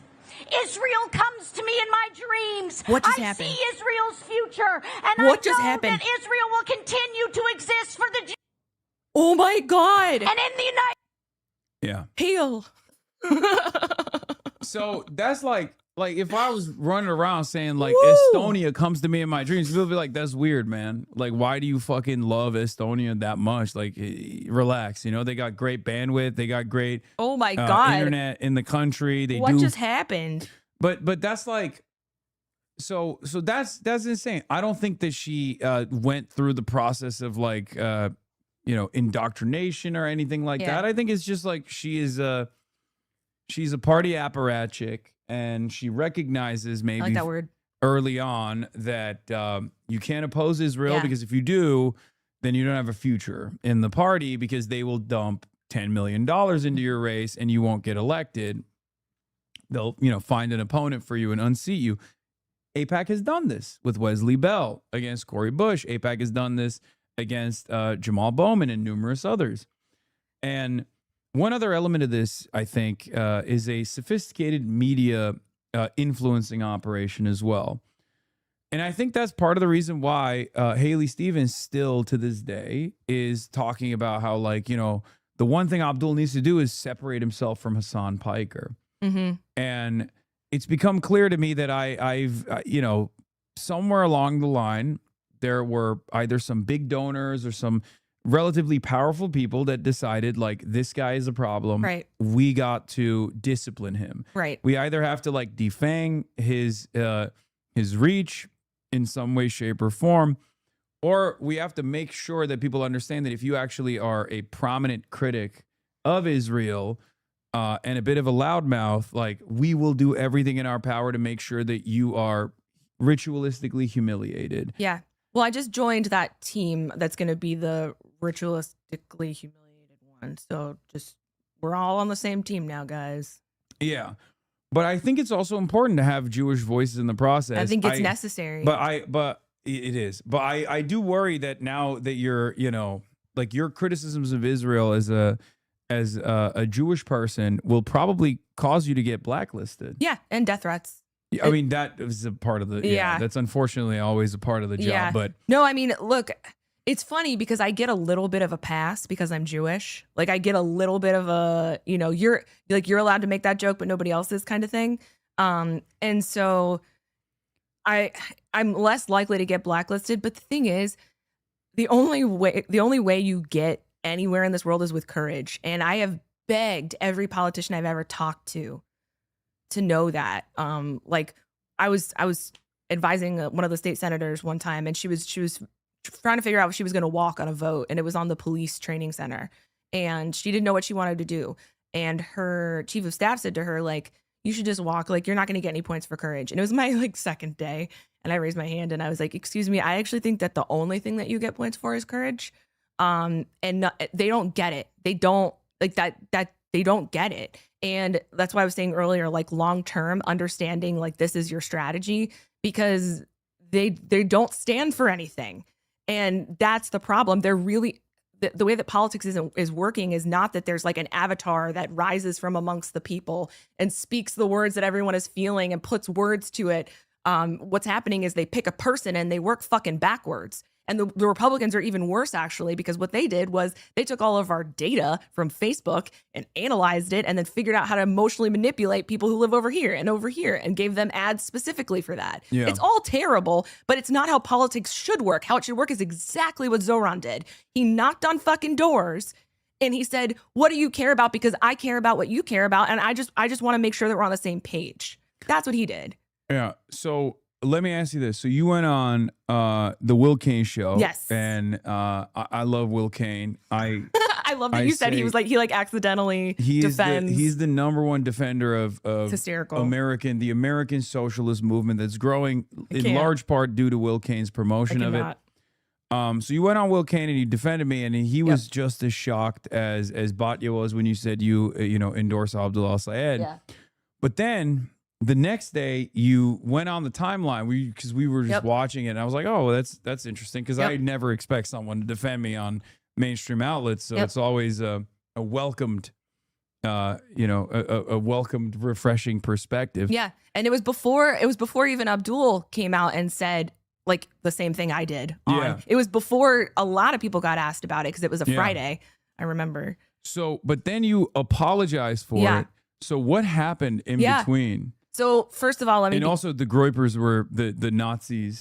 Were very mad because they were like, how come nobody ever defends Nick Fuentes? It's like, well, because I'm not a fucking anti-Semite. He's a fucktard, right? Yeah, like because I'm not like an insane Holocaust denier. But that's besides the point. But so what happened in that process? Because I feel like it could be very informative for people. Yeah. And so I'm so grateful that you're giving me the opportunity to talk about this, because I don't work for anyone. I'm literally just a lady that lives in Atlanta that cares about this. And like, that's how I got on TV doing this. I don't get paid a single dollar for doing any of this. I pay for my own travel. I go all these places myself. And what happened here, right? Which I immediately got death threats after I got off Fox, which happens all the time anyways. Of course. And so that's not the reason I did this. You're a woman on Fox. Right. That's, and it happens all the time. That's not the reason that I issued an apology. Here's why. And I want to say this to you. Like, I know but I want to say this to you. So I have spent the last year and a half, 2 years, like, desperately trying to reach people who I think got totally bamboozled, like, and in such a way that I believe that people who work for Trump have studied politicians throughout history, like back to Cicero, to figure out how to linguistically manipulate people. Mm-hmm. And I'm constantly studying how to try to bring them around, because yes, there are some truly evil people, right? But after being on Newsmax for a year and a half, almost every single day, like 1 out of 4 of them is still really, they've been propagandized since the day they were born, right? Like since Jerry Falwell sent syllabuses, plural of syllabus, down from the White House to churches in exchange for tax exempt status.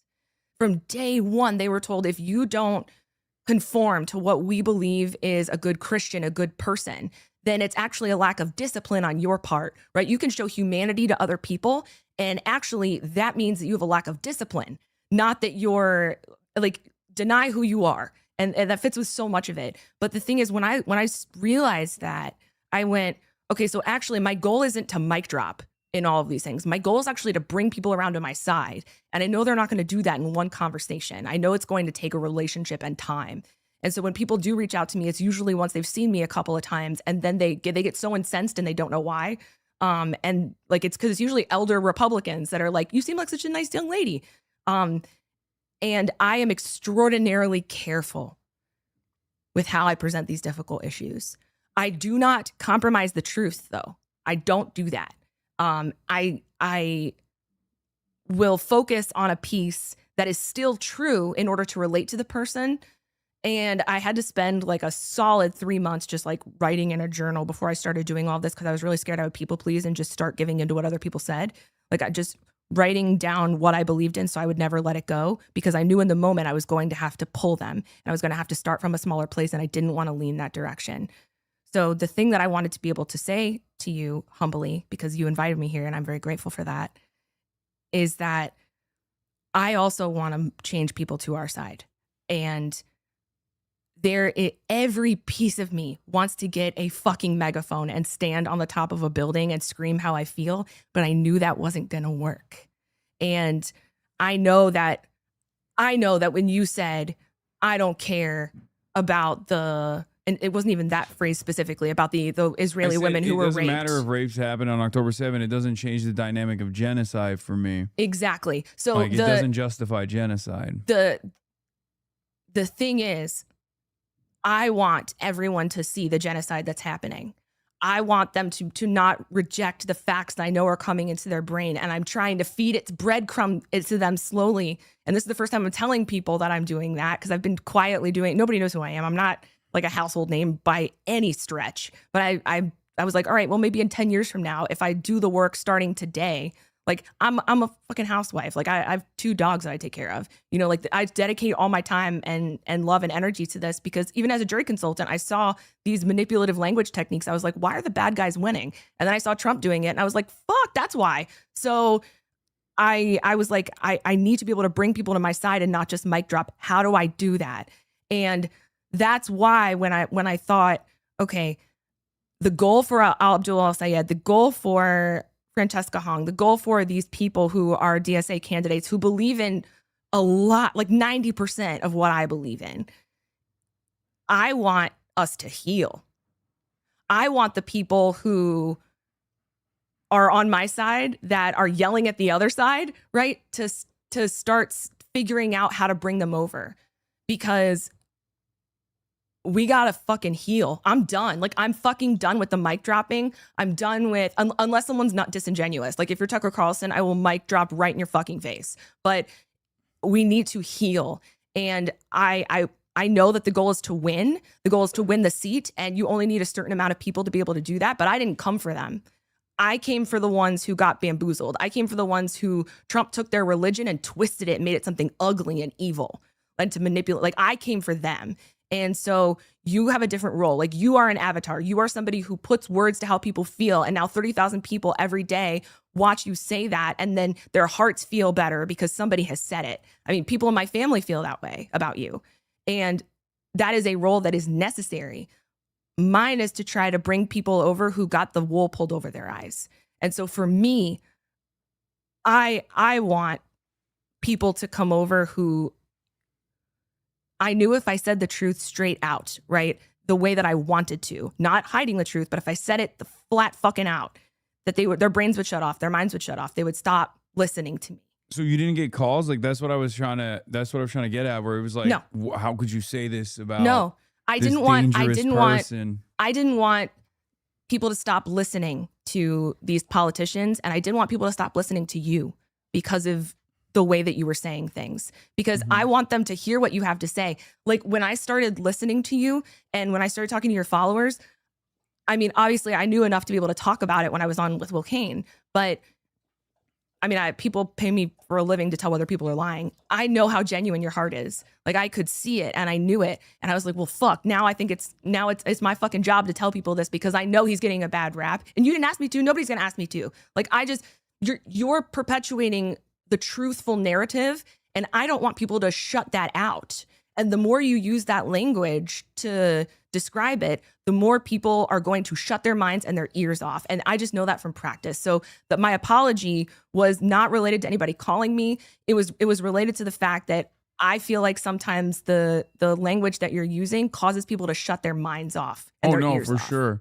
Well, one of the things. So I'm sorry that I took back the defense too. No, I don't care. Sorry, just one more. Just since then, I have delved very deeply into your work, and I've seen a tremendous amount, and I've collected quotes. I send it to your team. Like, I've collected quotes that I will be able to use next time. Next time somebody says something to me, I'll be able to be like, oh, well, actually, he said this exact opposite fucking thing. So the point is that I'm sorry that I took it back. What I really should have said is, I have a nuanced answer to this. I have a nuanced answer that I didn't deliver in the moment because I was so upset about the Islamophobia. But that's really, I didn't mean to retract my entire defense of you. That's what I wanted to say. Okay. Hi, I love you. Hi, and you're perfect, and I love you. So I'm sorry. Yeah, no, it's okay. No, seriously, I am. No, it's fine. I mean, I look again. I didn't even expect anyone to defend me on Will Kane's show. I know, but because these guys don't.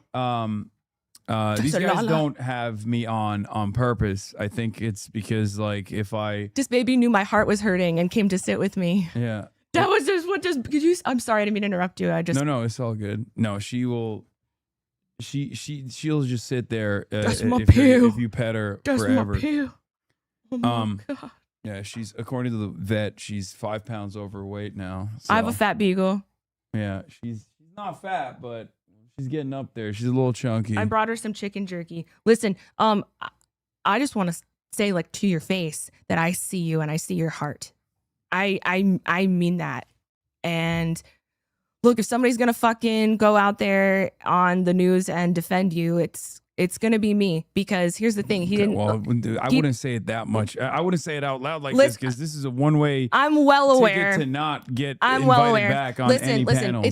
It's because he never said that he was fine with rapes or 9/11 or any of that. He believes in human dignity. He believes in respect for every human being. That shit all got clipped. You're getting manipulated. You're getting twisted because the media and the Republican Party want to take advantage of you, and the Democratic establishment. And I'm fucking done with it. I'm done. Like, I wanted to be here because I wanted people to know that the things that you're saying are true, even though you shouldn't have said it that way. You should not have said it that way. And also, like, I also am glad that you are trying to show that people China is not crazy and random, like that everyone in China isn't insane. But also, like, maybe we get more of a nuanced explanation from you about China. You know, like, maybe there are. That's all I'm saying. I talk about it all the time. Because the problem is, I don't stream in 20-second increments. I talk for hours on end, and the medium, the platform that I'm on, makes it super easy, especially because, unlike podcasts, there's also a constant back and forth communication that's taking place on these contentious subjects. Yeah. So of course there's going to be people. I've made it a policy to allow anyone and everyone who wants to speak to be able to speak in the chat. And I read everything. It's insane. It's very difficult to parse through it, but there are plenty of instances where I'm like retaliating against someone, and then they'll clip it out of context. And like, I mean, Scott Jennings did this recently. He's a fucktard. I debated him once. Yeah, he's well,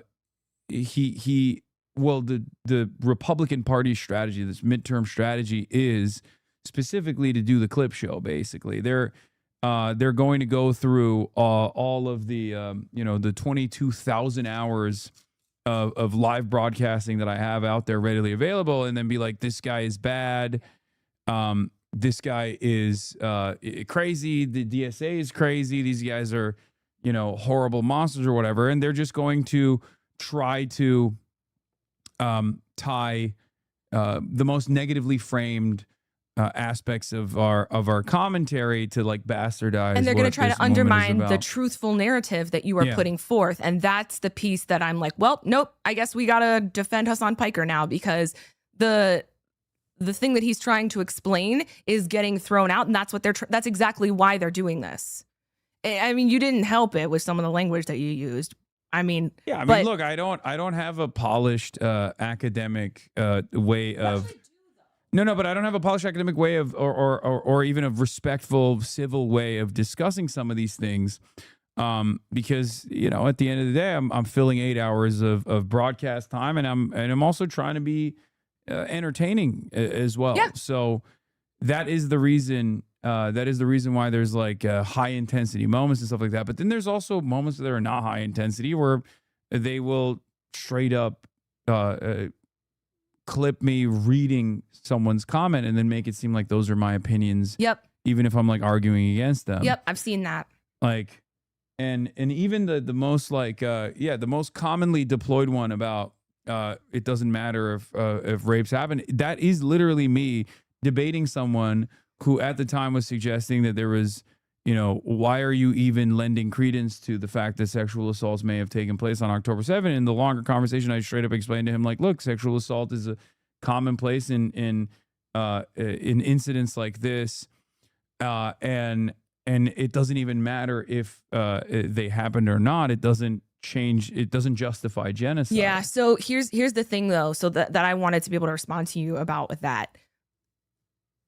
If you're responding and you actually want to bring that person around, right? Which again, you may have a different goal. You have a show, right? If you actually want to bring that person around, you have to disarm them first, right? So validating their concern and saying, like, No, their concerns was no that innocent should be. No, I know, but their concern wasn't that they were saying. No, their concern was that they were saying no rapes happened. Why are you even lending credence to Oh, their argument? right. Yeah. So like, that's the irony of it, is that I wasn't even engaging in like what they claim I was engaging in. I know. So that's what I mean. fucking It's like, hurts. it's impossible to get around that. It's just virtually impossible. But to get around I don't think it is impossible. Like, I just don't accept that, because if you're saying something that's true, and I have the same philosophy as a jury consultant, if you're saying something that's true, you should be able to prove it. Like, and the truth should win. And it doesn't sometimes. And if it doesn't, it's because you didn't show people the full picture. Yeah. So I guess we just have to show, like, it's so hard for me as a Jew to try to convince another Jew that there's a genocide and apartheid state happening. And my personal hero is Jimmy Carter. Like, and he's been my hero for a decade because he had the courage of his convictions when nobody else did. It actually didn't have to do with like Israel in particular. It was just the fact that, like, it blew my fucking mind that the person who had arguably alive, who had done the most for the state of Israel, was being called an anti-Semite. And he's still, because the Israeli government was siphoning money away from the Palestinian refugees so that they didn't have food and water, like, he still was willing to be called an anti-Semite so that those like families and children could get water and food that they needed. And I just admired the fuck out of that. And so here's the thing. I think that if people were presented the story in the way that it was meant to be told, in the way where it shows the full picture, then it's undeniable. And if you still deny it at that point, then fuck you. But but let's show them the full picture. That's what they need to see. Yeah. Well, unfortunately, if I'm not allowed on these broadcasts, then there's Well, I'm no gonna way that I try. can. There's no way that I can actually show my perspective to these people, and I think they realize that it's impossible for them to present me as this dangerous radical in a one-on-one conversation. So they just stick to the clip show. Yeah. But all right. Well, thank you so much for coming I'm on. sorry I talked your ear off. No, this was great. This was a wonderful experience. Is there anything you want to promote? You guys can check out Maddie's Hot Take, MADDIE, and it's one take, not multiple takes. I'm on News Nation a lot, and I have a Substack that I share with Marcus Flowers. He's the guy who ran against Marjorie Taylor Greene, and it's called With All Due Respect. And I have a series right now where it's called The War for the Right to Think for Yourself, and it's basically about how all of modern American politics can be traced back to Vatican II and the decision to issue the Dignitas Humanae, which is basically saying that everyone has a right to freedom of conscience, freedom of religion, and the right to think for themselves, which undid like 1,000 years of just war tradition. And so it's tying all of the news stories together. That's the goal, is to be able to show people the full picture. And thank you for having me on. Thank you for bringing me here. I'm sorry if I made things awkward or made you feel weird. No, I'm not sorry. at all. But and thank you guys for listening. Thank you for having me on your show. I mean, people are going to yell at you a lot for even coming on this broadcast. I didn't say anything I didn't mean. I didn't say anything that wasn't true. Look, again, the shit that you think that Hasan said, he did not say. Thank you. Shabbat shalom.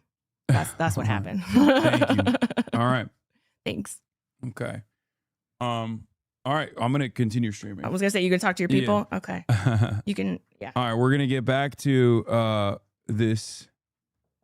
We're going to get back to the Natalie Harp story now. Access from the president of any aid, in part because she's tireless. She is incessantly around him. The president likes people who like him, and he loves people who love him. And it's hard to find someone who is sort of more devoted to President Trump than Natalie Harp. To give you a sense of how close Harp is to the president, CBS News reported earlier this month she was one of 3 aides, plus Defense Secretary Pete Hegseth, who secretly flew with the president out of Turkey on a government plane instead of the larger 747 usually used as Air Force One. Her role and influence has been under renewed scrutiny ever since. Kelly? All right, Ed, appreciate it. The brother of top Trump aide Natalie Harp is speaking out front tonight. Preston Harp has been estranged from his sister for a few years, but obviously you can see they grew up together. He's sharing these photos with out front of them together as children, weighing in on the intense attention that Natalie is now getting after Democratic Senator John Ossoff raised questions about her role in this White House. Preston, I really appreciate the opportunity to talk to you, and I know you've shared some photos with us, you and your sister Natalie as children. Obviously, there you are, Padres fans. There you are with your parents, and now your sister is front and center in the news. I mean, front and center as it gets. Did you ever think you'd see something like this? No, it really blows my mind. I mean, you know, your sister, my understanding is, first became known to Trump back in 2019. And at the time, she credited him, Preston, with helping her beat a tragic battle, but one that she incredibly beat with bone cancer. Here's what she said. This president pushed that forward and possibly saved your life. He did. As I like to say, I'm not dying from cancer anymore thanks to President Trump. I'm living with cancer. I'm living the quality of life that I always wanted to have, that it took me 4 years to find because I wasn't offered it here. It took President Trump going to Washington to be able to get that for me. I don't even understand what the fuck is up with this, like, President Trump gave me a secret potion and saved my life shit. Like, what capabilities does... What capabilities does this potion have? After that, Preston, she had speaking slots at the Faith and Freedom Conference, at the 2020 RNC, right? She became very high profile and then started working for Trump. What was that? One of the Clippers Please Don't Post the Segment moments? I don't know if anyone reminded you yesterday. No. No, they can post it if they want. I don't care.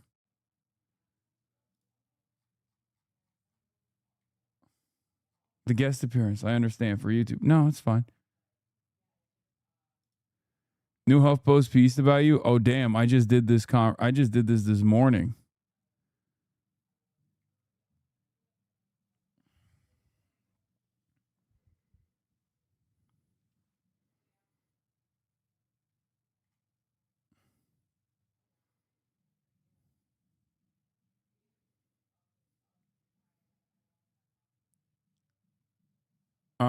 By the way, we congratulations to Aisha Wahab. I am fortunate enough to have helped carry her across the finish line.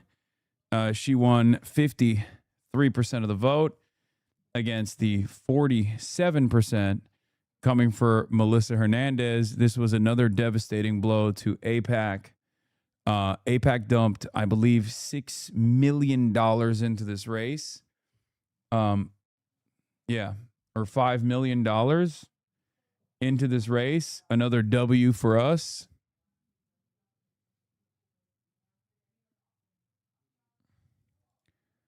It is insane.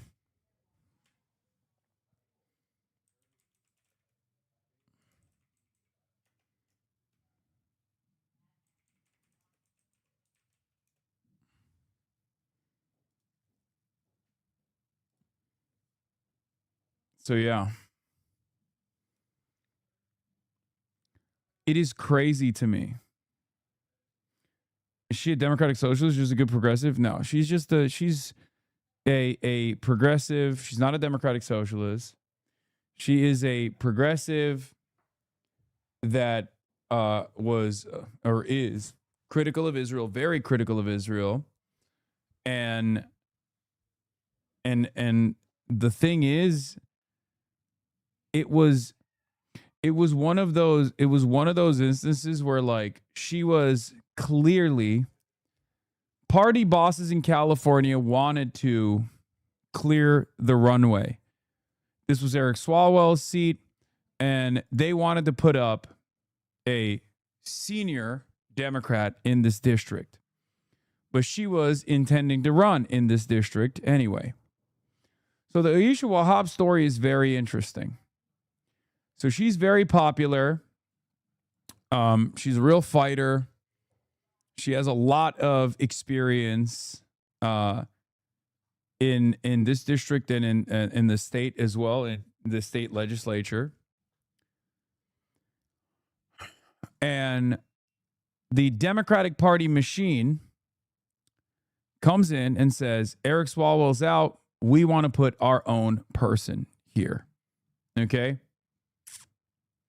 She says, fuck that. I'm running for the seat, and I'm not going to stop just because you want an older person with seniority to get this appointment. Okay? And the party did not like that at all. The party did not like that at all. Okay? There was a lot of drama. There was a lot of drama here. California State Senator, she decided, no, we're gonna do democracy. You can't stop it. And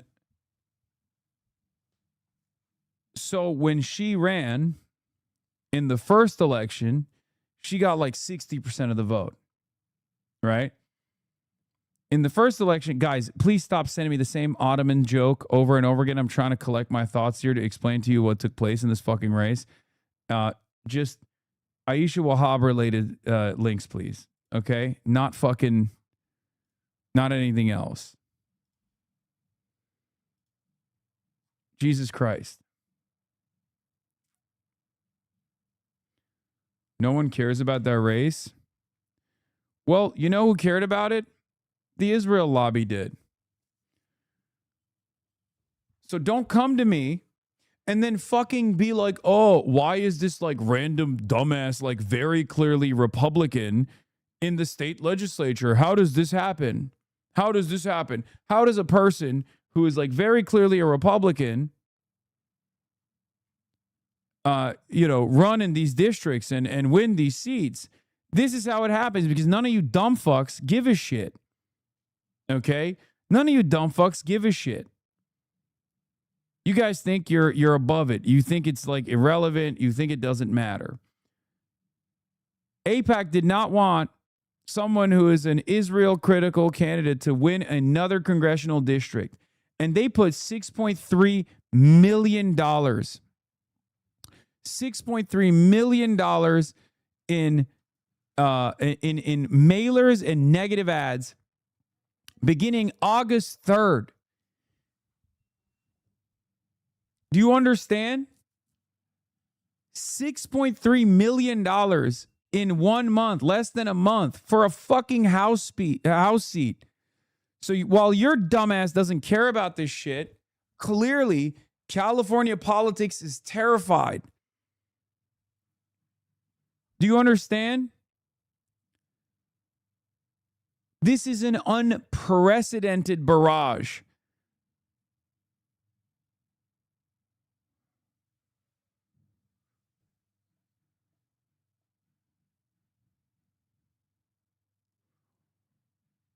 She has to win again in November, but this is going to make her chances far better, far easier. You understand? The fact that they dumped $6.3 million into this race now was because they didn't want to they didn't want to have to deal with it in November. And now they're going to have to deal with it in November as well. Expanded to each of the 435 districts, that would be the equivalent of $2.74 billion. And while AIPAC has seemingly unlimited money, they don't actually have unlimited money. Okay?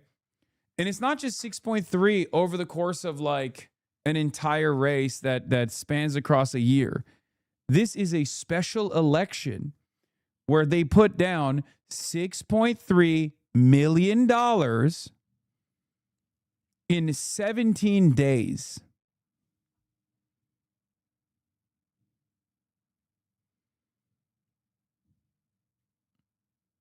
$17 fucking days.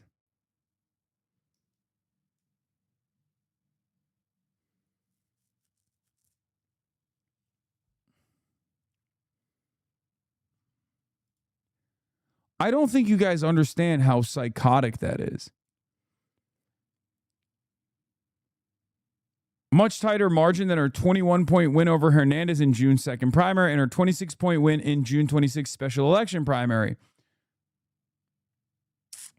They were able to close the gap from 26 points to first 21 points, and then now down to 6 points. That's how much money plays a role. That's also part of the reason why these motherfuckers hate my ass. Okay? Because no matter how rich you are, at the end of the day, $6.3 million for such a short period of time still got a fucking sting. And it's not like they're hiding this. Like, they're doing it openly. They're doing it out in the fucking open. They're doing it out in the open. They're like, nope, even a special election for one district in the country out of 435 in the House of Representatives is a bridge too goddamn far.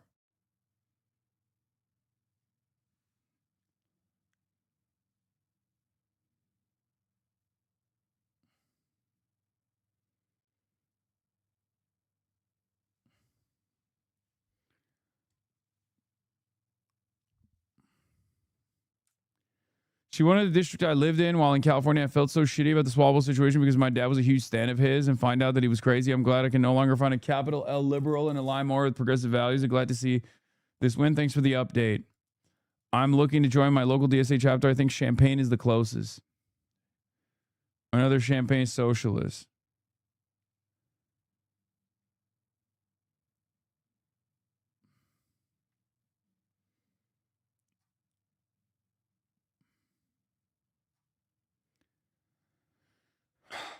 It's just mind-boggling, man. The amount of fucking money they spend.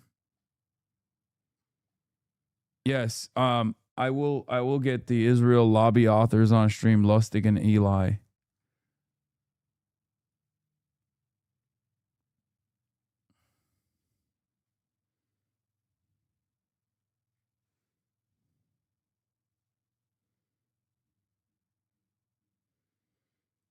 It's crazy.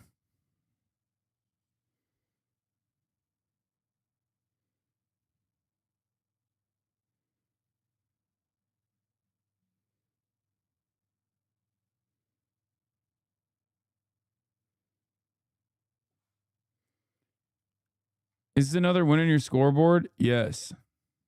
Put that W on the leaderboard. Bernard has endorsed Angie Nixon, which is good. Yo, can you DM APAC and be like, how about a truce? No.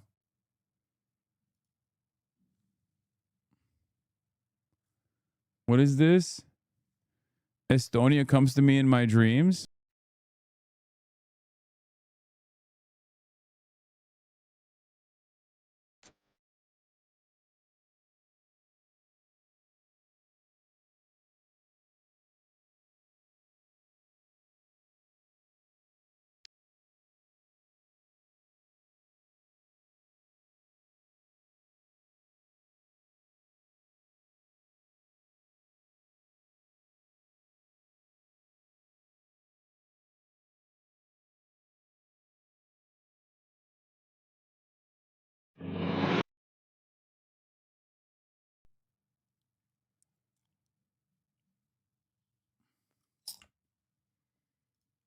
Aisha is out in the community all the time. Melissa comes from the rich ass community on the other side of our hills.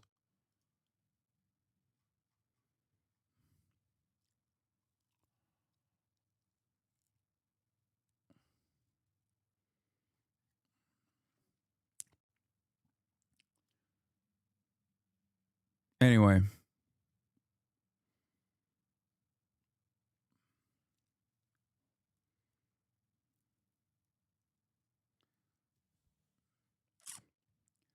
I don't understand what the fuck these guys are doing.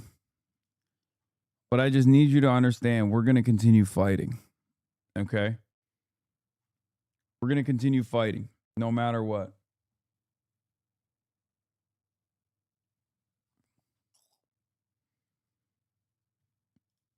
That's it. Now let's get back to Natalie Harp. How much do you think she truly believed that Trump saved her life? Well, that's an interesting question. But if she thinks about it, what he did was he made experimental drugs legal to try, and that insurance would pay for it. So it's not like he like physically saved her life, you know?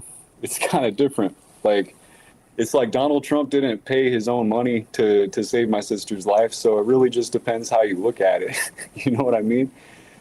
Well, yeah, I mean, and look, I guess it's just one example of everyone trying to understand, you know, who this person is who spends so much time and, you know, is with the president all the time, right? He's the commander in chief and she has such an important role. So there was a series called The Art of the Surge just a couple of years ago, Preston, 2024. And in it, your sister talks extensively about working for Trump. I just wanted to play a clip of it for you. Here she is. Politics was never something I liked. Business was my background, real estate, MBA. I was very much not interested in politics in California. I feel like you get the same kind of sort of politicians. But when I was sick, I started watching the Republican debates. He was my first exposure to politics, and I loved it. Like, this guy, you know, he gets it. So she says there, he was her first exposure to politics, right? You guys grew up in the same home, the same family. So you understand where she's coming from in a way that no one else does. Yeah. I mean, what do you think drew her to him? Not her. Yeah. Well, my mom raised us with the idea that American exceptionalism was the correct way of looking at things. Is this guy a Hasanabi head, by the way? I feel like it's kind of wild that because he says some shit on this interview where I'm like, this dude is like he's not only a pothead, but also like a little bit of a socialist. That the United States is the boss of the world, that Like, slavery was back then, that was normal. People weren't bad because they had slaves. And honestly, and it's like Trump wants to take all those books out of schools. He wants to rewrite history. And so, like, I think that my sister, unfortunately, didn't break out of that delusion that my mom raised us with. And Trump is like everything that my mom taught us to respect. So I think that's where her infatuation for Trump comes from, honestly, because I don't think it's a physical attraction. Let's get real, like, personally, I don't think so.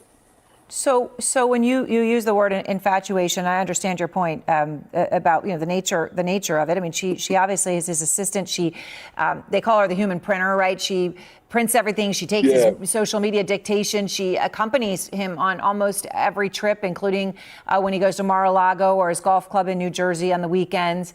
And she was, of course, Preston, as we're all now aware, one of the very few people who did not include the Secretary of State or Treasury that Trump took off Air Force One via that catering truck. Yeah. Yeah, I mean, like that, if you're really friends and loyal to your team, why would you just go peace out and take another airplane when you think the other airplane's going to get shot down? Like, what do you think it is about her? I mean, what do you make of how much the Meanwhile, this guy's a human fax machine, all fax, no printer. No, I love this guy. President relies on her. We've learned a lot, from Maggie Haberman and Jonathan Swan's new book, we've learned, right, about his incredible reliance on her at all hours of the day to post social media posts, just as one example. Yeah. I think that Trump's best friends are people who are his fan club, and so she's his biggest fan. And so that's probably why he likes her. And like, she's good he's looking. Not an Hasanabi head, but he's based. She's got a good personality. Like, I don't know. Bro, what is he supposed to say? Trump wants to fuck my sister? I mean, if there's one guy who would say some shit like that that's a little bit out of pocket, it's this guy, right? I mean, am I crazy? It kind of strikes me as the type of dude who would say that on CNN. I want to ask you, Preston, on something that she thinks that he saved her life. So, like, somebody living with that kind of gratitude, that must feel pretty good. I want to ask you about something. I don't know if you knew about this. You probably didn't. But we're just breaking it here at CNN this hour, and that is, two sources, Preston, are telling Let's see who he follows. CNN that your sister was involved. Back in October 2023, right? The context here is Donald Trump's motorcade was going to leave Trump Tower for a court appearance, okay? And they were all getting into the motorcade. Oh, yeah. There was sort of a screaming match about who was getting in what car. Yeah, no, he's a socialist. This is anti-imperialista, socialista, internacionalista, músico on his account. And he posts nonstop about Palestine. This guy's the GOAT, man. This guy's awesome. He's posting about Hassan Kanafani. Turned out that there wasn't room for Natalie. So she insisted, she said no. Trump had personally asked her to come to this court appearance, so she needed to be in the car. Now, according to these sources, the end result is that your sister jumped into the trunk of one of the motorcade vehicles to go to the court appearance in Lower Manhattan. That's really funny. I didn't even know about that. I mean, what is your reaction to that? I mean, you're laughing, but I mean, is it funny or what? I mean, you know her, so that's why. I'm sorry. It's actually kind of sad. That's obsession. That's like an unhealthy obsession with someone. If you're going to jump into the trunk of their car, like. So I mentioned Maggie Haberman and Jonathan Swan's book, Regime Change, Preston, which of course I know you've heard a lot about it, but in that, Natalie's name became known to a lot of people, right? Prior to the whole NATO plane incident, she was in the book as an important player, and her role, her importance to the president became clear. They report that she left him, the president, a series of letters in personal spaces where she told him, "You're all that matters to me," in one, and another one she writes, "I want to bring you joy." And then they say that Trump said, Your sister is the only one who loved him as much as his wife and kids. So what is your reaction to this? Does this sound like her, or the person that you knew well, your sister? Yeah. I mean, basically, I'd say since she was like 16, she's had an obsession with gosh, how do I explain this?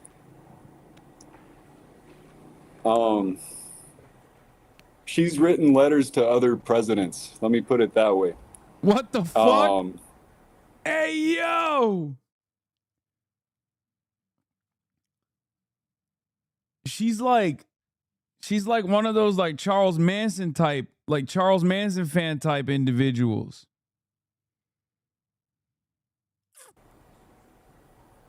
And so like her dream came true finally. Oh, interesting. So you're saying that she actually was very aware of politics, right? And that she had written other presidents' letters. Do you happen to know which ones or what they were about or anything? Bro, that's like, dude, fetishizing every president like this is almost as crazy as being obsessed with like serial killers. Like, what a strange fetish. What a strange thing to just like almost moving like Thomas Crooks. Yeah, true. Thing, Preston, that you would be able to share here? I didn't see the letter, but George Bush, obviously, during the Iraq War. Anything, or she's like, she's just like really into fucking right-wing presidents? What? Bush, obviously, during the Iraq War. And did anything ever come of that? I mean, did the White House ever respond or anything, or she just sort of sent a letter? No, they never responded. Yeah. Now, look, I've been emphasizing here, obviously, you know her in a way that no one else does as her brother, but you are obviously estranged from her at this time. But, we see those pictures of you all as children and your family. If she was listening to you right now, is there anything you'd want to tell her? Yeah, I love you. I hope that you change and that you wake up and you realize that everybody on this earth is part of a human family, and no country is better than any other country. And the history of the United States is unfortunately really sad, and it shouldn't be rewritten. We got to all come together and try to make it better. Well, I really appreciate your time and taking the time to talk to us. Obviously, your sister is in a position of incredible influence and power, and that's important to all Americans. So thank you for. In a campaign speech in Atlanta on Sunday, Senator Ossoff turned the corruption focus on his Republican opponent, Mike Collins. Now, I'm skipping Ossoff. The stage is set for the Senate race in Florida. Angie Nixon says Florida is not red. It just has not been invested in by Democrats. And she's right. That's my mentality too. Talk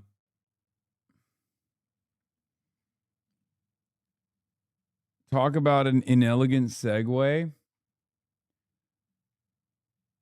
Endorsement tracker updated with Aisha's victory. 9 out of 8 over 9 out of 8 record above 50%.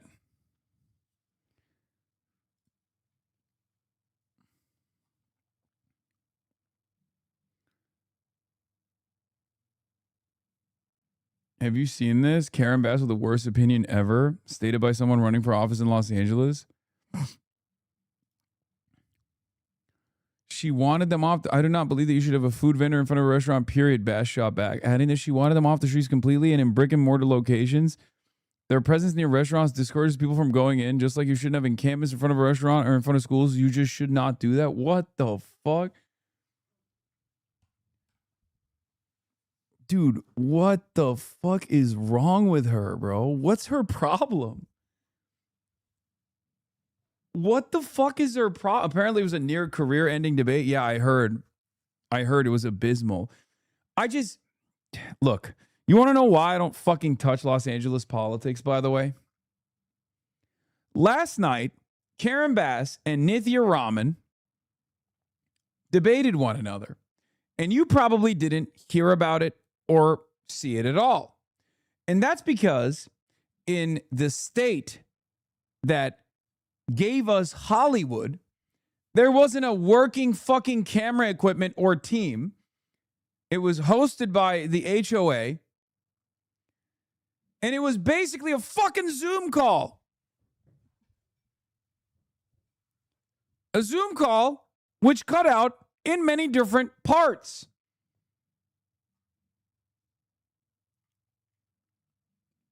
So unless you were literally there, you had a very hard time seeing what the fuck was going on. Bass went after Rahman in the pettiest, most personal ways. She kept mocking the MIT graduate as a clueless egghead with no idea what's going on in the city, stating twice that Rahman governed as if LA were an academic institution. A line that sounded like a MAGA talking point that was originally trotted out by council member Imelda Padilla. Bass tried to paint Rahman as a member of the ineffectual city establishment, not a newcomer, which fell flat, considering that Bass has held one elected office after another for 22 years, while Rahman has only been in politics since 2020.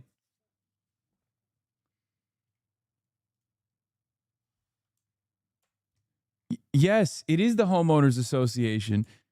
Yes, this is a screenshot from the Zoom call.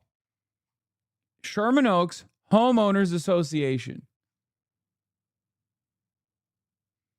Yeah, when I said HOA, you were like, oh, that must mean something different, right? No. No, it was literally the Sherman Oaks Homeowners Association.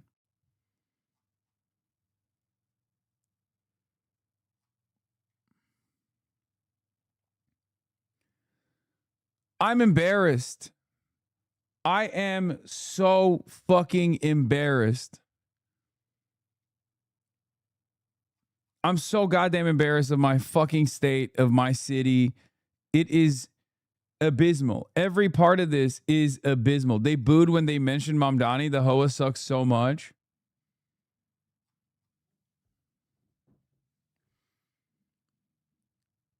Like, you would think this is like Springfield or something. Like, you would think that this is the mayoral race for Springfield, Ohio.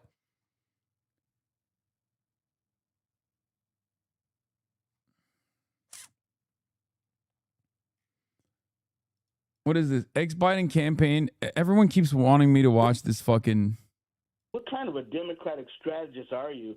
I mean, you come on a national show and you say that a must-win state like Michigan has an unfit candidate in El Said for Senate.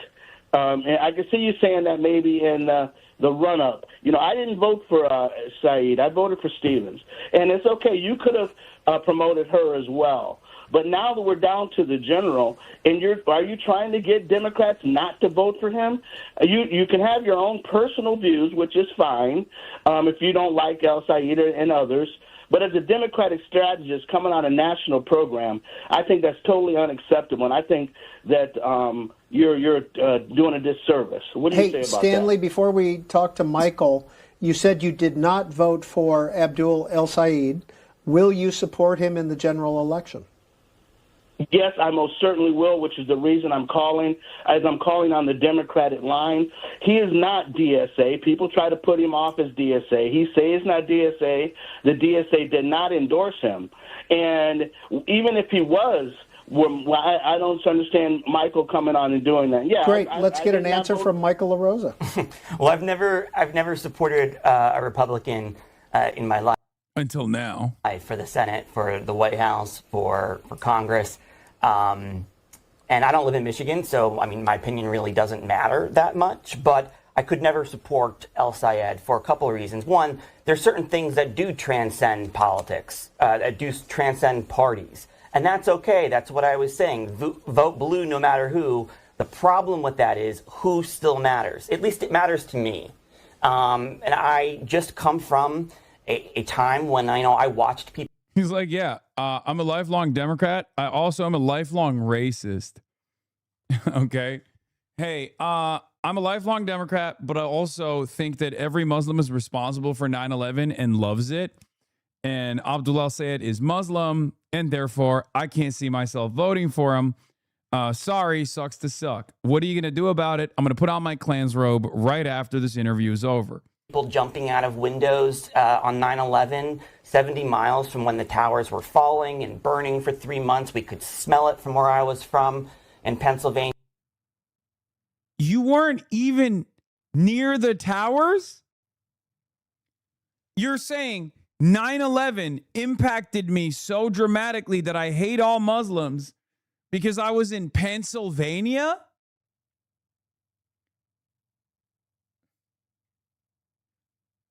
You should have just lied and been like, I was in the towers or something.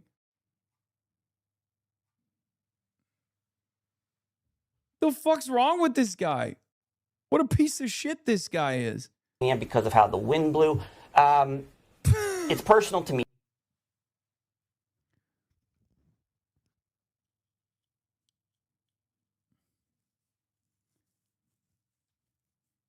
We had a plane crash in PA. Dog, he didn't even mention that. You understand that, right? That's what's so crazy about it. He said 9/11, I could smell the towers from Pennsylvania. Also, none of this has anything to do with Abdul al-Sayed. The fucker's wrong with this guy?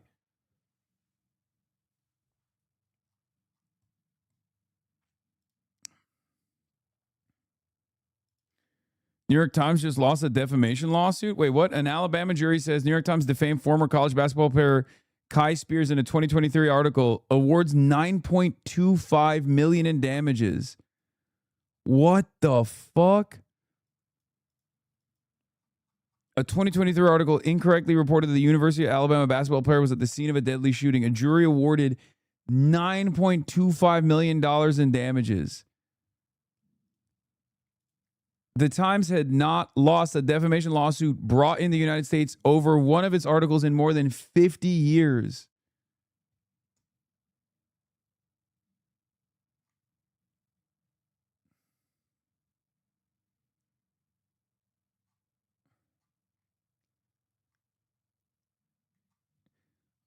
So, what happened?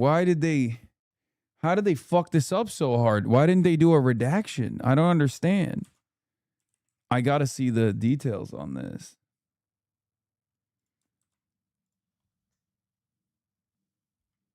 This is actually kind of shocking because New York Times, I mean, let's be real. They haven't done great reporting when it comes to Israel, Palestine, but like,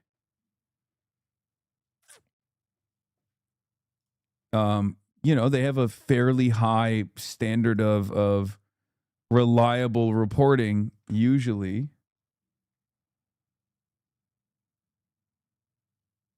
Law, the seminal defamation case is New York Times v. Sullivan. Way to pull an Ethan Klein, New York Times.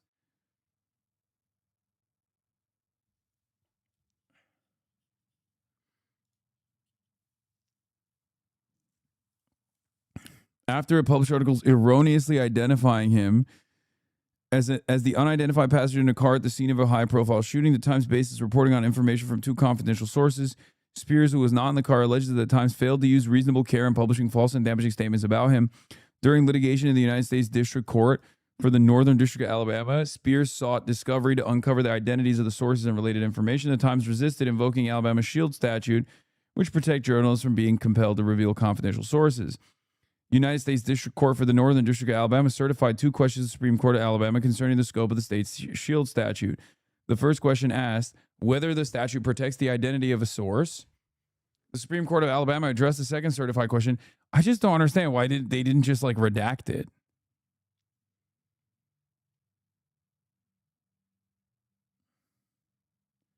I'm trying to skip the paywall, but it's not letting me.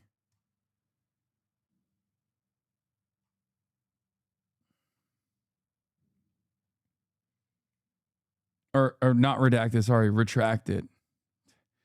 Oh my God, my fucking brain. Retract it.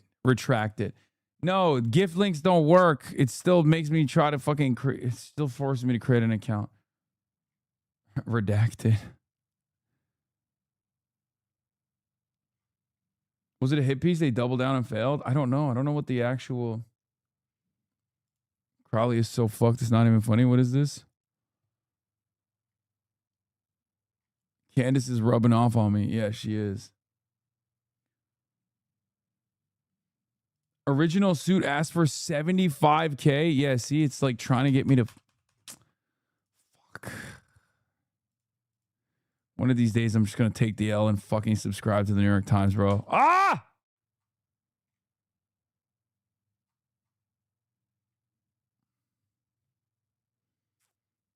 I'm so mad. I'm so mad. I'm so fucking mad. They need money to pay for this lawsuit.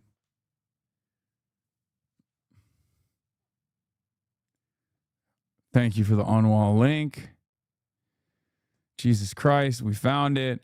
Alabama jury determined, dude, it's so funny that they're writing about their own fucking L that they took. 8-person jury awarded $9.25 million in damages after a 9-day trial in U.S. District Court for the Northern District of Alabama. Kai Spears, who played for the University of Alabama men's basketball team, accusing it of libel and false light invasion of privacy, claimed the article, which mistakenly reported he was a passenger to a car involved in a shooting, had caused him emotional distress and forever linked him with a murder. 3 other basketball players in the school were present at the shooting, which killed a 23-year-old mother. The Times corrected the article and added an editor's note after Mr. Spears filed his lawsuit, which disclosed the identity of the passenger in the car for the first time. The Times had not lost a defamation lawsuit brought in the United States for over one of his articles for more than 50 years. The Times and Mr. Spears did not immediately respond to requests for comment. The Times didn't respond to the request for comment. You're the Times. The Times did not immediately respond to requests for comment by the Times.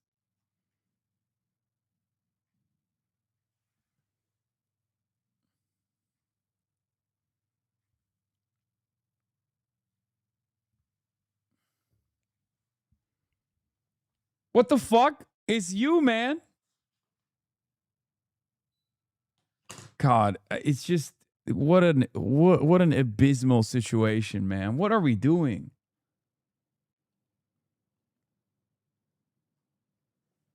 Actually, what the fuck are we doing? Like, how is the New York Times fucking up this hard?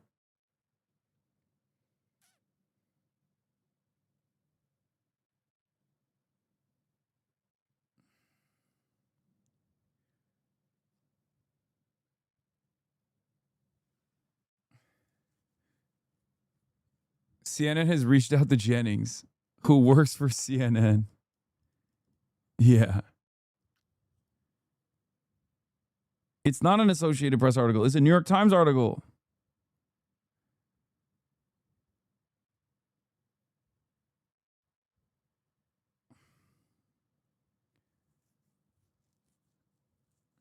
I just don't understand how they hit him with 9.5 milli, dude. What the fuck?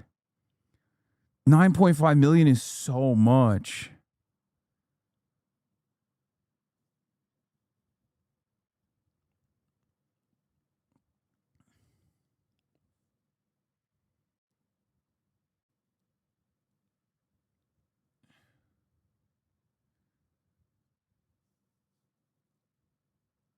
Activist judges.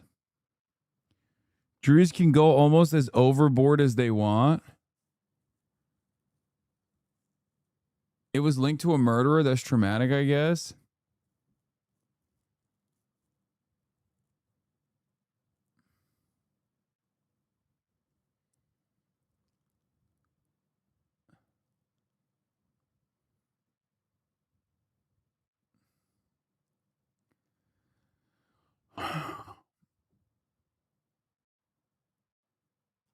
Hassan Piker has reached out to Hassan Piker, who has failed to respond.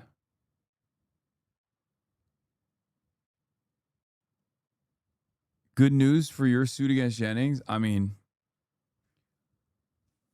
I don't think it works that way. If the dude was draftable, have no clue, he's trying to recoup possible pro pay. Someone said he was asking for 75 grand in damages and the jury gave him 9.5 million. I don't understand how that works, but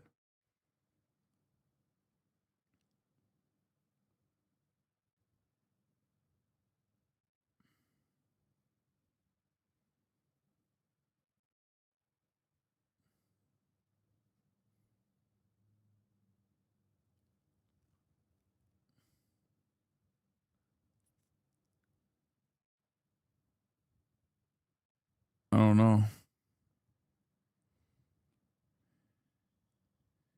Everyone on jury duty also hates the New York Times paywall. Anyway, speaking of which, so going back to the Karen Bass saga, Karen Bass versus Nithya Raman.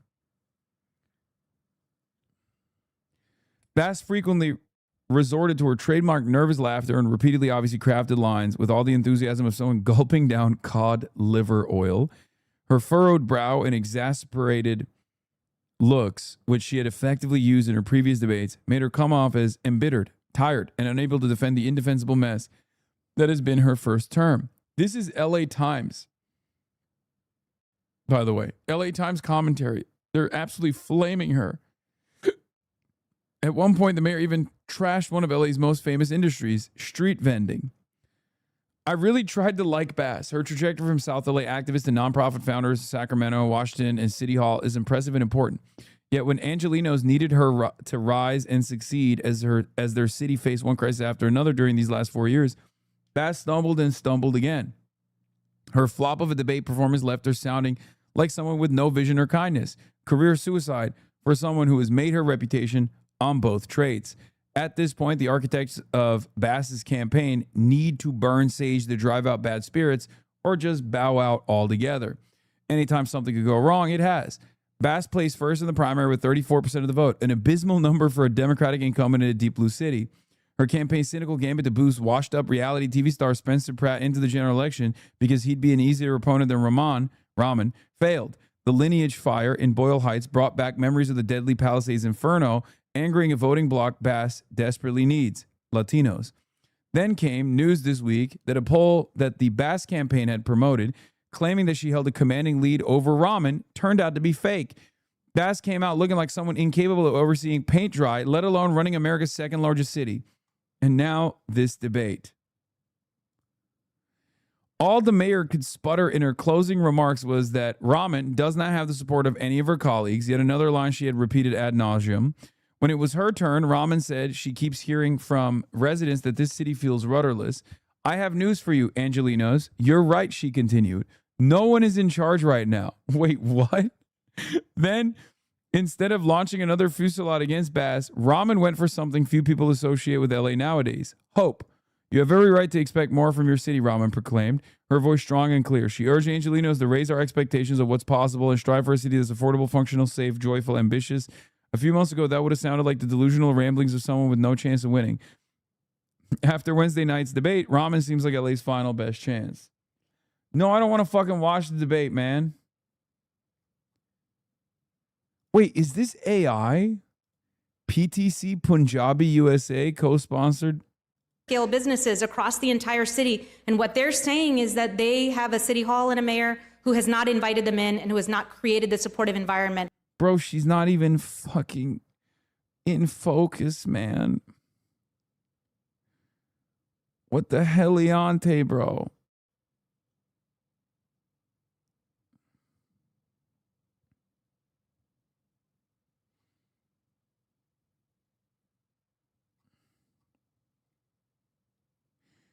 God, Karen Bass is so bad. It's just, I don't even want to talk about this. This is your city, dog. You can't pretend it don't exist. I'm pretending. I'm pretending.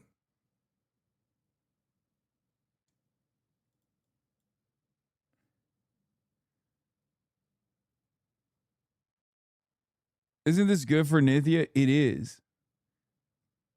But also, oh God. I don't know, man. I'm done. I'm done talking about this. I'm not talking about what the fuck do we do for CA? That's gonna be my next mission. With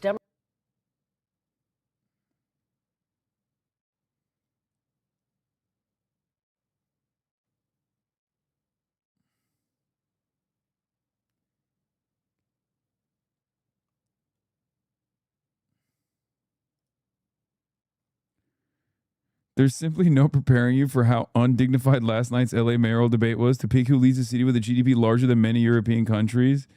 Yeah, Max Fisher is right. I'm sorry, the Sherman hoax homeowners association didn't pay for a Zoom account that would have allowed more people to watch the unhinged mayor debate that I just watched. Second largest city in the country, home to Hollywood. It was in a rec room, and the moderator closed by asking the audience to help put away the chairs.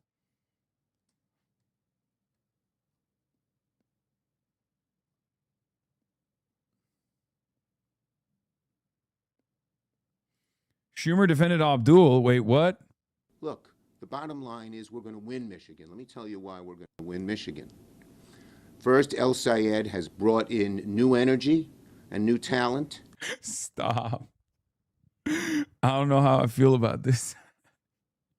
No, it's good. It's good. Into the Democratic Party. But why did Karen Bass even go to Cuba as a Cuban? This shit is so weird, dude. No, she used to be radical. That's not a joke. She did Venceremos, the Venceremos Brigade. She was actually a radical back in the day. Karen Bass has like a pretty solid track record. Yes. Yes. Yes. She used to be dope as fuck.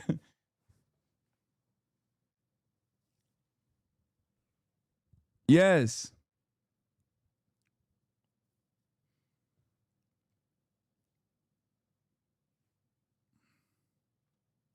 Is this AI? No.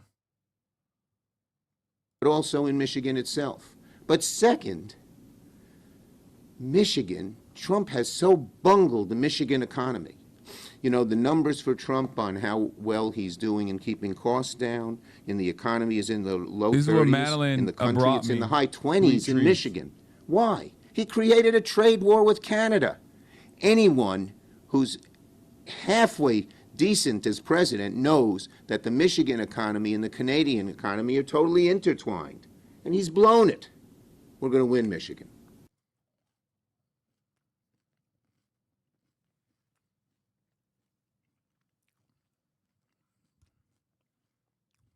Thank you, Comrade Schumer.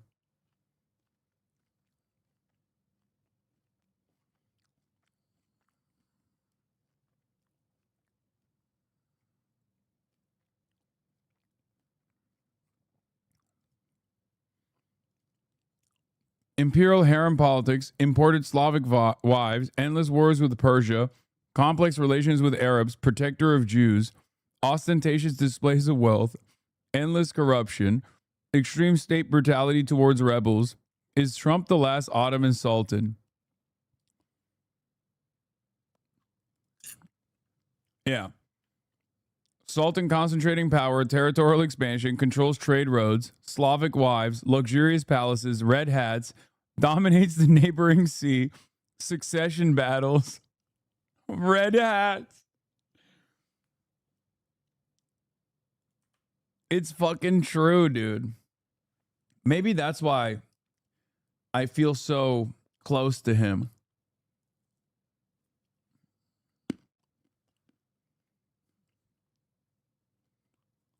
Where's your fez? It's behind me.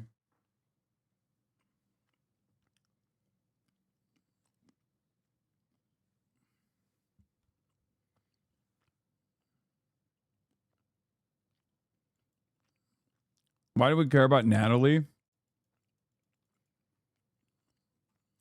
It's good to cover lip slop sometimes. Karen Bass said, my life's mission will be accomplished when the Democratic Party is to the left of me, so she just went to the right instead. Well, Karen, mission accomplished.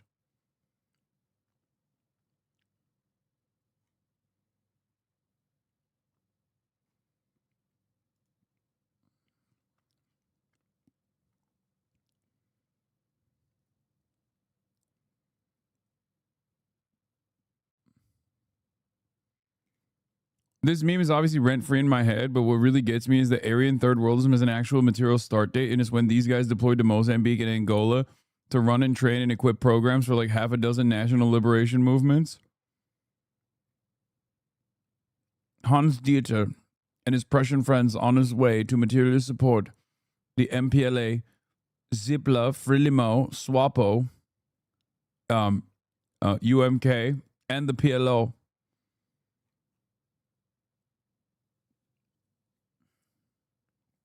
You are obsessed with this graphic. It's just true. It's because it's objectively true.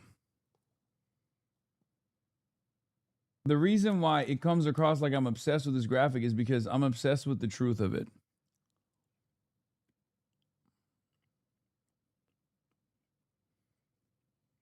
No, it's not. I did a thing. It's Mario Naval or whatever.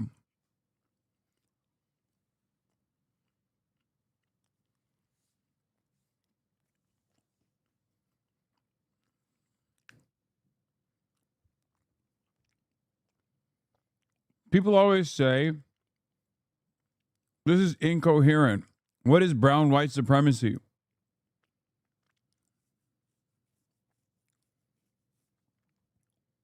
The real truth is it shouldn't be Zoran here. It should be me. I fall somewhere in between both the Aryan spectrum and the brown white and the brown spectrum. And I'm firmly on the woke side.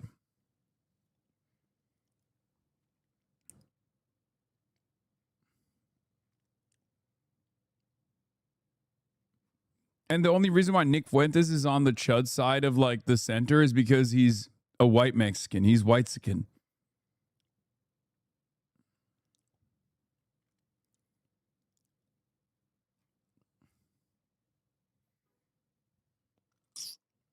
These are white supremacy's strongest soldiers who happen to be brown, who are, who range from liberal to reactionary liberal to reactionary right winger.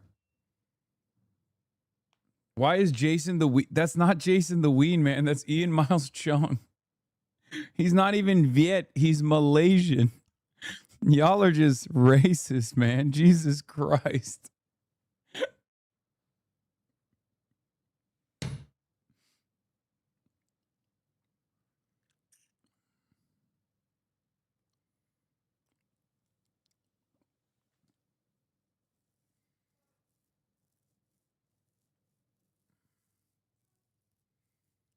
That's wild.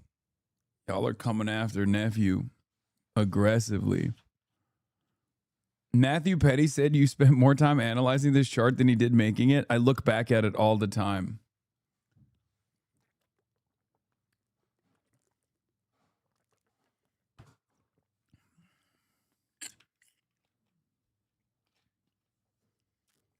Why is Ludwig from co-working Aryan Chud? He's not. That's not Ludwig. That's a different guy who was trying to debate Mehdi Hassan. I say trying because I don't think he got to do the debate, if I'm not mistaken.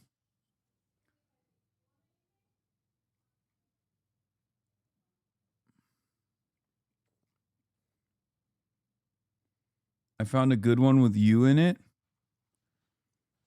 More likely to get bit by a zombie, more likely to bite a zombie. Would tell others they were bitten, more likely to hide a zombie bite. So I'm in the middle. I'm not more likely to get bit by a zombie, but I'm also not.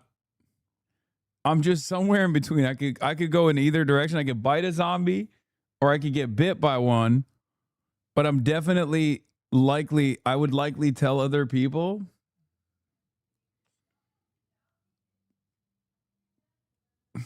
This one confuses me. Somewhere in between Thomas Massey and Joe Biden. Why is Joe Biden at the true center of this? Like, how am I supposed to understand the compass alignment with Joe Biden as his true center?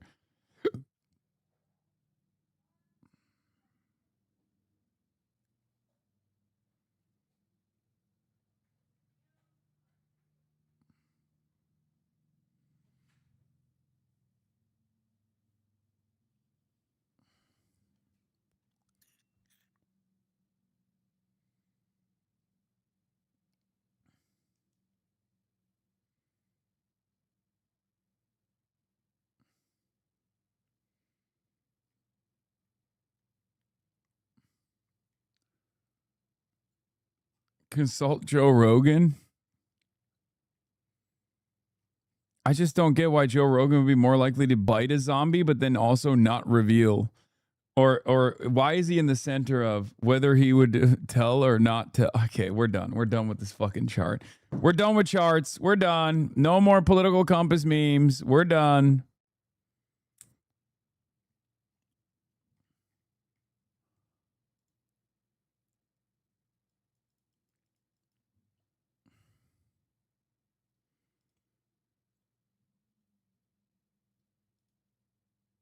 Anyway. 2 minutes of Chinese cinematic soft power nuke trailer. U.S. getting roasted. Yeah, I saw. I already saw this, but fuck it. Let's watch it. This is a trailer. This is a new Chinese movie. Flipping the Hollywood script, casting America as the invader, which, by the way, America is the invader of Afghanistan. So I guess it's not really flipping a script. It's just true. And it shows you the perspective.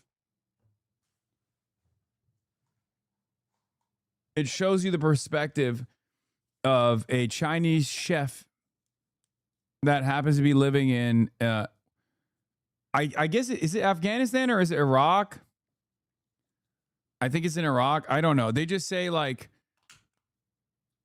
I think it's like a random Middle Eastern country. This is genuinely an exceptional movie, says Arnaud Bertrand. Probably the single best movie ever made on the Iraq War. It's called Once Upon a Time in the Middle East, and I just watched it in the Chinese movie theater, but I'm sure it'll be available abroad at some point. It follows the story of a Chinese chef, Xu Fu, who travels to Iraq pre-war to cook at a Chinese restaurant in Baghdad. When the war breaks out, he initially wants nothing to do with it. He's already bought his ticket home, but his boss Zaid, an official at the Water and Electricity Ministry, convinces him to stay and keep supplying meals to the safe zone for high pay. As the occupation descends into chaos, Xu Fu gets pulled deeper into the conflict. He's detained and interrogated by Americans for his ties to Zaid, who's become an insurgent after his family died in the war. Then he gets detained by the insurgency when they attack the U.S. prison where he was held, and he eventually ends up trying to protect a group of orphans from being recruited as child bombers. It's the contrary of pro-war propaganda, as war movies too often are. It's a film about how war swallows everyone who thinks they can stand apart from it. There are no glorious causes in it, no good or a bad side. Only people caught in the madness. Oh my God, only the motherfucking Chinese could make a both sides are kind of in the wrong movie about the Americans invading Iraq. Oh my God. The permanent trade maxing nation, dude. It is the most Chinese attitude on this. Oh my God.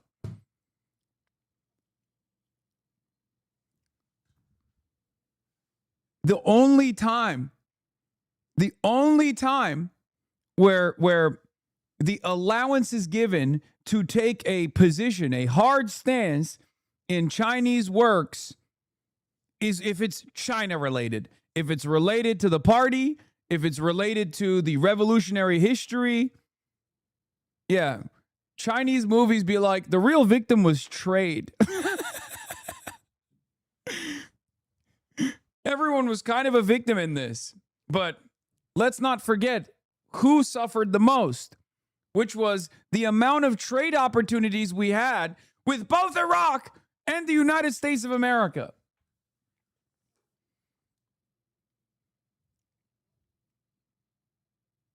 The real victim was business.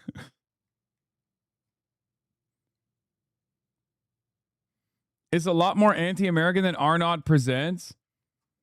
Yeah. It's not even anti-American. Dude, China is the most apolitical country, okay? They're just apolitical. They're like, politics, what is that? Is that some form of trade? Politics? Are you talking about a version of trade that we can do? They just banned you on Bilibili? Okay, well, I mean, it's true. What the fuck?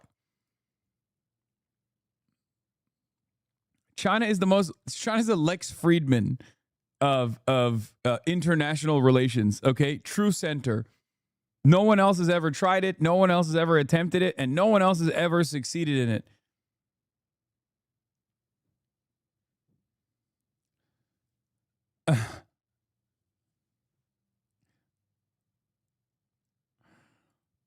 It's the contrary to pro-war propaganda. It's not even anti-American, at least not in the crude way. The film clearly blames the U.S. for starting the war, which they did, but Shufu ends up befriending a group of American soldiers who become patrons of his restaurant and are themselves clearly portrayed as victims of the war, as are Iraqis.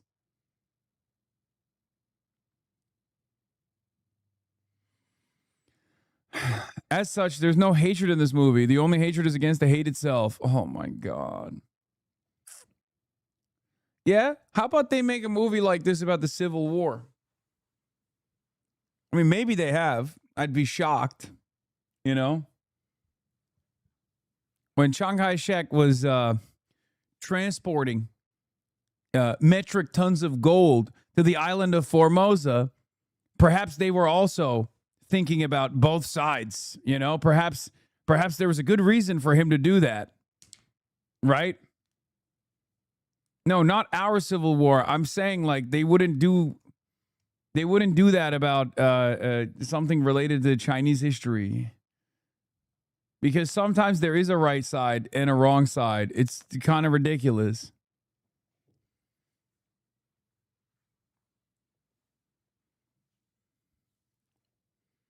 It didn't impact trade. It was. Trade suffered tremendously.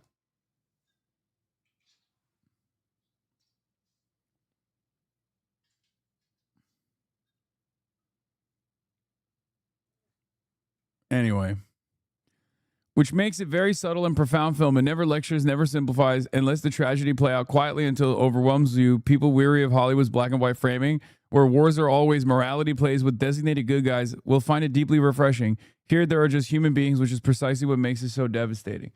Look, I will reserve my judgment until I watch it. Oh my God, look at this. This film, in a way, offers a response to those who criticize China for not intervening in certain conflicts in the Middle East, such as the one in Iran, or Africa, such as in Eastern DRC. When a local situation is so complex, how can an outsider claim to know who's right and which side to take?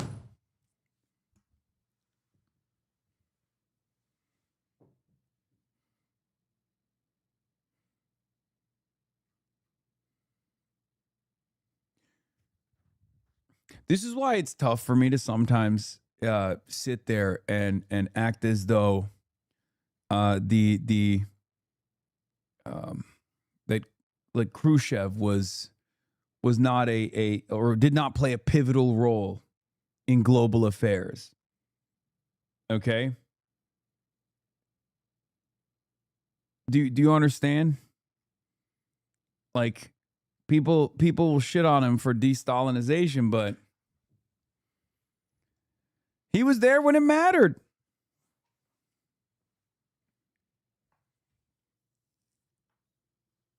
Bro, libs in China are literally criticizing the film, calling it too anti-American. Jesus Christ. All right, well, like I said, I'll reserve my judgment for. I will reserve my judgment for after I watch it.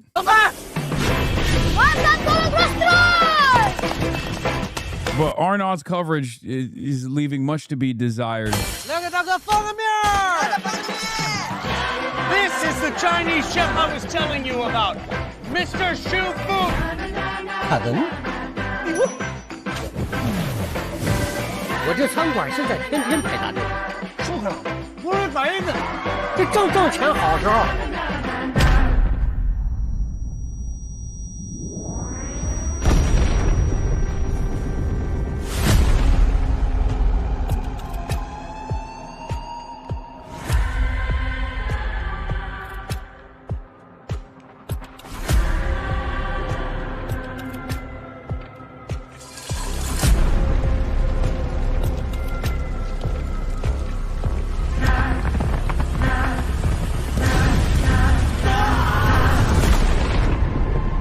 Mr. Shu, you really think you got nothing to do with this war?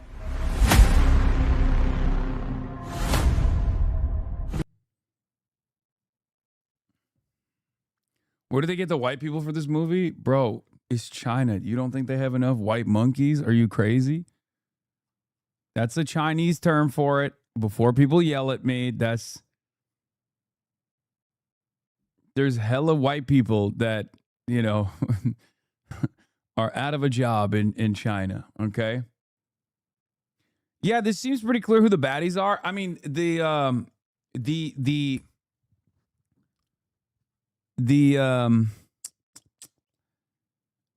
trailer, when I watched it, made it seem like they clearly show who the baddies are as well. But Arnaud's summarization of it is a little bit confusing. Every review lands the same. Loosely adapted from real-life accounts, most notably the story of Shui Xun, a young IT programmer from Shaanxi, and his partner, Louis Lei, who left their jobs in Shenzhen to open the Chinese Dragon restaurant in Baghdad's Green Zone in 2004. The film follows the fictional protagonist, Shufu, a cook who travels to Iraq to pay off his debts. He's detained by U.S. troops, captured by insurgents, and ultimately risks everything to save local orphans from being forced to become child bombers. The film takes no sides and preaches no agenda. Restrained yet powerful, it presents war itself as a sole villain. It consumes everyone, and no one can truly stand apart. No winners, only survivors. See, this is why I'm too much of a Westerner. This is it. This is the cultural clash that I was talking about. I am too much of a Westerner to look at this and see it as like a valid or a valiant effort to address the real antagonist is war. I think it comes across as like shallow. It comes across as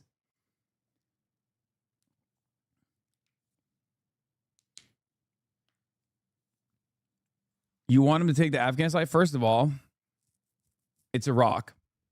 Secondly, I would want them to take the side of the victims, yes, which would be the regular citizens of Iraq. Like, yes, if we're watching, it's third culture POV. I mean, if we're watching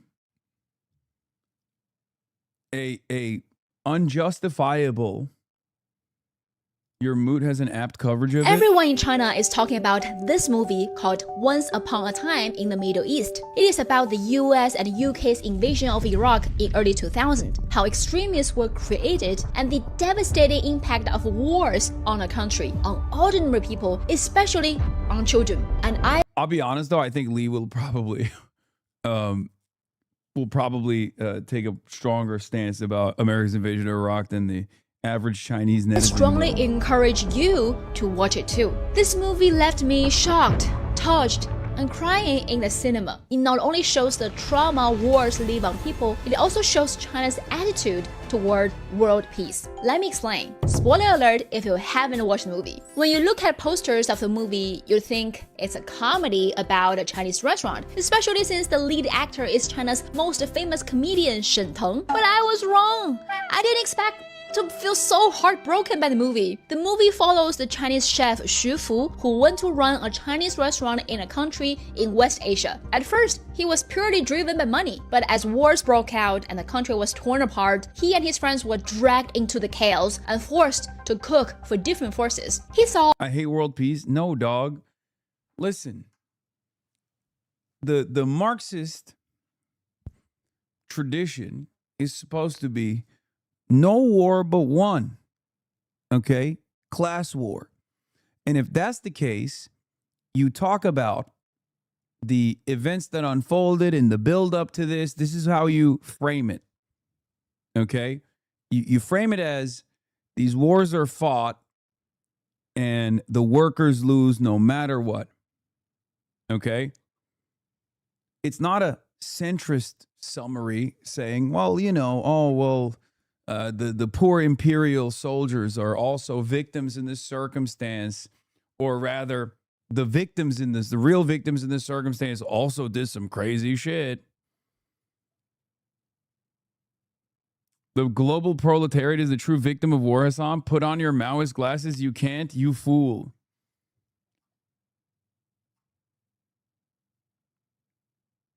It's seriously an amazing and nuanced film. Very anti-war, up there with the greats.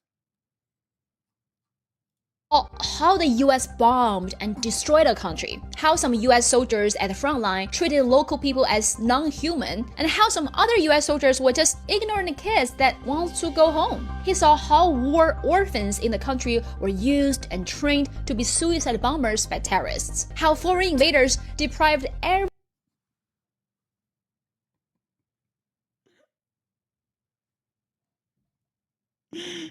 Oh, Jesus. everything local people had and left them no choice but to join terror groups to revenge. But throughout the movie, Xu Fu keeps telling everyone 好好吃饭 means eat properly. He tried his best to provide decent food for children in the war zone, even if it means risking his own life. The story was inspired by true stories of Chinese people who worked in Iraq, but instead of one person, it was based on several people's stories. You probably know how much Chinese people love and value food. From a country that constantly suffered famine and wars to a country with abundant food for 1.4 billion people, China made a lot of effort. And I think it's a philosophy that any political power should focus on. How to feed its people and let people 好好吃饭. Everyone in Why do you sound like you've only read Nothing Is to Be Done by Vladimir Liberal? That's because that's my North Star. That's my guiding principle.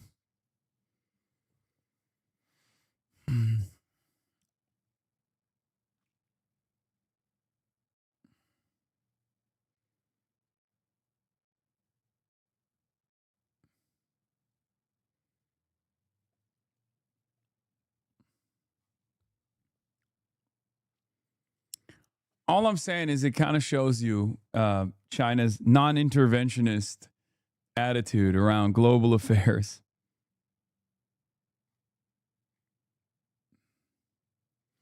You got to see it, bro. It'll certainly be playing in LA. I will 100% see it. Look, my attitude on it is that it'll be unique and it'll be novel regardless. It'll be novel regardless because it's made by, it's not even like Hong Kong cinema at this point. It's Chinese cinema. It's mainland Chinese cinema, which is in many respects not exactly, it doesn't have, it has a pure Chinese attitude. So it will still be unique. It's, you know, I'm excited. What is this? Stop.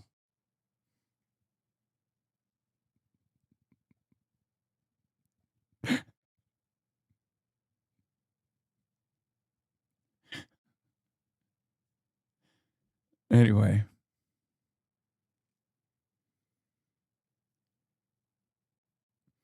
Non-interventionism is pragmatism. You as a Western idealist will never understand it. Okay, dude, you're right. You're right. Well, if you have all the power in the world and you do nothing with it, at some point, maybe it is. Maybe I am too much of a filthy Westerner, you know. But it's good to move your weight around a little bit. That's how I feel about this.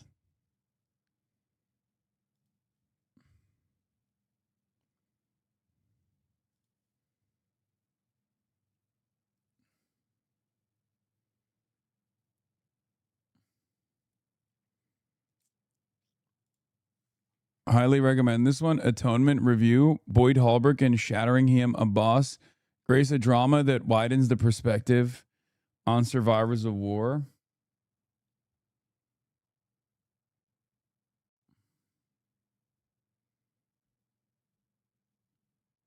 This is basically a Chinese movie made for Chinese right-wingers, libs. I don't like it as a left-wing Chinese. Apparently, libs in China thought it was too critical of America.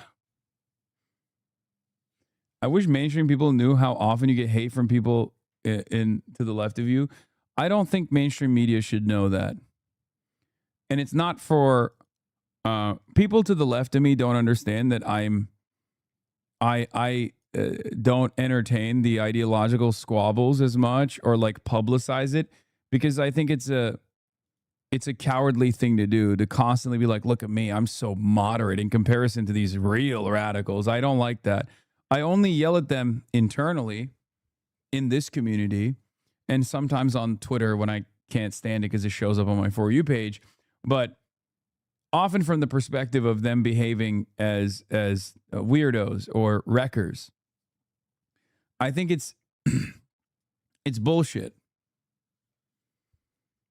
I'm pragmatic. I mean, I am pragmatic. Bleeding heart lives equals not socialist. Feeling is idealism. Okay, dude, you're the what? You're the sociopathic socialist? Is that what it is?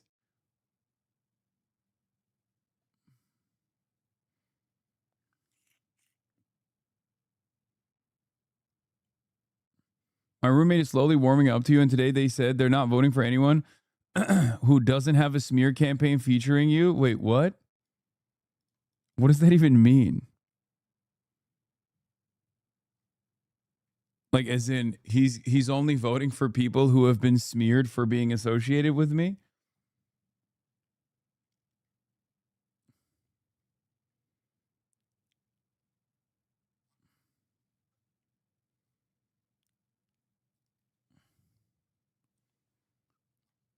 That's interesting.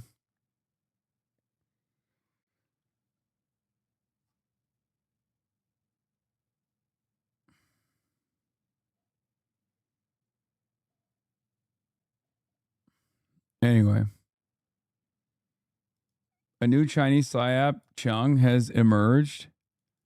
Oh yeah, this is the lady who interviewed. This is the lady who interviewed what's his face, the Odyssey interviewer, right? And then they found out that she has like a bunch of she's like plagiarized a bunch or something. I don't fucking know. I don't really care.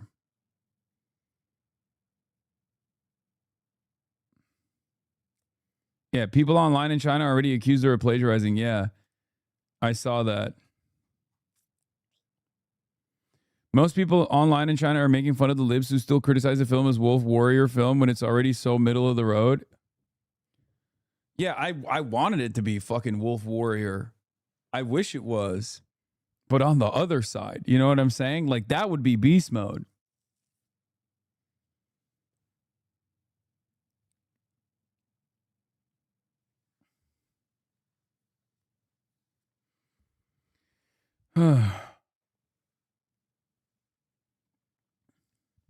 That's what I thought.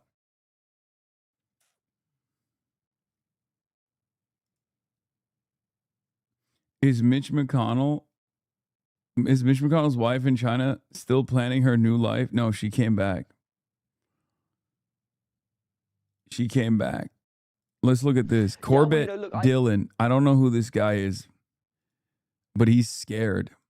I live in Washington, D.C. I hear what people are saying here, and I understand. I know a lot of people are disappointed with the Republican Party. You know, even President Trump himself is pretty annoyed that they can't get the SAVE Act passed. He hasn't been able to deport as many people as he wants.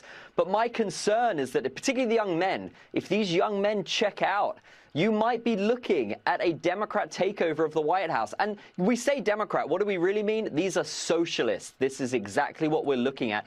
And that is what happened in Europe. The takeover is very quick, very rapid. And if you think the border was open under Biden, wait until these socialists get in. They will flood the country with these people. It's the only way they can get power. They need Yeah, how about we just don't flood the country with this person? How about that? these people to rely on government handouts to put them in the country. They'll do a mass amnesty. Everyone will be citizens. It's what we did in England. Every one of these people are becoming citizens. It's a real problem, and I'm scared. You know, we're running out of places to go. Where am I going to move to next if America becomes socialist?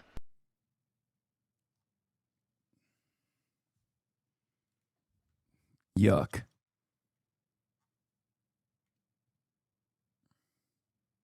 This is what you wanted? This is where your reaction to this with Alexa did a lot of damage to your reputation because no one knew you on Bilibili before that and your sarcasm did not translate well. That's crazy. That's crazy. Yeah, this is the battle where Mao's son died.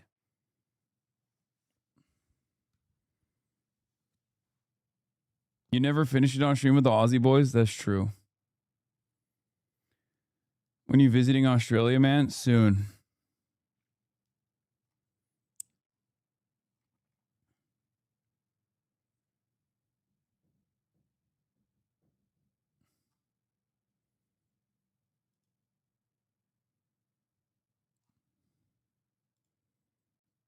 Hi, welcome to Hannity Tonight. Socialism, what? Comes to my free state of Florida? Really? Oh my God. Every night, this guy The House Ethics Committee says confirmed the this week same shit, bro.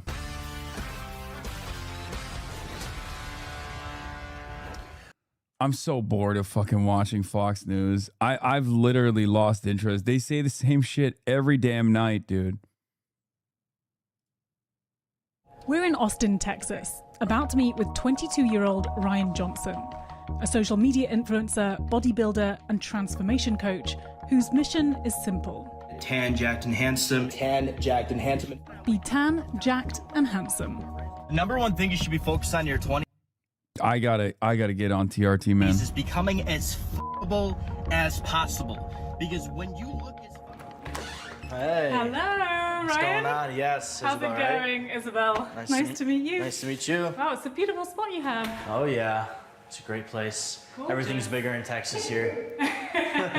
Including the men. Oh, yeah. That's a good one. Ryan is big. And that's largely because he uses performance-enhancing drugs. He also spends his time promoting these drugs to his thousands of followers online, who hope to look just like him. Can we normalize hopping on testosterone in your 20s as a man? I said it once and I'm going to say it again. Staying natural. I think it's incredibly damaging to promote to young men the idea of cycling tea at such an early age. I've always been somewhat open-minded to the utilization of TRT. But I don't think you need to touch it until you're well into your 30s. I'm 35 now. If you do it if you do it in your 20s, first of all, it's a waste. It's literally a waste. Your body is already naturally producing incredible amounts of testosterone. And secondly, you age rapidly.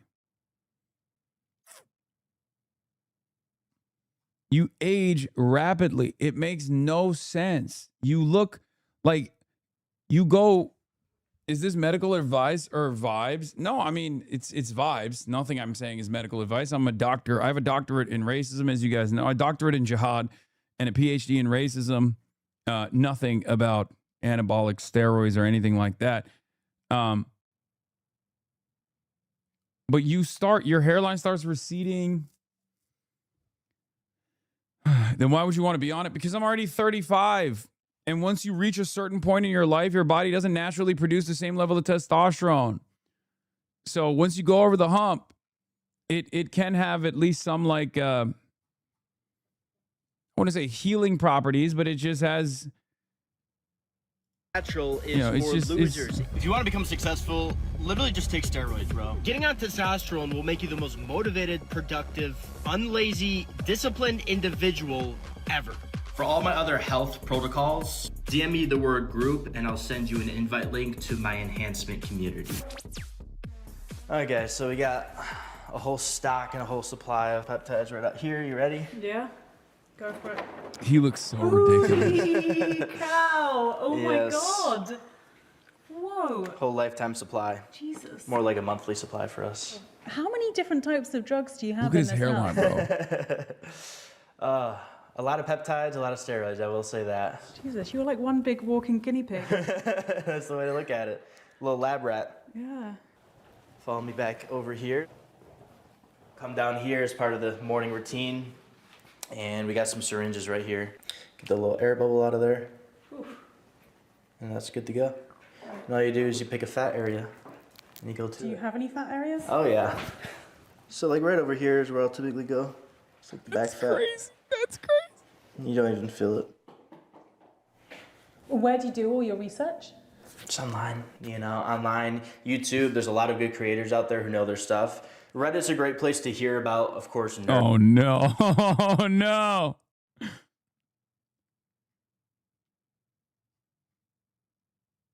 This guy is 22 years old. No fucking shot. He looks 42, bro. That's what I'm saying.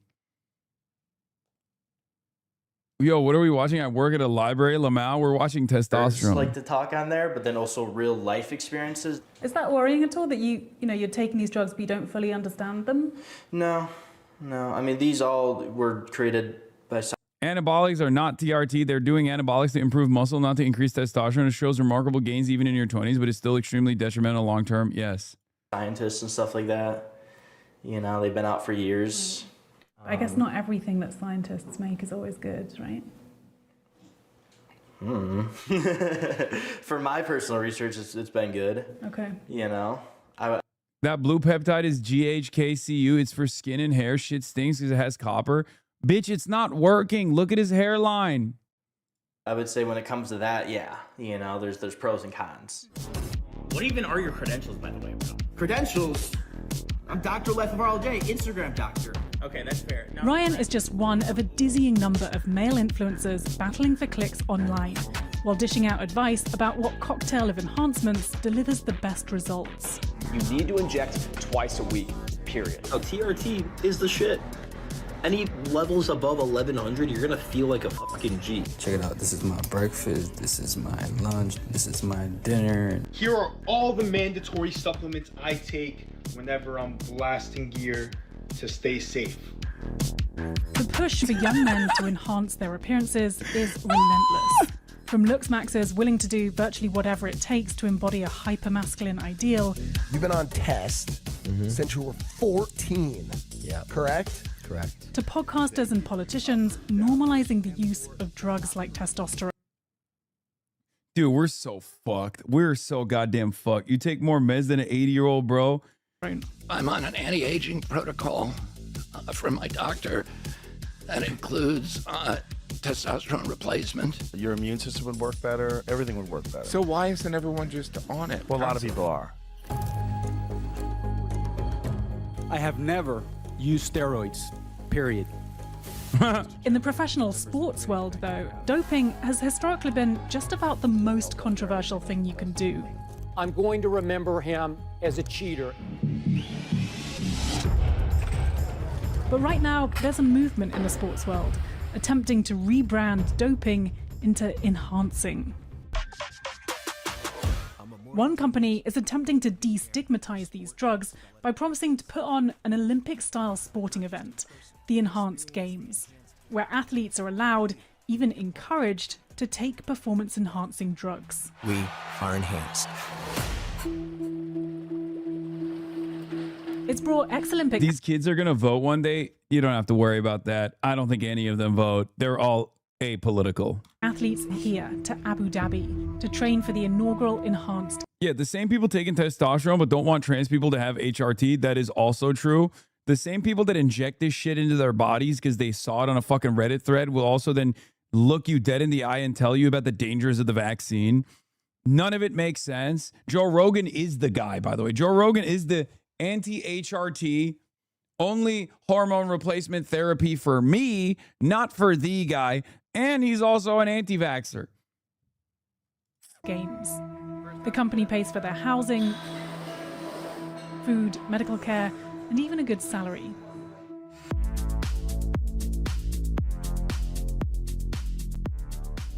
Shania Collins was a national champion sprinter before she retired 2 years ago. Now, at the age of 29, she's hoping that enhancements will help her shave 32 hundredths of a second off her 100-meter personal best. A big part of the reason I retired was due to I felt like a lot of the people I was racing against were using performance-enhancing drugs, and I've always been natural and clean myself, so... That's definitely cope. There is the Cope Olympics. So I just felt like an unfair advantage all the time. So you felt like if we can't beat them, join them kind of thing? Yes, it's funny I said that. If you can't beat them, join them, but do it better than them. So it's kind of, I assume that you'll be taking kind of a cocktail of different sprinter enhancements, cocktail, right? yeah. You feel like it should take the stigma away from it? Yes, absolutely. And you think you're contributing to doing that? Yes. Yeah. So that's more of the role I see, not encouraging drug use.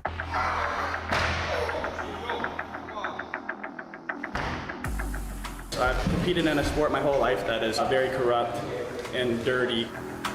Bodhi Santavi is now one of Enhanced's weightlifters. He competed twice at the Olympics for Canada, coming fourth in his weight category in Tokyo 2020. How are you feeling? Amazing. Yeah? Thank you, yeah. You haven't even started the drugs yet. Not yet. I've been natural my whole life. But will you be enhancing? I will be enhancing. Yeah, I'm very excited about it. Swimmer Cody Miller won gold for the US in the 4x100 meter medley relay in Rio 10 years ago. He was 24 years old, the age when most male swimmers are at their peak. But Cody doesn't want to just turn back the clock. He wants to beat it. I'd like to be faster now at 34 years old than I was 10 years ago when I won medals at the Rio Olympics. And you think that's possible? I think that's possible. And I guess at your ripe old age, you weren't expecting to compete. Yeah, the enhanced games was dog shit. None of the athletes were even close to world records law. It's all cope athletes. Honestly, I think that proves one of two things. Either these natural athletes have like this unique ability to outperform even people who are enhanced, or everyone is doping already. Okay. I think that's just because that's what it reminded me of, because I remember looking into the dope Olympics or whatever, because I'm not against steroids as much as like most people are. I'm steroid curious, right? I've never used them because I'm fearful. I have a very addictive personality.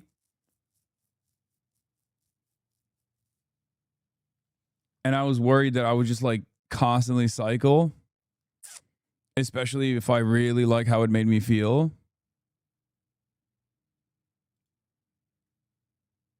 But yeah. Another Olympics. Yeah, no, that's true. To me, I think it's exciting for all of us athletes here that, again, are in different stages of their career. How much is this going to help us? Like, how much faster can we go? Enhance says it's invested $50 million into the event, here in the heart of Las Vegas, where the Enhanced Games will take place. And for Aaron D'Souza, the original founder of the controversial competition, his pipe dream of seeing drugs in sports is finally coming to... Bro, I started with Retta. Now I'm on 300 mg tests, breaking PRs every week. It's sick. See, this is what I mean. Here it is. Oh, here it is. Oh, wow. This is the first time I see it. Yeah. Reaction shot. Yeah, reaction shot. Wow. But this goes much further than sports. This, he claims, is about advancing human potential. So should everyone be enhancing? I think everyone should have the opportunity to enhance. I think this is a fundamental human right. Does that not concern you at all, that you might be, glamorizing these drugs and creating more of a desire for them than perhaps there should be? No. Do you think we should die? I think the point of my life is actually to prevent death, to overcome death, right? And, I believe that aging is a disease that we can treat, cure, and eventually solve. But how does selling testosterone help with that? Because it creates a market for and a conversation around overcoming our intrinsic biological limits. Do you think there should be any limits to human physical potential? We're in an existential race between the machines and the humans. This isn't one event. This is a whole movement, right? We are just at the starting line. I hope people look at this and say, in May of 2026 in Las Vegas, it was the start of the enhanced age. D'Souza's vision is vast. So is his ambition for the Enhanced company, which they think could be worth many billions of dollars. Getting there means not just enhancing these athletes, it means enhancing you. I would say more than half of my friends are on some sort of peptide right now. We're in a point of history where everybody's getting on drugs, peptides. damn it, it's just the short version. I would have loved to watch the whole thing. I mean, like, I don't even know what to say. Oh, view count not counted as like real. Yeah, I don't care. Imagine your kid starts getting. Well, I guess that's.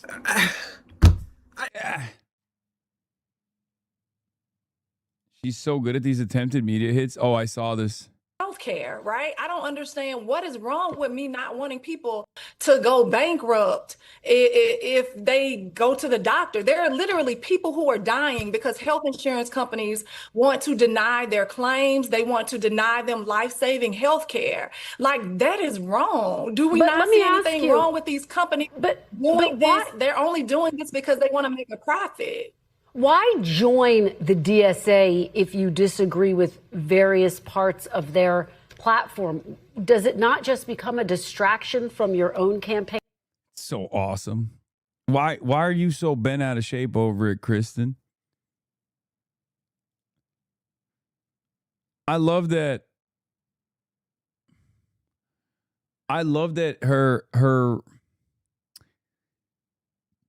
Her question is literally, why are you letting me turn this into a distraction? Why are you letting me, Kristen, turn this into a distraction?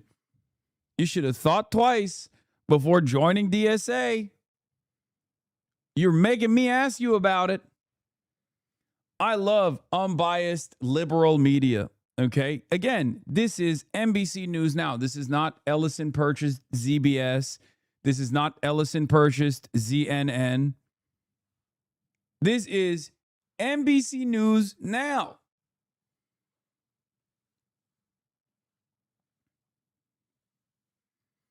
It's like, okay, well, we vote for Democrats. Trust me, I don't agree with a lot of what the Democrats present as well. What are we supposed to do? I think the best question to ask in that situation is to be like, Kristen, I know you're supposed to present yourself as an unbiased journalist, but I'm sure you vote for one of the other, you vote for one party over the other. Do you agree with everything that that party that you vote for represents? Now, obviously, the cop-out is the journalists will always say, oh, I don't vote. I can't. In your own agenda? You all are the only ones that are distracted. I'm actually going out talking to voters about the things that matter to them. And so we should make sure that we're pivoting to the right conversations. The fact remains that there are people who are dying because they don't have access to quality health care. Meanwhile, Ashley Moody voted to end the ACA subsidies. As I stated, nearly 300,000 people fell off the Affordable Care Act rolls. There are people who are dying because they don't have access to health care. Also, the fact that Ashley Moody is corrupt, right? She's corrupt. She allowed $10 million that was supposed to go towards the most medically needy kids to be diverted because they wanted to defeat 2 citizen-led ballot initiatives. The status quo is broken. People are losing their minds right now and taking their lives and even taking their children's lives. And the people at the top want to stoke division and want to push this hateful rhetoric. At the end of the day, I have always been about the people of Florida, which is why my campaign is Angie for Florida. I want people to no longer just survive. They deserve to thrive and flourish. Very quickly, because I know that you have to go. Beast mode. Lioness. Congressman. Oh, my God.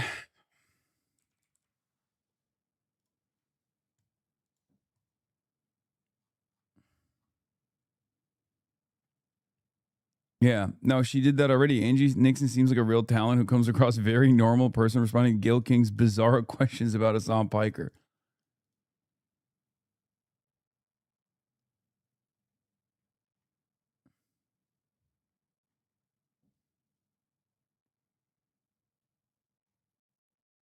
Any more charts we need to learn? All right, dude. Okay, that's all I got for today, folks. Tomorrow I'll be live from a different location.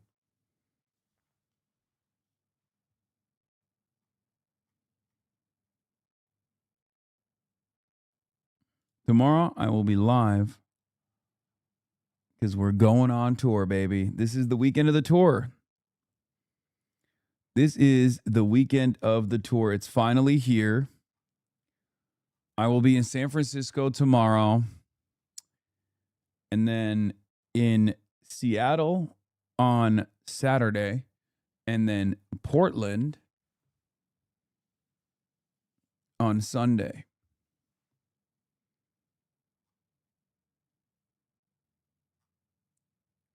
See you all. Tickets are, of course, at tour.fearand.com. Austin's dreams are finally becoming reality. And yeah, I'll be in your town if you're in either of those towns. Alex Perlman and Philly D will be in Seattle tomorrow. Yeah, I heard.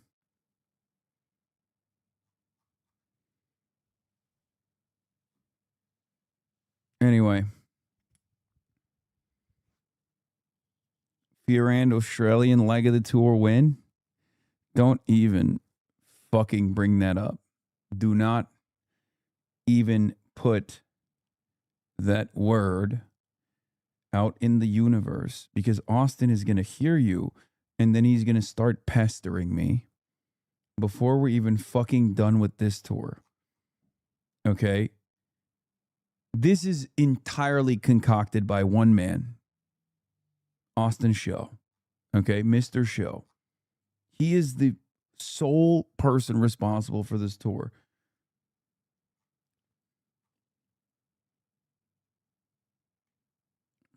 Anyway, I am not doing an international tour for Fear N. Don't be fucking ridiculous. We'll see how it goes. Anyway, love you guys and see you tomorrow. Stunning from San Francisco. Peace. Starting off the